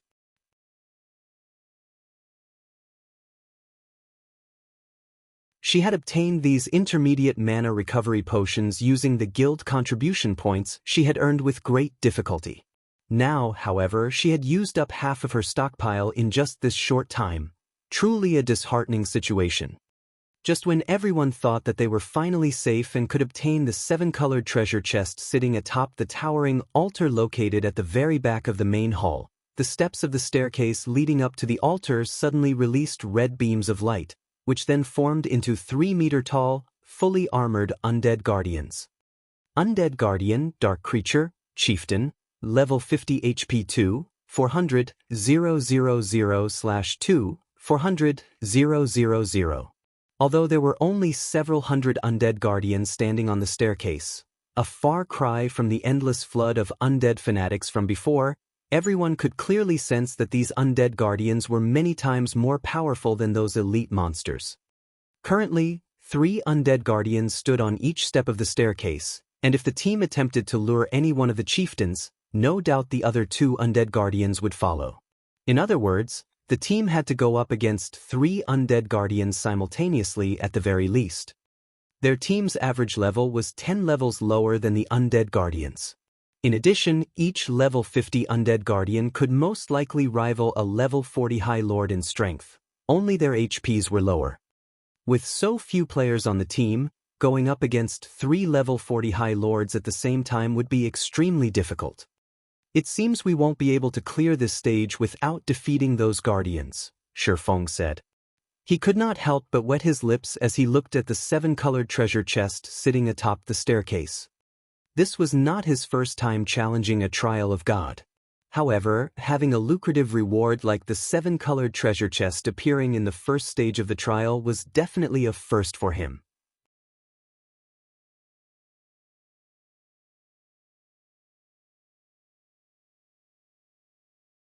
Chapter 995, Guardian.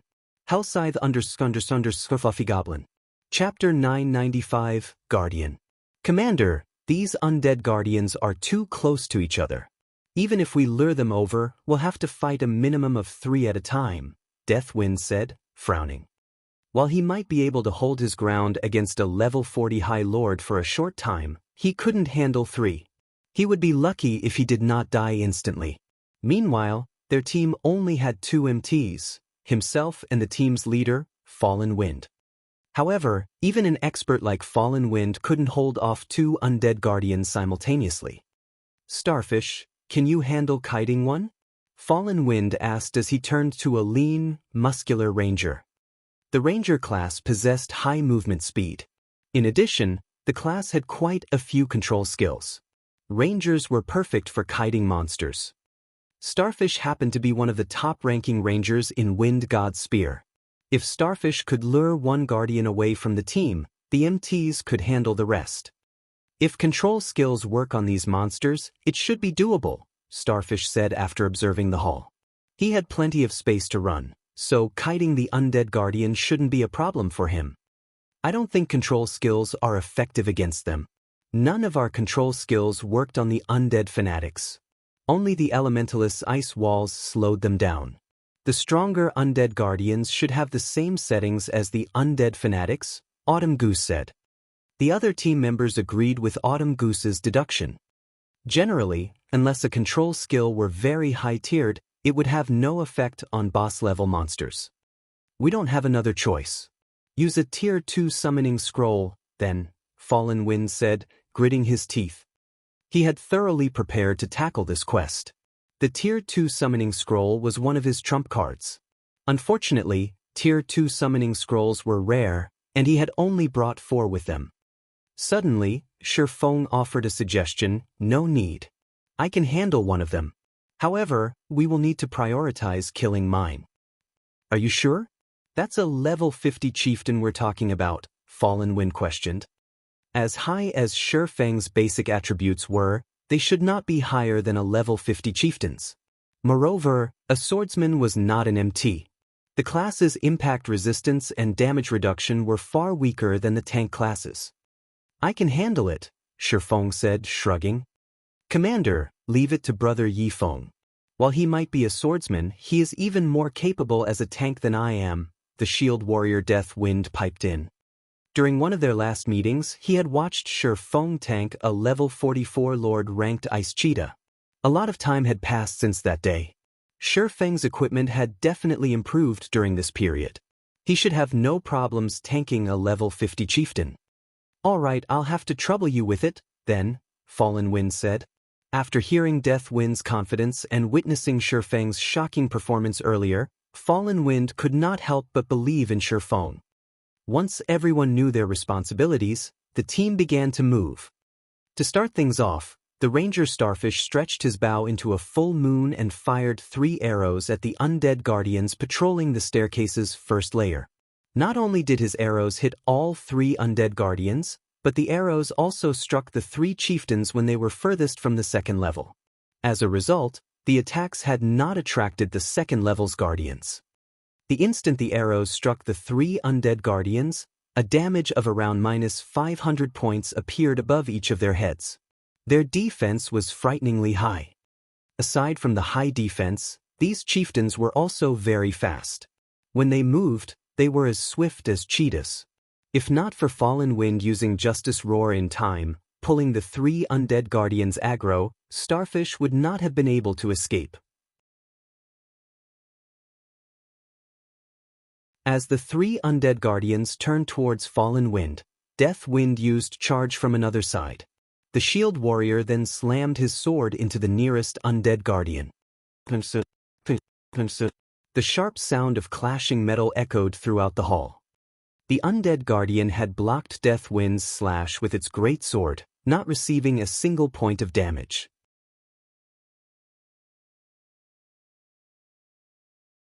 On the other hand, the impact forced Death Wind to retreat by 2 steps, and a damage of over -5,000 points appeared above his head. The shield warrior instantly lost a quarter of his HP. Everyone watching was appalled. Among the MTs in Wind God's Spear, Death Wind's equipment was only second to Fallen Wind's. He was also a level 40 MT, yet not only had the undead guardian discovered his sneak attack, but it also had more strength than any of them had expected. Its strength rivals a level 40 strength-based High Lord, and its reaction speed is incredibly high. Melee players, approach it with care. Don't try to fight it head-on. Fallen Wind hurriedly shouted. Understood, the melee players promptly answered, tensing. A level 40 strength-based High Lord could kill any class except for plate armor classes instantly, not to mention a strength-based High Lord with such quick reactions. In their opinion, Death Wind had timed his attack perfectly, yet the Guardian had still blocked his blade. If they crossed weapons with the chieftain, they would lose far more than 5,000 HP. Just before the other 2 undead guardians reached Fallen Wind, a streak of red light struck one of the chieftain's sides. -43,246. The terrifying critical damage rendered everyone speechless. Starfish's attacks had only dealt around -500 damage, yet this attack had inflicted over -40,000. Moreover, the impact had sent the undead guardian flying, its body slamming into the ground. Instinctively, everyone turned towards Feng, the source of the attack, mixed feelings filling their hearts as they looked at the swordsman. Its magic resistance sure is high. Sure Feng frowned at the undead guardian that he had hit. Others might not realize it, but the skill he had used was Flame God's Fury, a sure kill skill.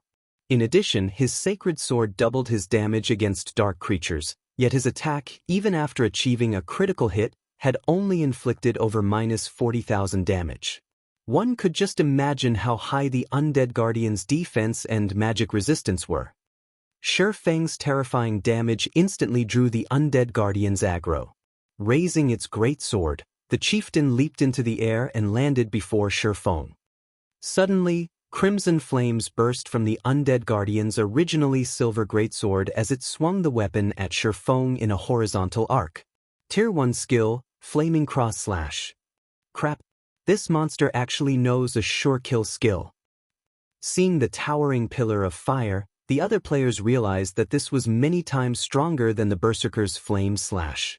They could see how much range the attack had from the height of the flames. This attack was impossible to dodge. Coupling this skill with the undead guardian's horrific strength, even an MT like Fallen Wind would be hard-pressed to survive the attack. You want to compare brute force? Sure Feng chuckled. He then activated Flame Burst. Suddenly, the sacred sword in Sure Feng's hand released a blinding light. As if he wielded a miniature sun, he swung Killing Ray at the incoming pillar of fire violently.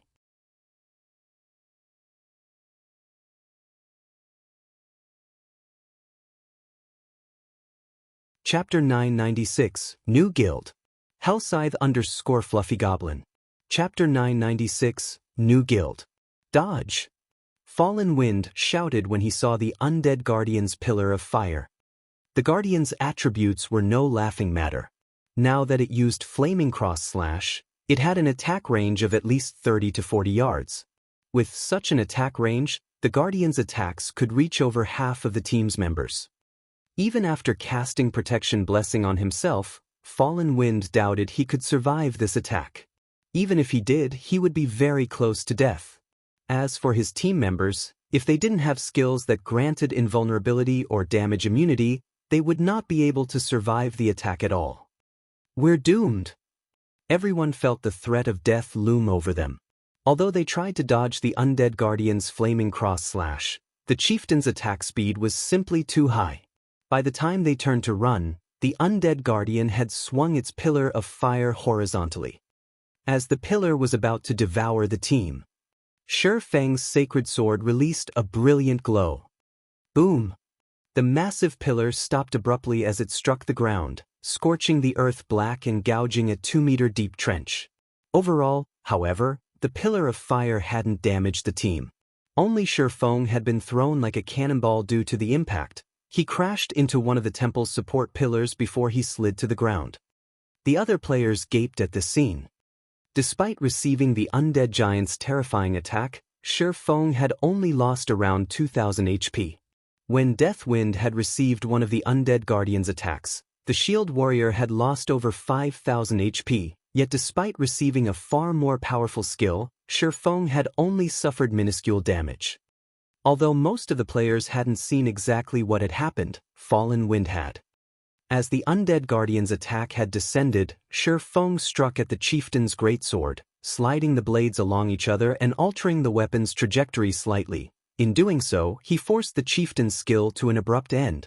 Not only had he managed to save half of the team from instant annihilation, but he had also reduced the impact on himself significantly. However, this feat was easier said than done. The undead guardian had immense strength and top-class attack speed and reaction speed. Finding the perfect location to strike against such a powerful monster's attack was harder than threading a needle. Sure Feng's counterattack had been far from risky. Had he deviated in the slightest, he would have failed to save his team members and paid for his mistake with his life. While Fallen Wind was confident in achieving a similar feat, he wouldn't have been able to do so as easily as Sure Feng. So, that is the rumored flowing water realm? After seeing Sure Feng's powerful deflection technique, a flash of inspiration struck Fallen Wind. Sure Feng's attack had also blown away the roadblock that had hindered his progress. When Sure Feng had executed Sword's Orbit, Fallen Wind could only tell how powerful Sure Feng's combat technique was. He could not understand the technique's underlying principles. However, the technique Feng used to counter the undead giant's attack had fully displayed the properties of the flowing water realm, which helped Fallen Wind finally understand why he had been stuck in the refinement realm all this time. Reaching the refinement realm required precise control of one's body. The flowing water realm, on the other hand, required precise control over the opponent's body. Until now, Fallen Wind had focused too much on his own body, so he hadn't truly observed his opponents and understood them. However, after seeing Feng effortlessly deflect the undead giant sword, he finally understood that he didn't have to spend so much energy on his own movements. Rather, he needed to put that energy and focus into his opponents. Although this situation had only changed his views slightly, Fallen Wind's aura began to change rapidly. Unlike his previous battle-ready state, his aura relaxed, contained. "Commander, be careful." Autumn Goose shouted a warning as she noticed Fallen Wind slipping into a daze. There was still an undead guardian looming before Fallen Wind. If the guardian knight did not deal with the chieftain properly, it was very likely to kill him. Just as the undead guardian before Fallen Wind swung its greatsword, the guardian knight lifted his massive tower shield. Ping! The descending greatsword slid across the shield smoothly before smashing into the ground. Although the blade had scored a deep trench in the ground, Fallen Wind had only been forced back a step, a damage of over -2,000 points appearing above his head. The impact had only taken 1/10 of his HP. "Commander! Did you?"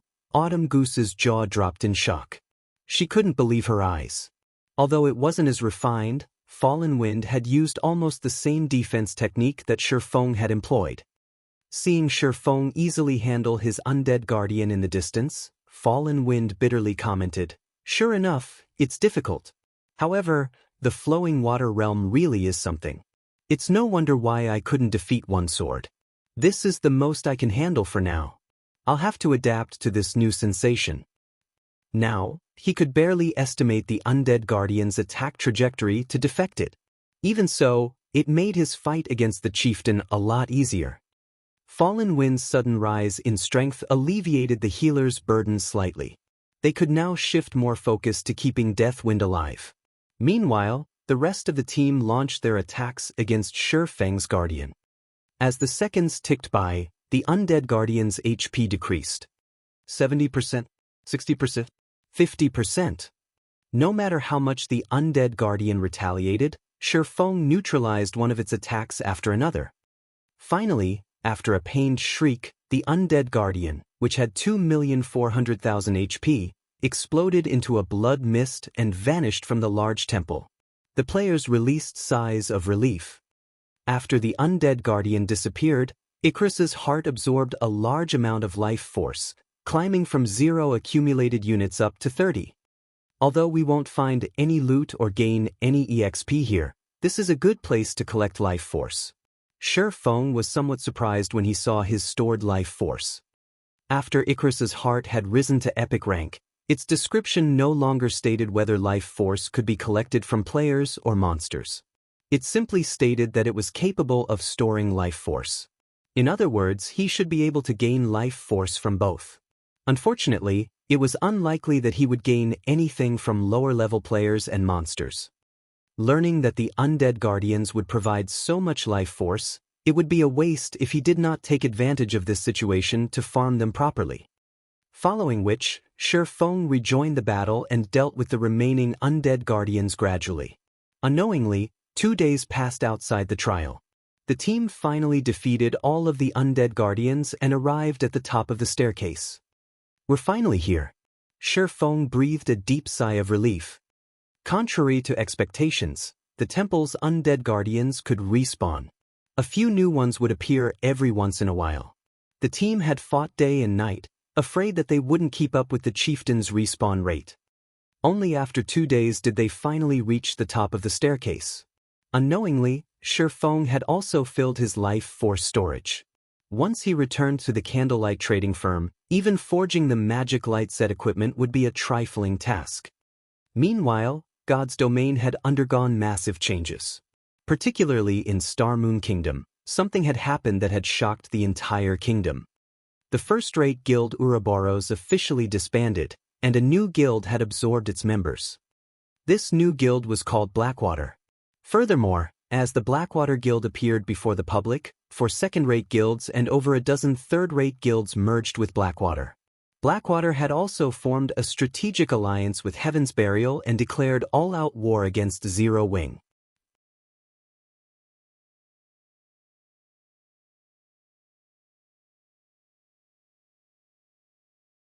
Chapter 997, Cast Steel Armor Kit.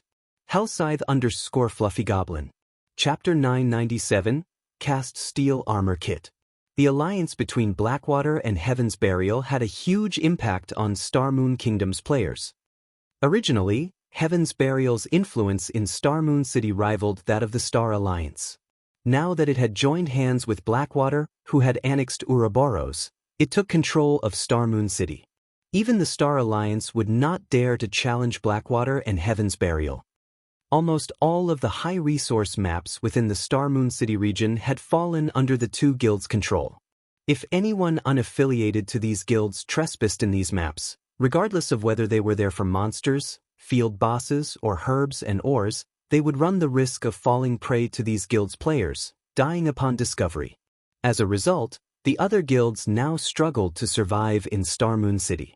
U.P. Dated by Novelful. Calm to independent players, though, nothing much had changed. To begin with, they never visited high-resource areas as these maps always belonged to some guild. Normal leveling spots were their bread and butter. Moreover, even if Heaven's Burial and Blackwater had joined hands, the two guilds wouldn't have enough manpower to occupy every map. The various large guilds were trying to monopolize high-resource areas because they could send their members there to level quickly, maintaining their level advantage. At the same time, they could harvest plenty of raw materials. Large guilds had no interest in monopolizing normal areas. Aside from obtaining Ouroboros, the Blackwater Guild had annexed many other large guilds as well. In one night, Blackwater had taken control of nearly 30 NPC cities in Star Moon Kingdom. When Aqua Rose notified Feng of the news, he, too, had been surprised. He had never expected the Blackwater Corporation would actually be this swift and decisive. Moreover, it had annexed so many guilds without self-imploding. The corporation's guild could still function in an orderly manner. In fact, it had already begun to recruit new members in the various NPC cities. Usually, a guild needed to spend quite some time to stabilize its rule after taking over an ordinary NPC city before it could begin its recruitment. Even Zero Wing was no exception. The fact that the Blackwater Corporation had achieved such a feat showed just how frightening its foundation was. This sudden development gave Aqua Rose a massive headache. Just when Zero Wing had earned its title as Star Moon Kingdom's #1 guild and was about to expand, in came a giant like the Blackwater Corporation. Blackwater even publicly declared war on Zero Wing, stating that it would not rest until only one of their guilds remained. Sadly, this was only the beginning. Their guild members were dying like flies in the fields. As Blackwater grew stronger, field battles between Zero Wing and Blackwater's members occurred more frequently. This would definitely affect their guild members' leveling speed. However, Blackwater's actions had not particularly surprised Feng. In the past, despite the Blackwater Corporation joining God's domains so late in the game and with only half of the strength it had during its peak, it had nurtured its guild to become a super guild. The main reason for its success was its powerful foundation. It also had an advantage that other corporations lacked. Now that the Blackwater Corporation had joined God's domain at its peak, this performance was no surprise. While Feng rested at the top of the staircase, Aqua Rose contacted him again. Guild leader, a short while ago, Blackwater's Blackwater Trading Firm and Heaven's Burial's Heavenly Trading Firm have begun to drop their prices. They have also introduced 2 new, highly competitive products. One is the Cast Steel Armor Kit, and the other is the Mana Mixture. Although they aren't selling these items in high quantities at the moment, Many of Candlelight's customers have begun to turn to the two trading firms for products, Aqua Rose reported worriedly. Should we lower our prices as well?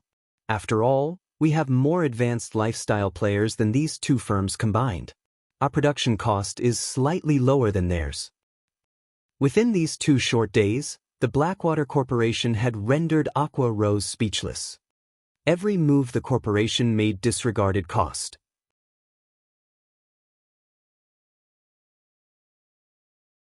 Blackwater was simply using overwhelming force to deal with Zero Wing.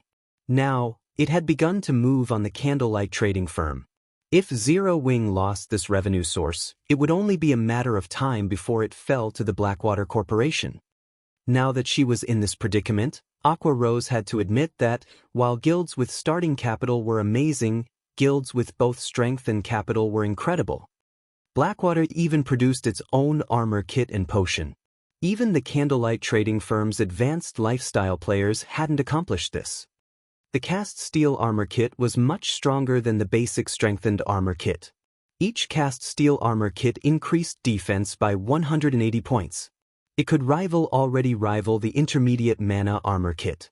As for basic attributes, it increased roughly the same amount as the basic strengthened armor kit.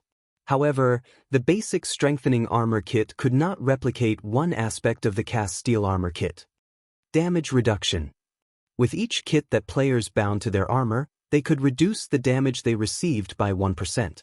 As players could bind a maximum of 3 kits, one could gain a maximum of 3% damage reduction.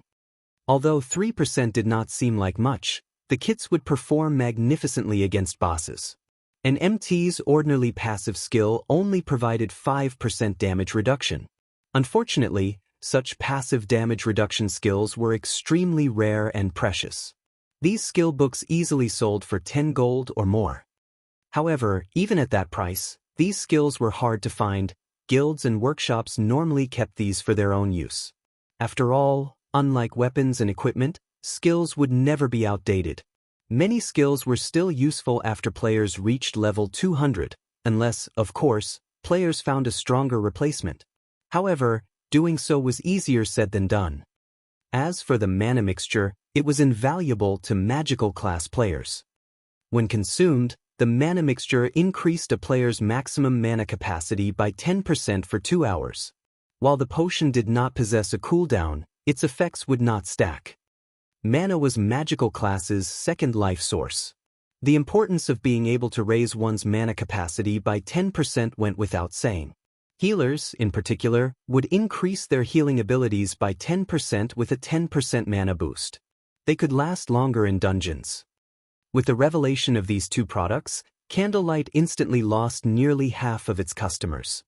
The Candlelight trading firm wasn't worried about a price war. The two exclusive products, however, posed a huge threat. In addition, with the Blackwater trading firm and the Heavenly trading firm working with each other, their shops covered far more ground than Candlelight. With this, the increase in their market share would be even more frightening. Do you know their prices? Feng asked casually. These two items had also appeared in God's domain in the past. However, they hadn't appeared this soon. Heaven's Burial had relied on these items as trump cards to take control of Star Moon Kingdom. In this life, Feng hadn't expected Heaven's Burial create these items so soon. Currently, they're selling each cast steel armor kit at 1 gold, 50 silver, while 1 bottle of mana mixture costs 12 silver. Moreover, as they created these items personally, they can produce as many designs and recipes as they want. As more people learn these designs and recipes, their production volume will increase, Aqua Rose said. They're selling them so cheaply? Feng's curiosity grew. He clearly remembered that these two items had sold for a considerably high price in the past. Heaven's Burial hadn't been so consumer-friendly.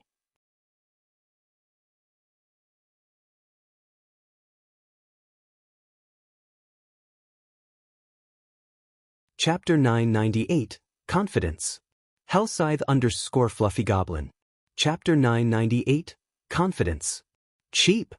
A hint of doubt flashed in Aqua Rose's eyes. Although players could earn more money now, their daily expenditures were increasing just as fast as was their reliance on various tools when grinding monsters. After all, nobody wanted to die, wasting several days of effort in the fields. Ordinary players would have to save for quite some time before they could afford a bottle of mana mixture. The cast steel armor kits, which cost 1 gold and 50 silver, were simply a luxury item. Only fairly powerful teams, independent experts, or those who bought coins with credits could afford the kit. What is their sales volume? Feng simply chuckled at Aqua Rose's confusion, not bothering to explain. Both the mana mixture and the cast steel armor kits were considerably good items at this stage of the game. They were also player creations, so they could be mass-produced. However, how could such valuable items not have drawbacks? If one pointed out these items' greatest drawback, it would have to be the items' required crafting materials. There were also the low production success rates to consider. In the past, although Heaven's Burial had opened the market using the cast steel armor kits and mana mixtures, due to the items' low production volume, the guild hadn't been able to dominate Star Moon Kingdom's market completely. Based on Feng's understanding, both items required rare materials. With the few materials available in Star Moon Kingdom, it was impossible to produce large quantities of these items. In addition, based on the rumors of the past, it seemed that even advanced forgers only had a 20% success rate with the cast steel armor kit. The mana mixture's production success rate was roughly the same. To outsiders, a 20% success rate might seem high, but the lifestyle players involved in producing the items knew how low the success rate really was. With a 20% success rate, they would only have a chance of succeeding once out of 10 tries. Most of the time, they failed to produce anything at all. With lifestyle players' current standards, Blackwater and Heaven's Burial wouldn't even come close to covering the production costs if they sold the cast steel armor kits and mana mixtures at such a low price. In fact, for every item they sold, the firms took a major loss. I've already sent people to investigate. Currently, they're selling roughly 10 cast steel armor kits in minor cities, while there are roughly 30 to 40 kits available in each major city. It's the same case for the mana mixture. Aqua Rose gave Feng a rundown of the situation after glancing through the investigation reports she had received. Based on these numbers, it was obvious that these two items were not easy to produce. Either that or the guilds had very few people who could produce them. Since they want a price war, we'll play along. Reduce the price on everything except for the light stones. Lower our prices to match theirs. Feng chuckled. Although the Candlelight trading firm had earned plenty from the basic strengthened armor kits and mana armor kits, the light stones, which were essential items that could be produced in large quantities, were the main reason for Candlelight's position as Star Moon Kingdom's #1 trading firm. The total profits from their other items was just slightly more than what the firm earned from the light stones. Meanwhile, the designs for light stones mainly dropped around the level 50 large-scale team dungeon, the Towers of Death. Current guild players had not reached that area yet, so no one else had gotten their hands on the light stone forging designs. Due to its affordability, the light stones had a competitive edge. Unless the two trading firms got their hands on the light stone forging design or an exclusive product that they could mass produce, Candlelight's position would be hard to shake. Furthermore, the Candlelight trading firm was no longer Zero Wing's main revenue source. Now, the guild relied on the teleportations houses leading to the Twin Towers Kingdom. Due to the monster repellent scroll, monsters tried to invade Raven's town more frequently, now invading the town once per day. In 2 short days, Zero Wing had earned a total of 12,000 magic crystals.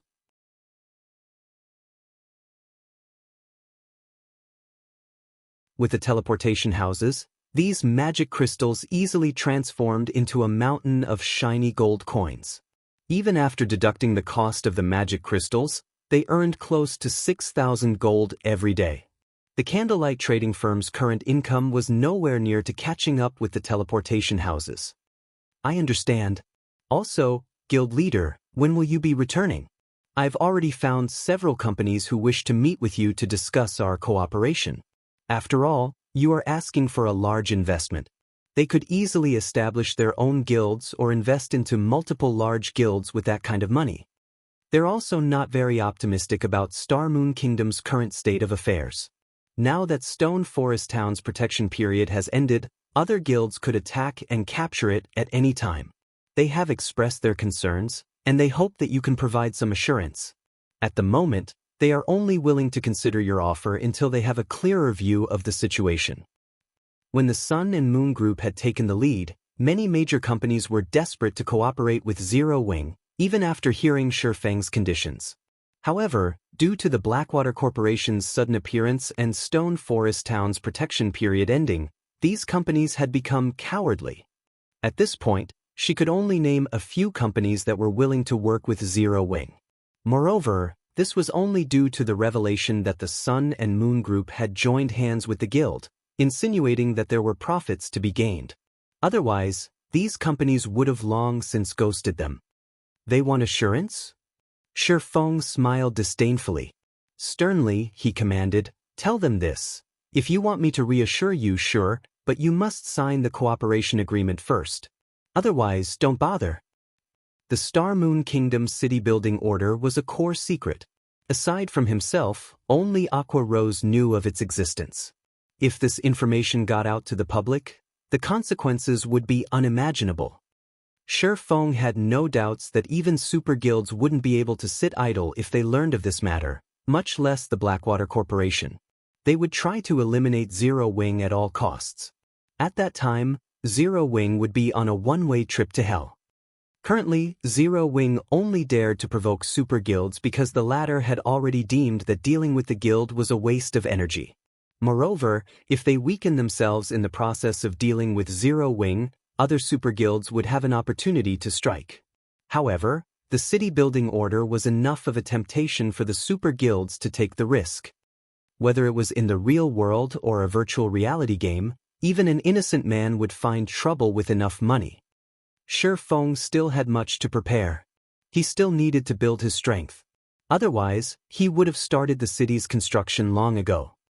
This, Feng's words left Aqua Rose dumbfounded. If she really relayed this to the company representatives, they would most likely explode with anger. But she also understood why they couldn't reveal their trump card. However, there were too few companies that were both trustworthy and capable of investing such a large sum. If they chased these people away, it would be very difficult to find other collaborators within a short time. After all, Star Moon Kingdom's situation had changed. "Don't worry about it. Just tell them," Feng said, shaking his head. If it didn't work out, he'd find someone else to work with. "Alright then. I'll contact them right away," Aqua Rose said, sighing. She had to admit that Blackwater's timing was truly horrendous. Had the corporation established its guild a few days later, Zero Wing would be in this predicament. Following which, Aqua Rose contacted the representatives of the several major companies. Inside a certain high-class restaurant's VIP room. "Miss Aqua, our companies understand your current predicament, hence we have thought of another method. If Zero Wing is willing to hand over 60% of its shares to our management, our companies will invest 2 billion credits. What do you think?" A tall, thin man proposed.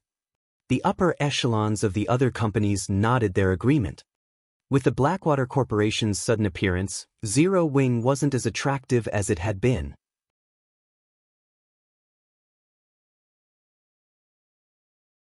Regardless, it was Star Moon Kingdom's #1 guild, so it still had some value. Aqua Rose was stunned. She had not expected these companies to change their minds so quickly and try to strike at Zero Wing while the iron was hot. 2 billion credits was a lot of money. It was enough to purchase prime corporate real estate in a major city's center in the real world. One could even establish a large guild with plenty to spare. However, Zero Wing was no ordinary large guild. It was a large guild capable of challenging super guilds. Currently, its foundations and number of lands were only slightly inferior to first-rate guilds. It was also the ruler of White River City, Star Moon Kingdom's most populated city, and controlled the strategic Stone Forest Town. Zero Wing was worth far more than 2 billion credits. Including its potential, even an offer of 20 billion was an insult. I think you have misunderstood something. Zero Wing is not selling any of its shares. Here is our previous proposal. If you are not willing to sign it, Zero Wing won't force you. If that is all, I'll be taking my leave, Aqua Rose said, smiling. After placing the agreement on the table, she turned and left the VIP room without hesitation. Aqua Rose's extraordinarily calm performance stupefied these company representatives. The Blackwater Corporation had already allied with Heaven's Burial to deal with Zero Wing. Just where did Zero Wing find the confidence to speak to them like this? Aqua Rose's behavior is out of line. She dares to treat us like this? Has she forgotten that she approached us, not the other way around? Now, she isn't even willing to offer any guarantees. Does she think Zero Wing is a super guild? I want to see just how long Zero Wing will last. Once Zero Wing's funds run out, it will come running back to us. That's right. We're not in a rush. I refuse to believe that anyone other than fools or spendthrifts would be willing to work with Zero Wing. When the time comes, we only need to spend a little money to take over Zero Wing. The several representatives sneered. In their opinions, Zero Wing only behaved as such because of its pride. Once the Blackwater Corporation gave Zero Wing a beating, the guild would crawl back to them, begging for help.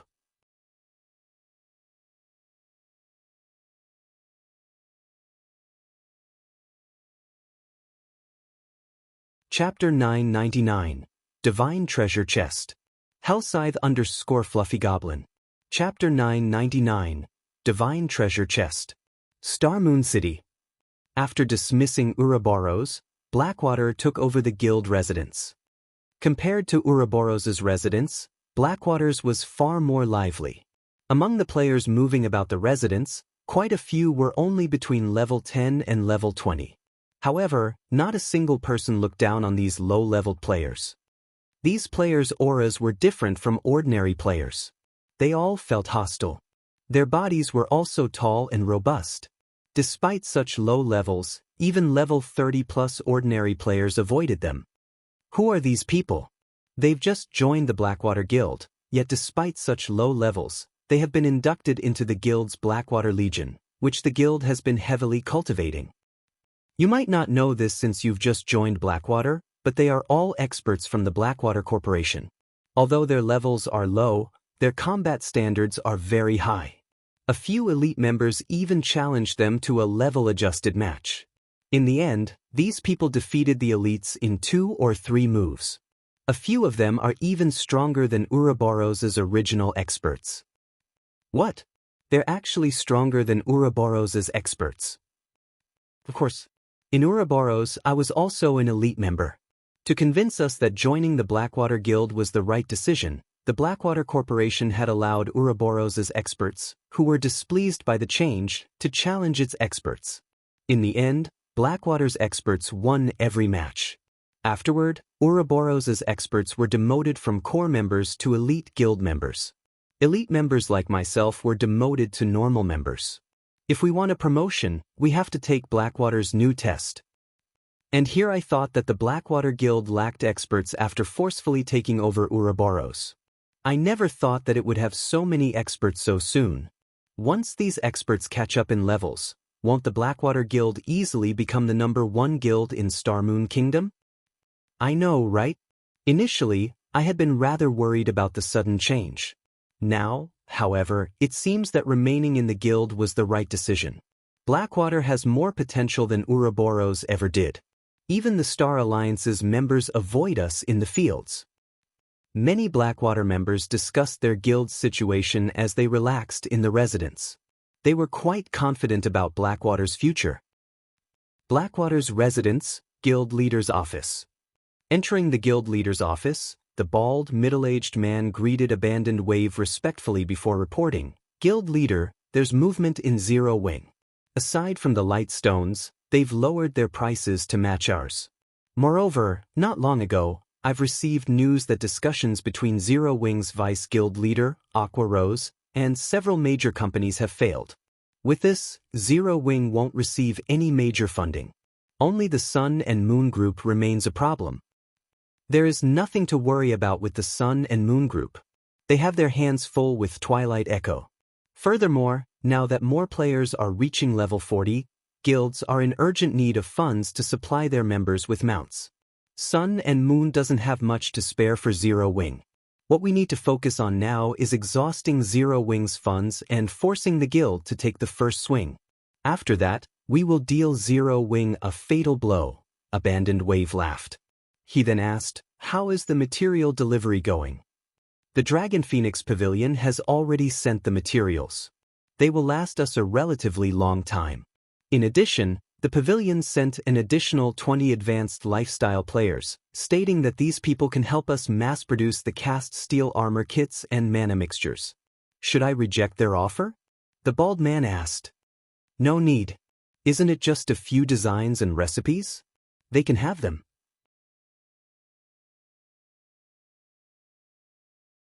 It won't affect our operations in any way. In fact, I have been trying to figure out how to obtain more advanced lifestyle players. Blood Dragon is simply helping the Blackwater trading firm. With this, it will be much easier for the Blackwater trading firm to corner more of Star Moon Kingdom's market. Abandoned Wave shook his head and laughed coldly. However, we can't let the pavilion learn those designs and recipes for nothing. Have the pavilion sign an agreement. After learning the designs and recipes, they have to remove Zero Wing's branch guild from Lake Heart City immediately. I don't want Zero Wing to have any chance of making a comeback. Understood. I'll get it done right away. The bald man bowed before leaving. Inside the Trial of God's Temple, Feng and the players from Wind God's Spear were trying to think of a way to deal with the undead commander that had suddenly appeared before the 7-colored treasure chest. The undead commander wore exquisite golden armor. 2 long swords radiating cold area hung from the commander's waist. Despite standing quite a distance away from the undead commander, the team members could feel the chill from the 2 swords. As long as the team came within 100 yards of the undead commander, they immediately gained the debuff Chilling Field, which reduced their movement speeds by 50% and their attributes by 20%. In addition, their stamina consumption and the frost damage they receive doubled. Undead Commander, Dark Creature, Great Lord, level 50 HP 27, 000, 000/27, 000, 000. For a level 50 Great Lord, the Undead Commander's HP was relatively low. However, the Great Lord's Chilling Field gave everyone a headache. Their levels were already lower than the Undead Commanders, but now that their basic attributes had decreased by 20%, they were even less of a match for the Great Lord. They also had to deal with double the frost damage. Even a level 40 MT like Fallen Wind couldn't tank the Great Lord. If nobody could tank the Undead Commander, they would have no way of clearing this trial. Sure enough, a 7-colored treasure chest isn't easy to obtain. Feng smiled bitterly as he observed the Undead Commander. In the Trial of God, every stage would provide rewards. This reward came in the form of treasure chests. However, depending on the trial's rank, the treasure chests would differ. Generally, the best that would appear in a 4-colored trial was a 5-colored treasure chest. The best in a 6-colored trial would be a 7-colored chest. Based on rumors Feng had heard, a 7-colored trial's top reward was a yin-yang treasure chest, also known as the Divine Treasure Chest. According to the official forums, the Divine Treasure Chest was even superior to a legendary treasure chest. Unfortunately, no one had ever managed to open a Divine Treasure Chest, even after a decade in God's domain. The 7-colored treasure chest before him was definitely the highest-ranking treasure chest Feng had ever encountered. Commander, should we use a Tier 2 summoning scroll and give it a try? Autumn Goose suggested as she watched the 3-meter-tall Great Lord. No matter how she thought about it, they could not handle the Undead Commander without a Tier 2 summon creature.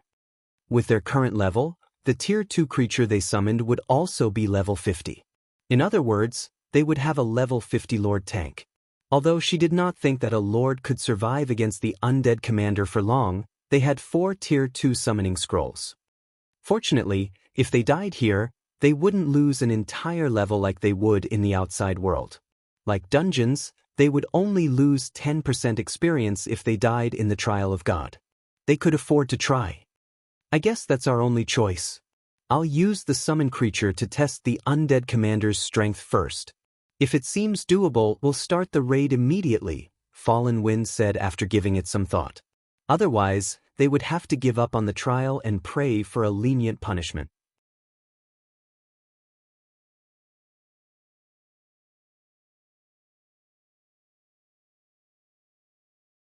Chapter 1000, Near-invincible skill.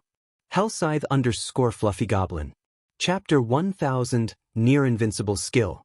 May I know what Brother Yi Feng thinks of this plan? Fallen Wind turned to ask Feng, who quietly observed the undead commander. Although they hadn't spent much time together, the strength and leadership abilities Feng had displayed during the past 2 days had earned him Fallen Wind's respect. If not for Feng, they wouldn't have reached this point. They might have been forced to use up their summoning scrolls against the undead fanatics. Hearing Fallen Wind's query, Wind God Spear's members stared in shock, looking like they had seen a ghost. What? The commander actually knows how to ask others for their opinion. After joining the Wind God Spear, everyone learned that their commander, Fallen Wind, would never ask for someone else's opinion, regardless of whether they were raiding a dungeon or adventuring in the fields. He always found a solution by himself. However, when they thought about it, they saw nothing wrong with this situation. After all, none of them could compare to their commander's experience or abilities. In the entire Dark Knight Empire, Fallen Wind was famous for both his strength and leadership. Very few people in the Empire qualified to offer him guidance. However, it was reasonable that Fallen Wind would ask for Feng's opinion, given the strength the swordsman had displayed. After all, among the Dark Knight Empire's many experts, they could not think of one that was more capable than Feng. My opinion? Feng was also surprised. He hadn't expected Fallen Wind to ask this of him. After some thought, he answered, "We don't understand enough about the undead commander right now. It is best if we let the summoned creature fight the Great Lord until its last breath and collect as much information as we can. We will then draft up a raid plan. In any case, the trial of God doesn't have a time limit. Unfortunately, by doing so, we will be wasting a Tier 2 summoning scroll." The team members had mixed feelings about Feng's suggestion. After all, a Tier 2 summoning scroll was incredibly precious. Moreover, a Tier 2 summon creature would be helpful during the fight against the boss. "Alright, let's do that then. Everyone, step back," Fallen Wind said. While Fallen Wind also understood the value of a Tier 2 summoning scroll, his team members lacked leadership experience. Their considerations were short-sighted. They usually looked out for themselves and ignored the team's overall situation. They were not in a team dungeon. They could not afford to lose. If they disregarded the team's survival for a single Tier 2 summoning scroll, they might throw away their chance of clearing this stage. Although taking a risk and dying once might seem inconsequential, everyone had forgotten about a particular death penalty: the loss of equipment durability. They were trapped in the trial of God. Who knew how long they had to fight to clear the trial? The more deaths a player suffered, the faster their equipment's durability would run out. If their equipment's durability hit 0 midway through the trial, they would have to switch to weaker spares. How would they clear the trial of God then? After Fallen Wind finished speaking, he took out a golden magic scroll and activated it. Everyone immediately widened the distance between themselves and the undead commander. As for Feng, he too hid in a corner. The level 50 undead commander was foreign to him. If they charged into battle without analyzing the boss, they would easily team wipe. Without a doubt, sacrificing a Tier 2 summon creature to analyze the undead commander's combat style and skills was the best decision. Fallen Wind summoned a level 50 Lord ranked Thundercloud Tiger. Thundercloud Tiger, elemental creature, Lord, level 50 HP 9, 00000/9, 0000000. The Thundercloud Tiger was much larger than the undead commander, standing well over 5 meters. Blue lightning arched around the tiger's body, giving it a very handsome and fierce appearance. Under Fallen Wind's command, the Thundercloud Tiger charged at the level 50 Great Lord. When the Thundercloud Tiger was within 40 yards, a greenish light glimmered in the Great Lord's eyes. Unlike its previous red glow, the undead commander's current gaze felt eerie and horrific. Moreover, the instant it opened its eyes, its chilling field expanded to 200 yards. The already cold temperature around it dropped further. Suddenly, the undead commander waved its hand. Icicles sprouted from the ground and pierced the Thundercloud Tiger's massive body, forcing a pained cry from the Lord. Minus 32,814. Minus 31,974. Minus 32,427. The massive icicles dealt horrific damage. This scene sent chills down the players' spines. Before the Thundercloud Tiger had even reached the undead commander, its HP had already begun to fall. Against the commander's icicles, the Thundercloud Tiger's 9 million HP was a joke. What kind of skill is that? Is that really a Great Lord? How are we supposed to rate it with that kind of skill? Fortunately, we're 300 yards away from it. If we hadn't moved, it would have killed it before we could fight back. Everyone was stupefied when they saw the icicles. How was this a dual sword-wielding boss? It was a magical turret with infinite ammunition. Anyone that rushed at it would be throwing their lives away. They doubted that they could even land a hit before the undead commander annihilated them. It's just a Great Lord, but it possesses a domain skill? Feng was shocked. Domain skills were extraordinarily rare. This held true for both players and monsters. Any monster that had learned a domain skill was practically invincible among the same level and tier. Unless they had a death wish, players should take the long way around such a monster. However, after giving it some thought, Feng realized that it wasn't unreasonable. The treasure chest before him was a 7-colored treasure chest. How could the final monster guarding it be a simple level 50 Great Lord? Fortunately, the Thundercloud Tiger had plenty of HP. Despite the significant movement speed reduction, it reached the undead commander before using the Tier 2 skill Thunderclaw. Boom! The Thundercloud Tiger's Thunderclaw struck an icicle that had suddenly appeared, shattering it. However, the undead commander, who stood behind the icicle, remained unharmed. The Great Lord hadn't even drawn its swords yet. It waved its hands gracefully before more icicles lanced into the Thundercloud Tiger. Although Fallen Wind controlled the Thundercloud Tiger to the best of his ability, launching one attack after another, the undead commander had no interest in fighting the Lord. It focused on evading the Thundercloud Tiger's attacks and using its icicles to deal damage. Very quickly, the Great Lord whittled down the Thundercloud Tiger's 9 million HP to a critical low. With no other choice, Fallen Wind cancelled the summoning and allowed the Thundercloud Tiger to disappear, dispelling the majority of the aggro he had on the Great Lord. As for the remaining aggro, he dealt with it swiftly by using an isolation scroll and the cleric's disperse spell. Once he dropped the undead commander's aggro, the Great Lord returned to its original position and reverted to its calm state. It is simply too powerful. Not only does it have such a powerful skill, but its intelligence is also high. Defeating it is impossible. The corners of Autumn Goose's mouth twitched as she stared at the motionless undead commander. Although she had seen more powerful monsters than the undead commander, this was the first time she had seen a boss with such an outrageous skill. If they did not have an appropriate method to cope with these icicles, they would have no hope of defeating the undead commander. Everyone began to consider giving up on the trial.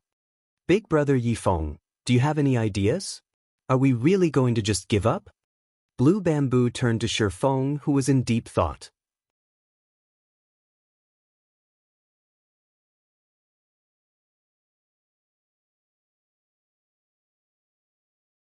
Chapter 1001, Monster Grades. Hellscythe _Fluffy Chapter 1001, Monster Grades. In Blue Bamboo's opinion, the undead commander was terrifyingly powerful. However, for reasons unknown, she felt an indescribable sense of security whenever she stood beside Feng. She always felt like Feng had some sort of solution to her problems. The undead commander's fighting style resembled the kiting method that players commonly used. It was simply toying with players as if they were random monsters. This was the first time she had seen a monster use such a combat method. Hearing Blue Bamboo's question, the other team members shook their heads and laughed. Not one among them was an ordinary player. In a large guild, they would be top-class experts. They had faced plenty of powerful bosses before. However, the undead commander before them was, without a doubt, the most powerful Great Lord they had encountered so far. Unlike other Great Lords, which were strong in terms of attributes, the undead commander was strong in terms of combat techniques. Fallen Wind had controlled the Thundercloud Tiger personally. Even if the Thundercloud Tiger could not defeat a Great Lord of the same level, it should have been more than capable of dodging the boss's attacks with the combination of its powerful attributes and Fallen Wind's operation skills. However, even a Thundercloud Tiger under the control of Wind God Spear's #1 player had been helpless against the undead commander's icicle attacks. At this point, even Fallen Wind felt helpless against the undead commander. Nobody knew more about undead commander's power than him. The undead commander was strong in both attributes and skills. Unfortunately, its combat techniques were even more frightening. Despite him having already reached the flowing water realm, even if he couldn't control the Thundercloud Tiger as smoothly as his own body, the tiger's combat standards should be significantly stronger than most of the team's experts, yet the undead commander had predicted his moves. The icicles had been able to adjust their attack trajectories as if they were alive. Originally, Fallen Wind had thought he had misunderstood. However, after numerous attack and dodge attempts, he was certain that the undead commander had definitely reached the refinement realm. He had never encountered a situation like this before. When he realized this, goosebumps had covered his body. Aside from cooperation between players and targeting bosses' weaknesses, the reason that players could defeat monsters with far superior attributes was their application of combat techniques. With combat techniques, players could display their true power, something that monsters were incapable of doing.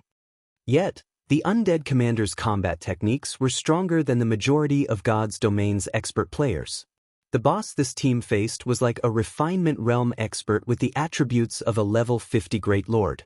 With such a huge difference, even a team of 1,000 level 50 players would be child's play for a monster like this, not to mention their team of 21. Even someone monstrously strong like Feng couldn't contend with the undead commander.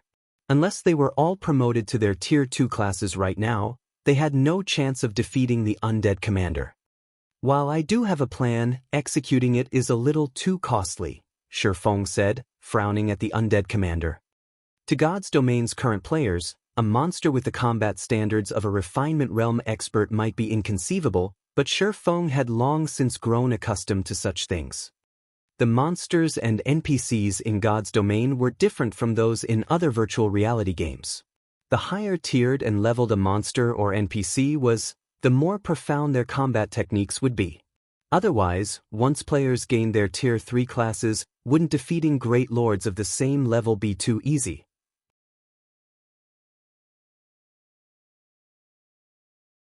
However, the reality was that, even after obtaining their Tier 3 classes, many players were no match for Great Lords of the same level. Some players even struggled to take down Lords of the same level. As their levels increased, monsters' combat standards would improve. Hence, players' combat techniques were extremely important in God's Domain. This was also the reason that Feng was in a hurry to establish Zero Wing's own training center.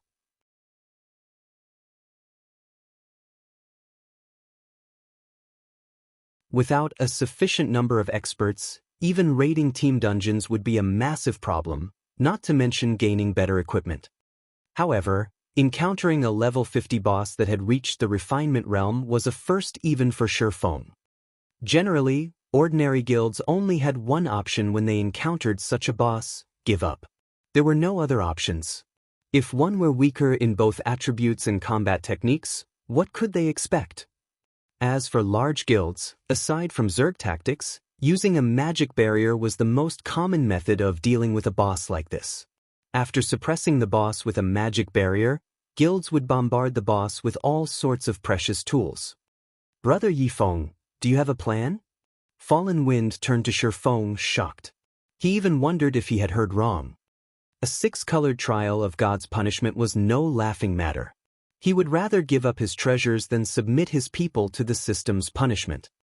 In response, Feng nodded and asked, "Yes. May I know how many Tier 2 magic scrolls you have?" Tier 2 magic scrolls? Fallen Wind quickly counted the magic scrolls he and his teammates had brought with them. Proudly, he answered, "Altogether, we have a total of 52 Tier 2 magic scrolls. Among them, 3 are summoning scrolls." In God's domain, the most common magic scrolls were Tier 0.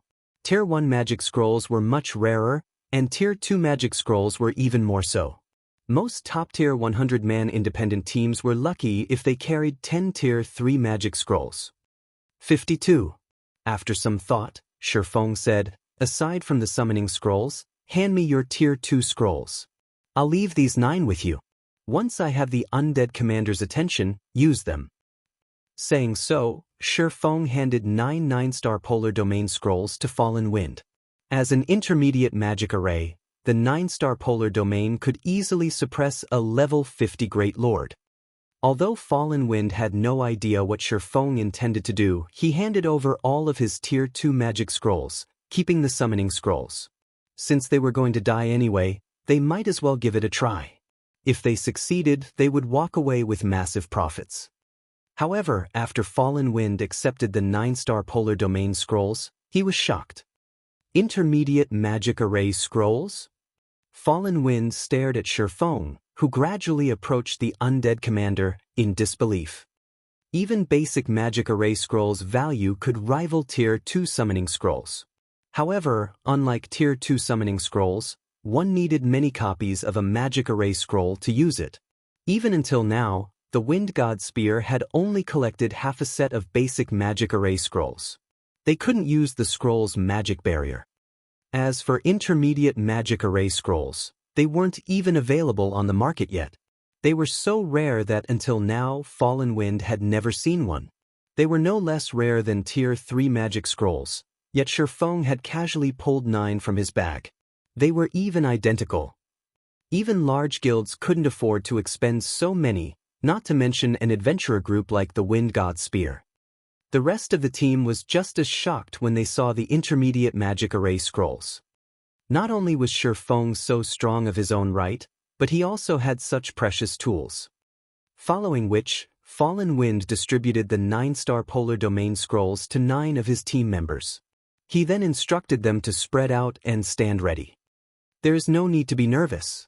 After I damage the undead commander, you guys need to close in. Once you reach the maximum range, wait for my command," Feng said in the team chat after confirming their positions. Understood. The 9 people relaxed when they heard Feng's calm and confident tone. Once everyone was ready, Feng activated Power of Darkness and Thunder God's Descent. He then transformed into a blur as he dashed towards the undead commander.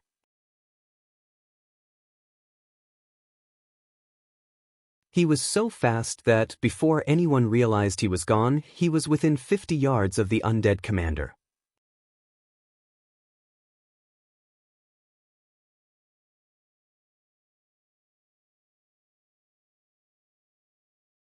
Chapter 1002, Effects of an Advanced Combat Technique.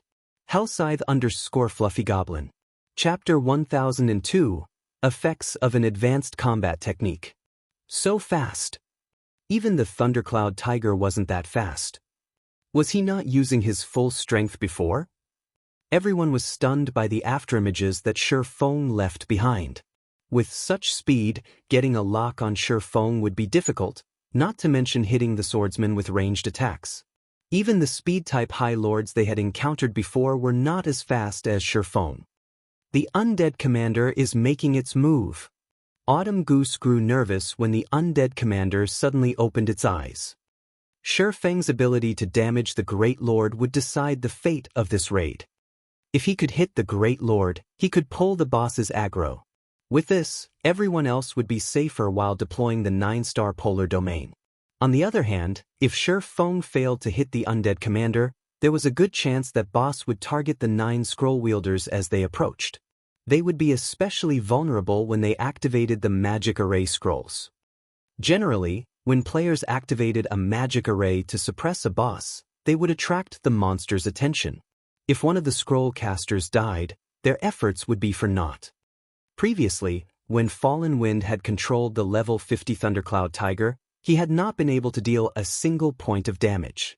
Although Autumn Goose thought highly of Feng, she felt a horrific aura that nearly stopped her heart when the Great Lord opened its eyes.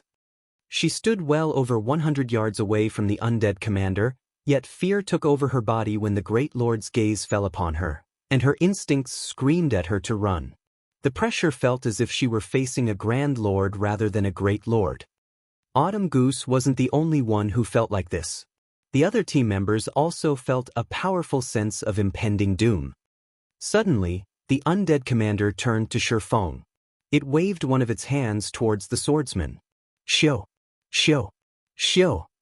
Instantly, 5 massive icicles sprouted from beneath Feng's feet. Treating Feng's ghostly speed as if it were nothing, the undead commander accurately pinpointed Feng's movements. Of the 5 icicles, 3 limited Feng's range of activity, while the remaining 2 attacked the swordsman directly. Without suspense, the icicles pierced through Feng's body. The entire process happened in the blink of an eye. How is this possible? Fallen Wind couldn't believe his eyes. The undead commander's attacks had not been this accurate when against the Thundercloud Tiger. When it had attacked, it had left plenty of space of the tiger to maneuver. Now, however, Fallen Wind could not find any loopholes in the Great Lord's attack. Seeing the undead commander's glimmering green eyes, Fallen Wind suddenly felt as if he had been toyed with. The undead commander had not used its true strength yet. No, Feng is still alive, Thoughtful Rain firmly stated as she watched the 2 icicles where Feng had been. That's not possible, right? Those icicles hit him. There is no way he is still alive after that kind of damage, Autumn Goose said as she shot Thoughtful Rain an odd look. She couldn't understand Thoughtful Rain's determination.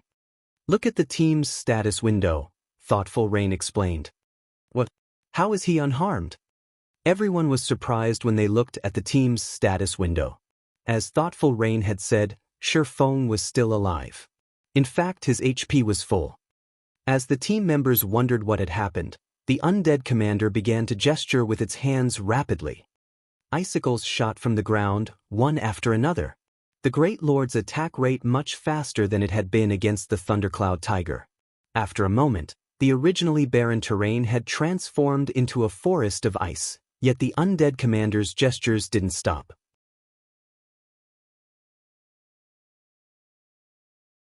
It was even starting to retreat. Can anyone tell me what is happening? Blue Bamboo asked, watching the boss with wide eyes. All she could see is the undead commander launch random attacks, filling the battlefield. She refused to believe that such a powerful boss had suddenly lost its mind. While the other team members wanted to answer Blue Bamboo's questions, they didn't know what was going on either.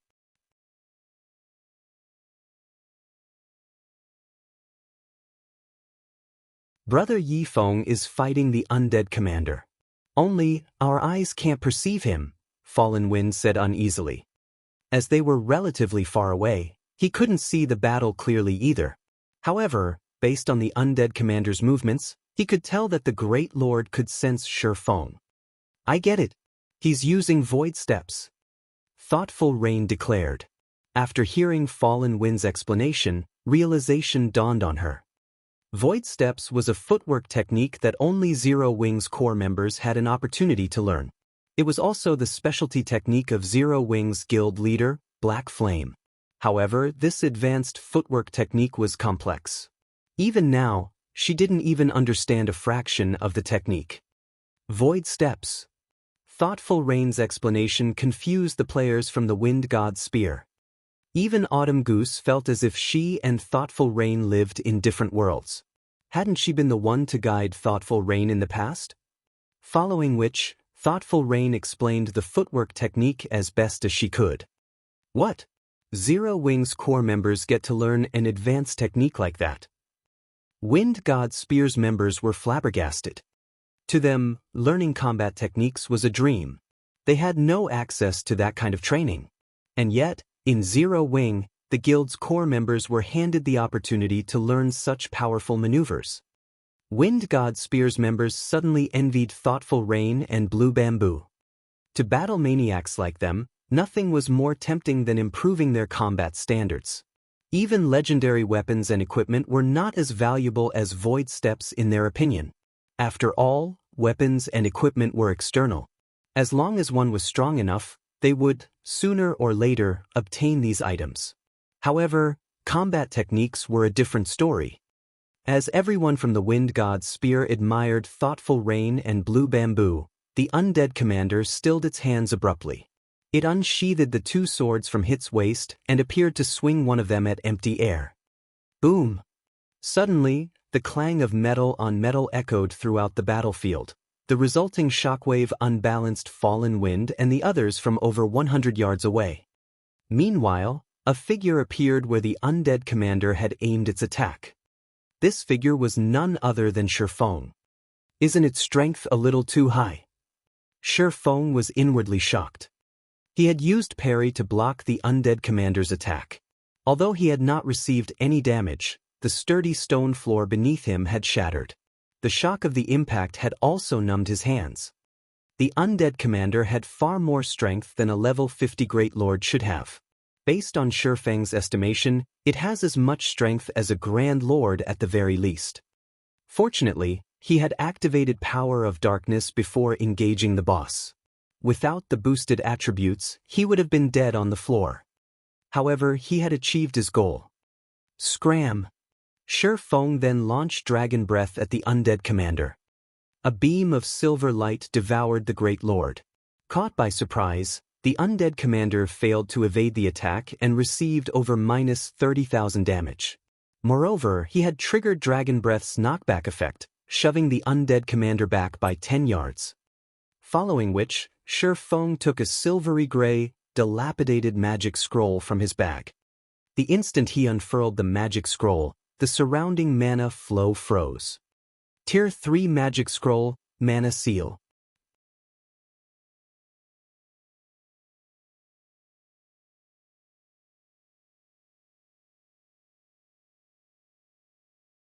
Chapter 1003, Advanced Title.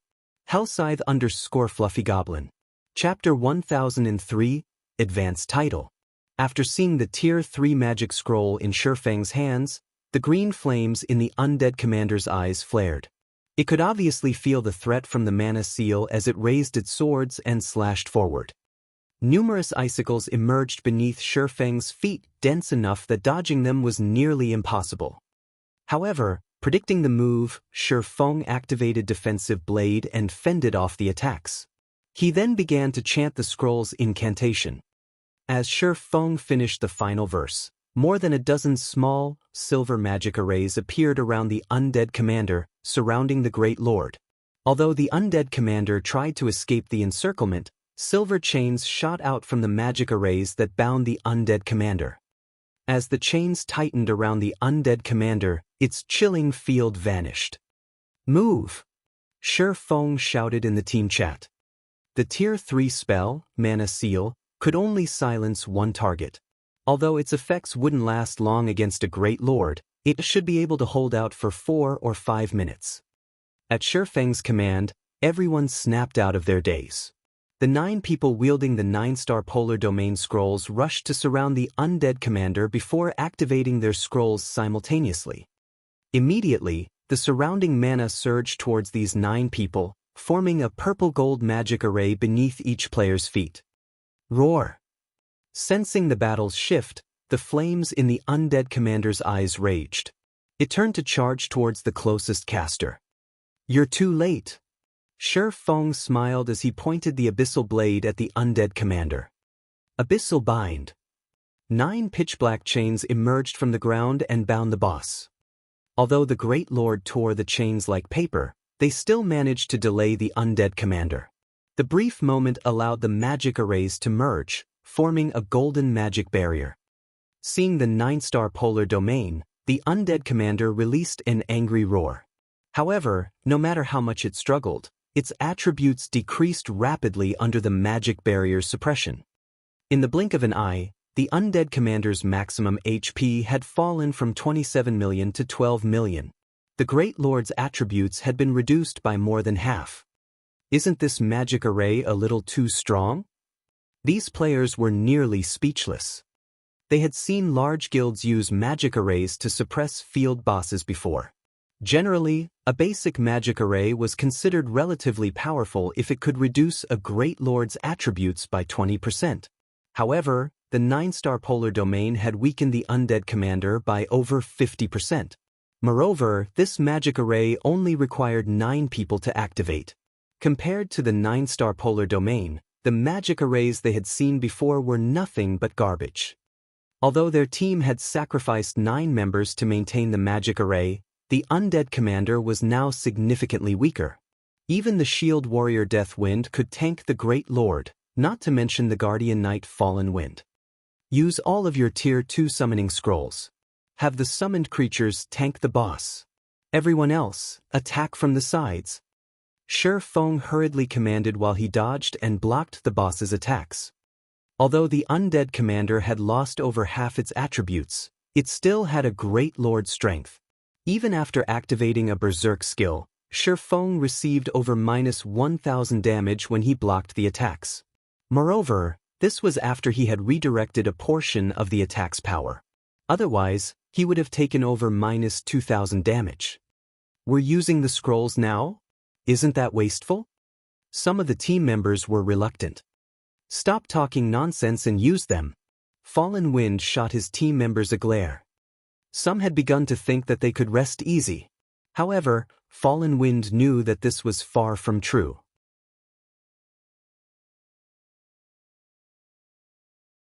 The real battle was just beginning. The undead commander's attributes and skills were indeed powerful. However, what made this boss truly powerful was its combat standards. Even though the Great Lord's attributes had been reduced, its basic attributes were still far higher than players. It was more than capable of relying on its techniques to slaughter them. Following which, 3 tier 2 summon creatures were summoned and charged at the undead commander.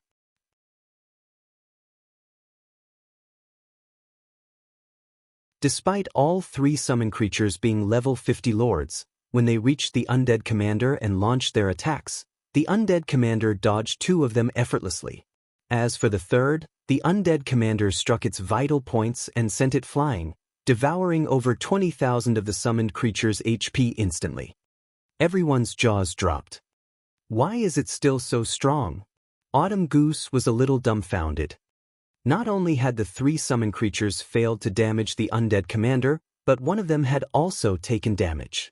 At this point, she started to doubt that their summoned creatures' lords. Although the 3 summon creatures hadn't inflicted any damage, they had affected the Great Lord's actions slightly. This gave Feng an opportunity to strike the undead commander's joints, dealing a critical blow. -12,216. It seems that this is quite effective. Feng smiled when he saw this damage. Although the summon creatures hadn't performed as well as he had expected, they still alleviated his burden. In addition, the other team members bombarded the undead commander, whittling down the Great Lord's HP. 80%, 70%, 60%. Everyone's attacks were well organized. The more they fought, the more confident they became. Time passed quickly. When the undead commander's HP fell to 30%, the Great Lord's wicked laugh echoed in the player's ears. Green flames then covered its body, and the mana-sealing chains binding it shattered, one after another. Sensing the mana leaking from the Great Lord's body, everyone shuddered. The undead commander's chilling field once again flooded the battlefield. Unfortunately, the chilling field was also more powerful than it had been. Everyone's attributes instantly fell by 30%, increasing the gap between the players and the monster before them. Give it everything you've got. Fallen Wind knew that this was the crucial moment. Immediately, he used the Berserk skill Power of Judgment. Power of Judgment was a Berserk skill unique to Guardian Knights. Upon activation, it increased the user's defense by 200% and strength and endurance by 100%. However, it only lasted 90 seconds and had a long, 10-hour cooldown. The rest of the team also activated their Berserk skills, using this opportunity to close the gap. Unfortunately, their actions bore minimal effects. As the undead commander madly brandished its swords, one icicle after another exploded from the ground. With one wave of attacks, the Great Lord had claimed a life. The players maintaining the 9-star polar domain also received splash damage. Nobody could get near the undead commander. At this moment, Feng activated Wind Rider, dodging the undead commander's icicle attacks as he retrieved Tier 2 magic scrolls, activating them swiftly. Unlike the other team members, he wielded a sacred sword. His damage with magic scrolls doubled against dark creatures. As the Tier 2 magic scrolls activated, horrific damages in the tens of thousands appeared above the undead commander's head. Unfortunately, the Great Lord also claimed one player's life after another. By the time Feng had used all the Tier 2 magic scrolls Fallen Wind had given him, the undead commander only had around 1 million HP remaining. However, aside from the members maintaining the 9-star polar domain and Feng, only 4 players still lived. These 4 were Fallen Wind, Autumn Goose, Thoughtful Rain, and Blue Bamboo. All 4 had very little HP left. If not for Blue Bamboo activating Power of Darkness and increasing her healing capacity, they too would have long since succumbed to the icicle attacks. Suddenly, Feng's Power of Darkness came to an end. Possibly because it had realized the players were at their wits' end, the undead commander began to chant an incantation. A giant magic array then appeared above the battlefield.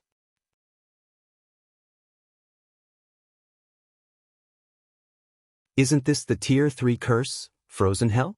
Seeing the magic array in the air and sensing its power, Feng recognized the undead commander's spell immediately, his expression darkening.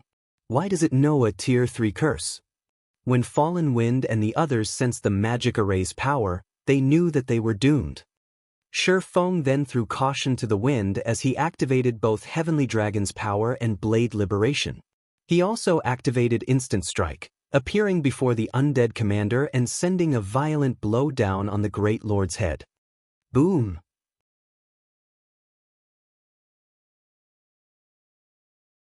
When the streak of blue light struck, the attack planted the undead commander's face into the floor, creating a small crater beneath it. Minus 126,718. Not only had Feng's attack triggered Killing Ray's lightning effect, but his powerful damage had also interrupted the Great Lord's casting. However, Feng was far from done. Streak after streak of blue light passed through the undead commander's fallen body. Although the Great Lord tried to defend itself with its icicles, the blue lights shattered the frosty lances. By the time Instant Strike ended, the undead commander had less than 200,000 HP remaining. Die! Lifting Killing Ray high, Feng used Flame Burst on the heavily damaged undead commander. 15 dazzling flames devoured the undead commander, burning it until nothing was left except for its suit of golden armor. System, congratulations! You have killed the Immortal, rewarding the advanced title, Spirit Slayer.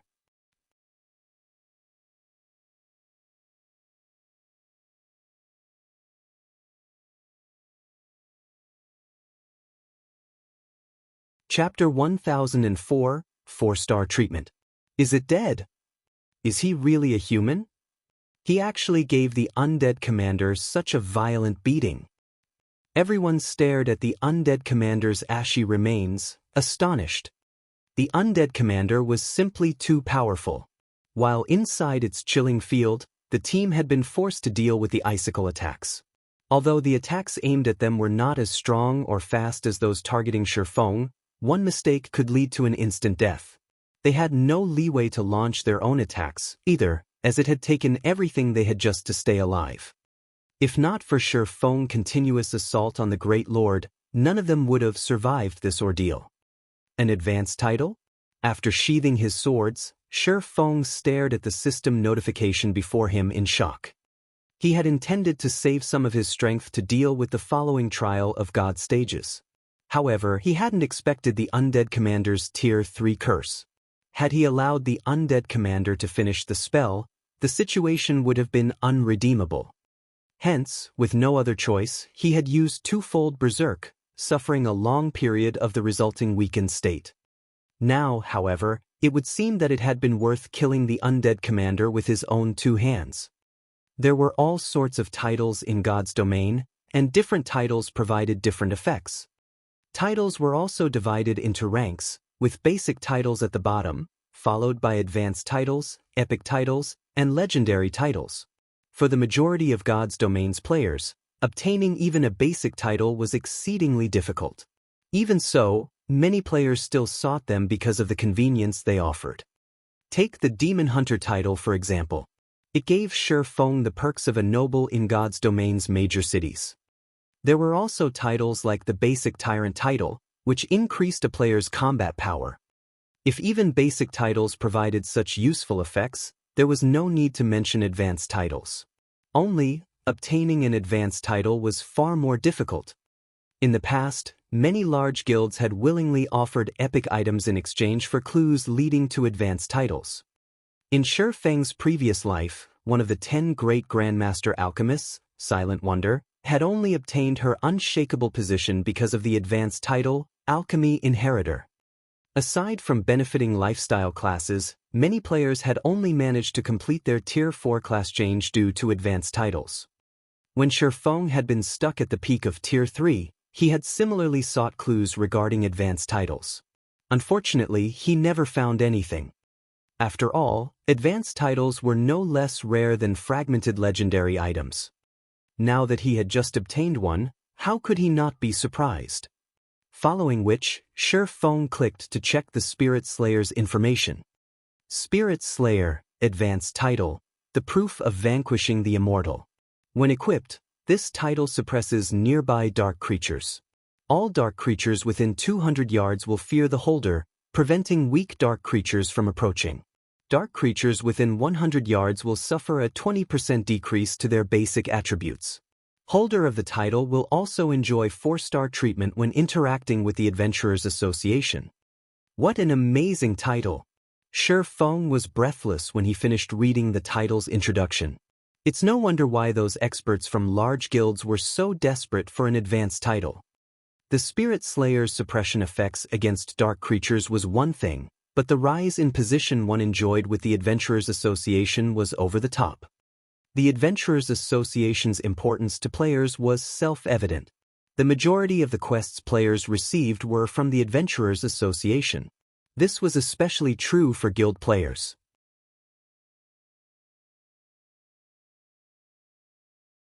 As players received and completed more quests from the Adventurers Association, they gained more reputation with the association.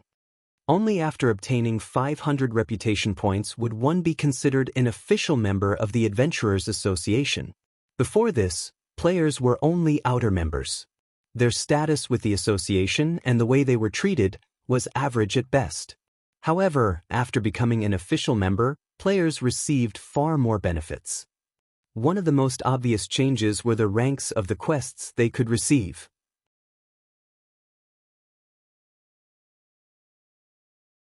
As outer members, players were usually limited to basic quests. Very rarely would they receive advanced quests. It was common knowledge that more difficult a quest was, the greater were its rewards.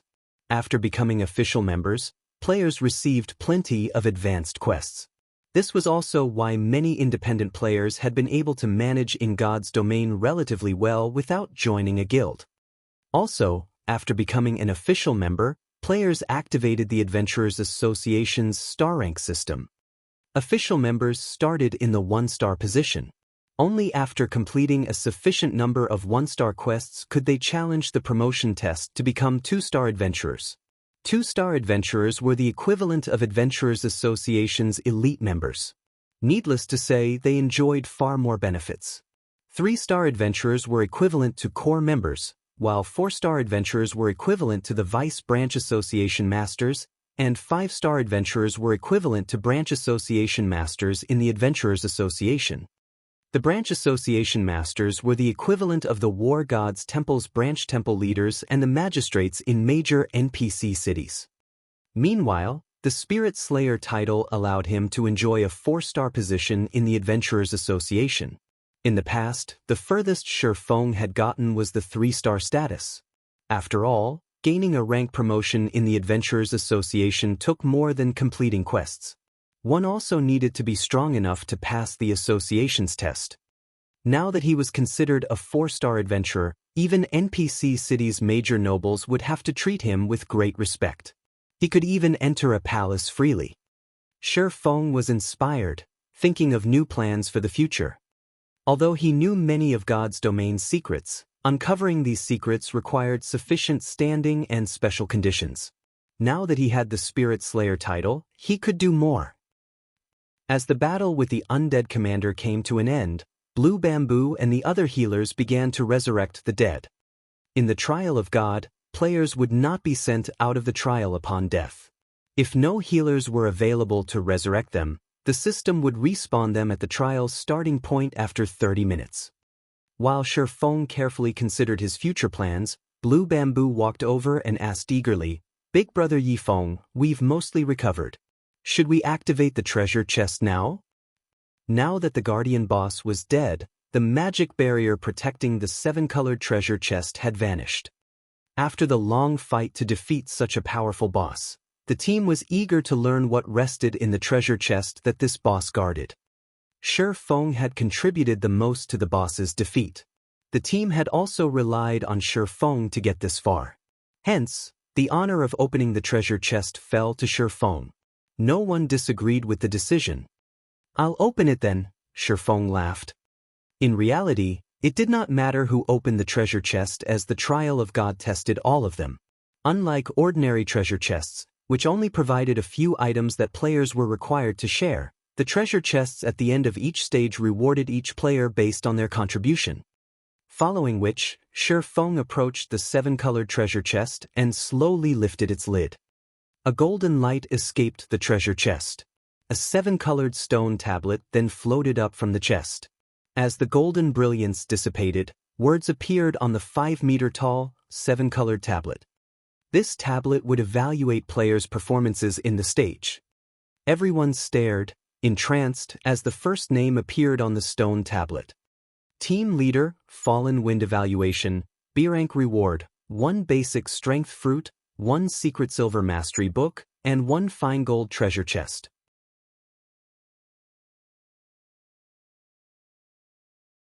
You're tuning in to the Wang Lin's Journey YouTube channel. Don't forget to subscribe and join us on this journey to catch the most captivating stories,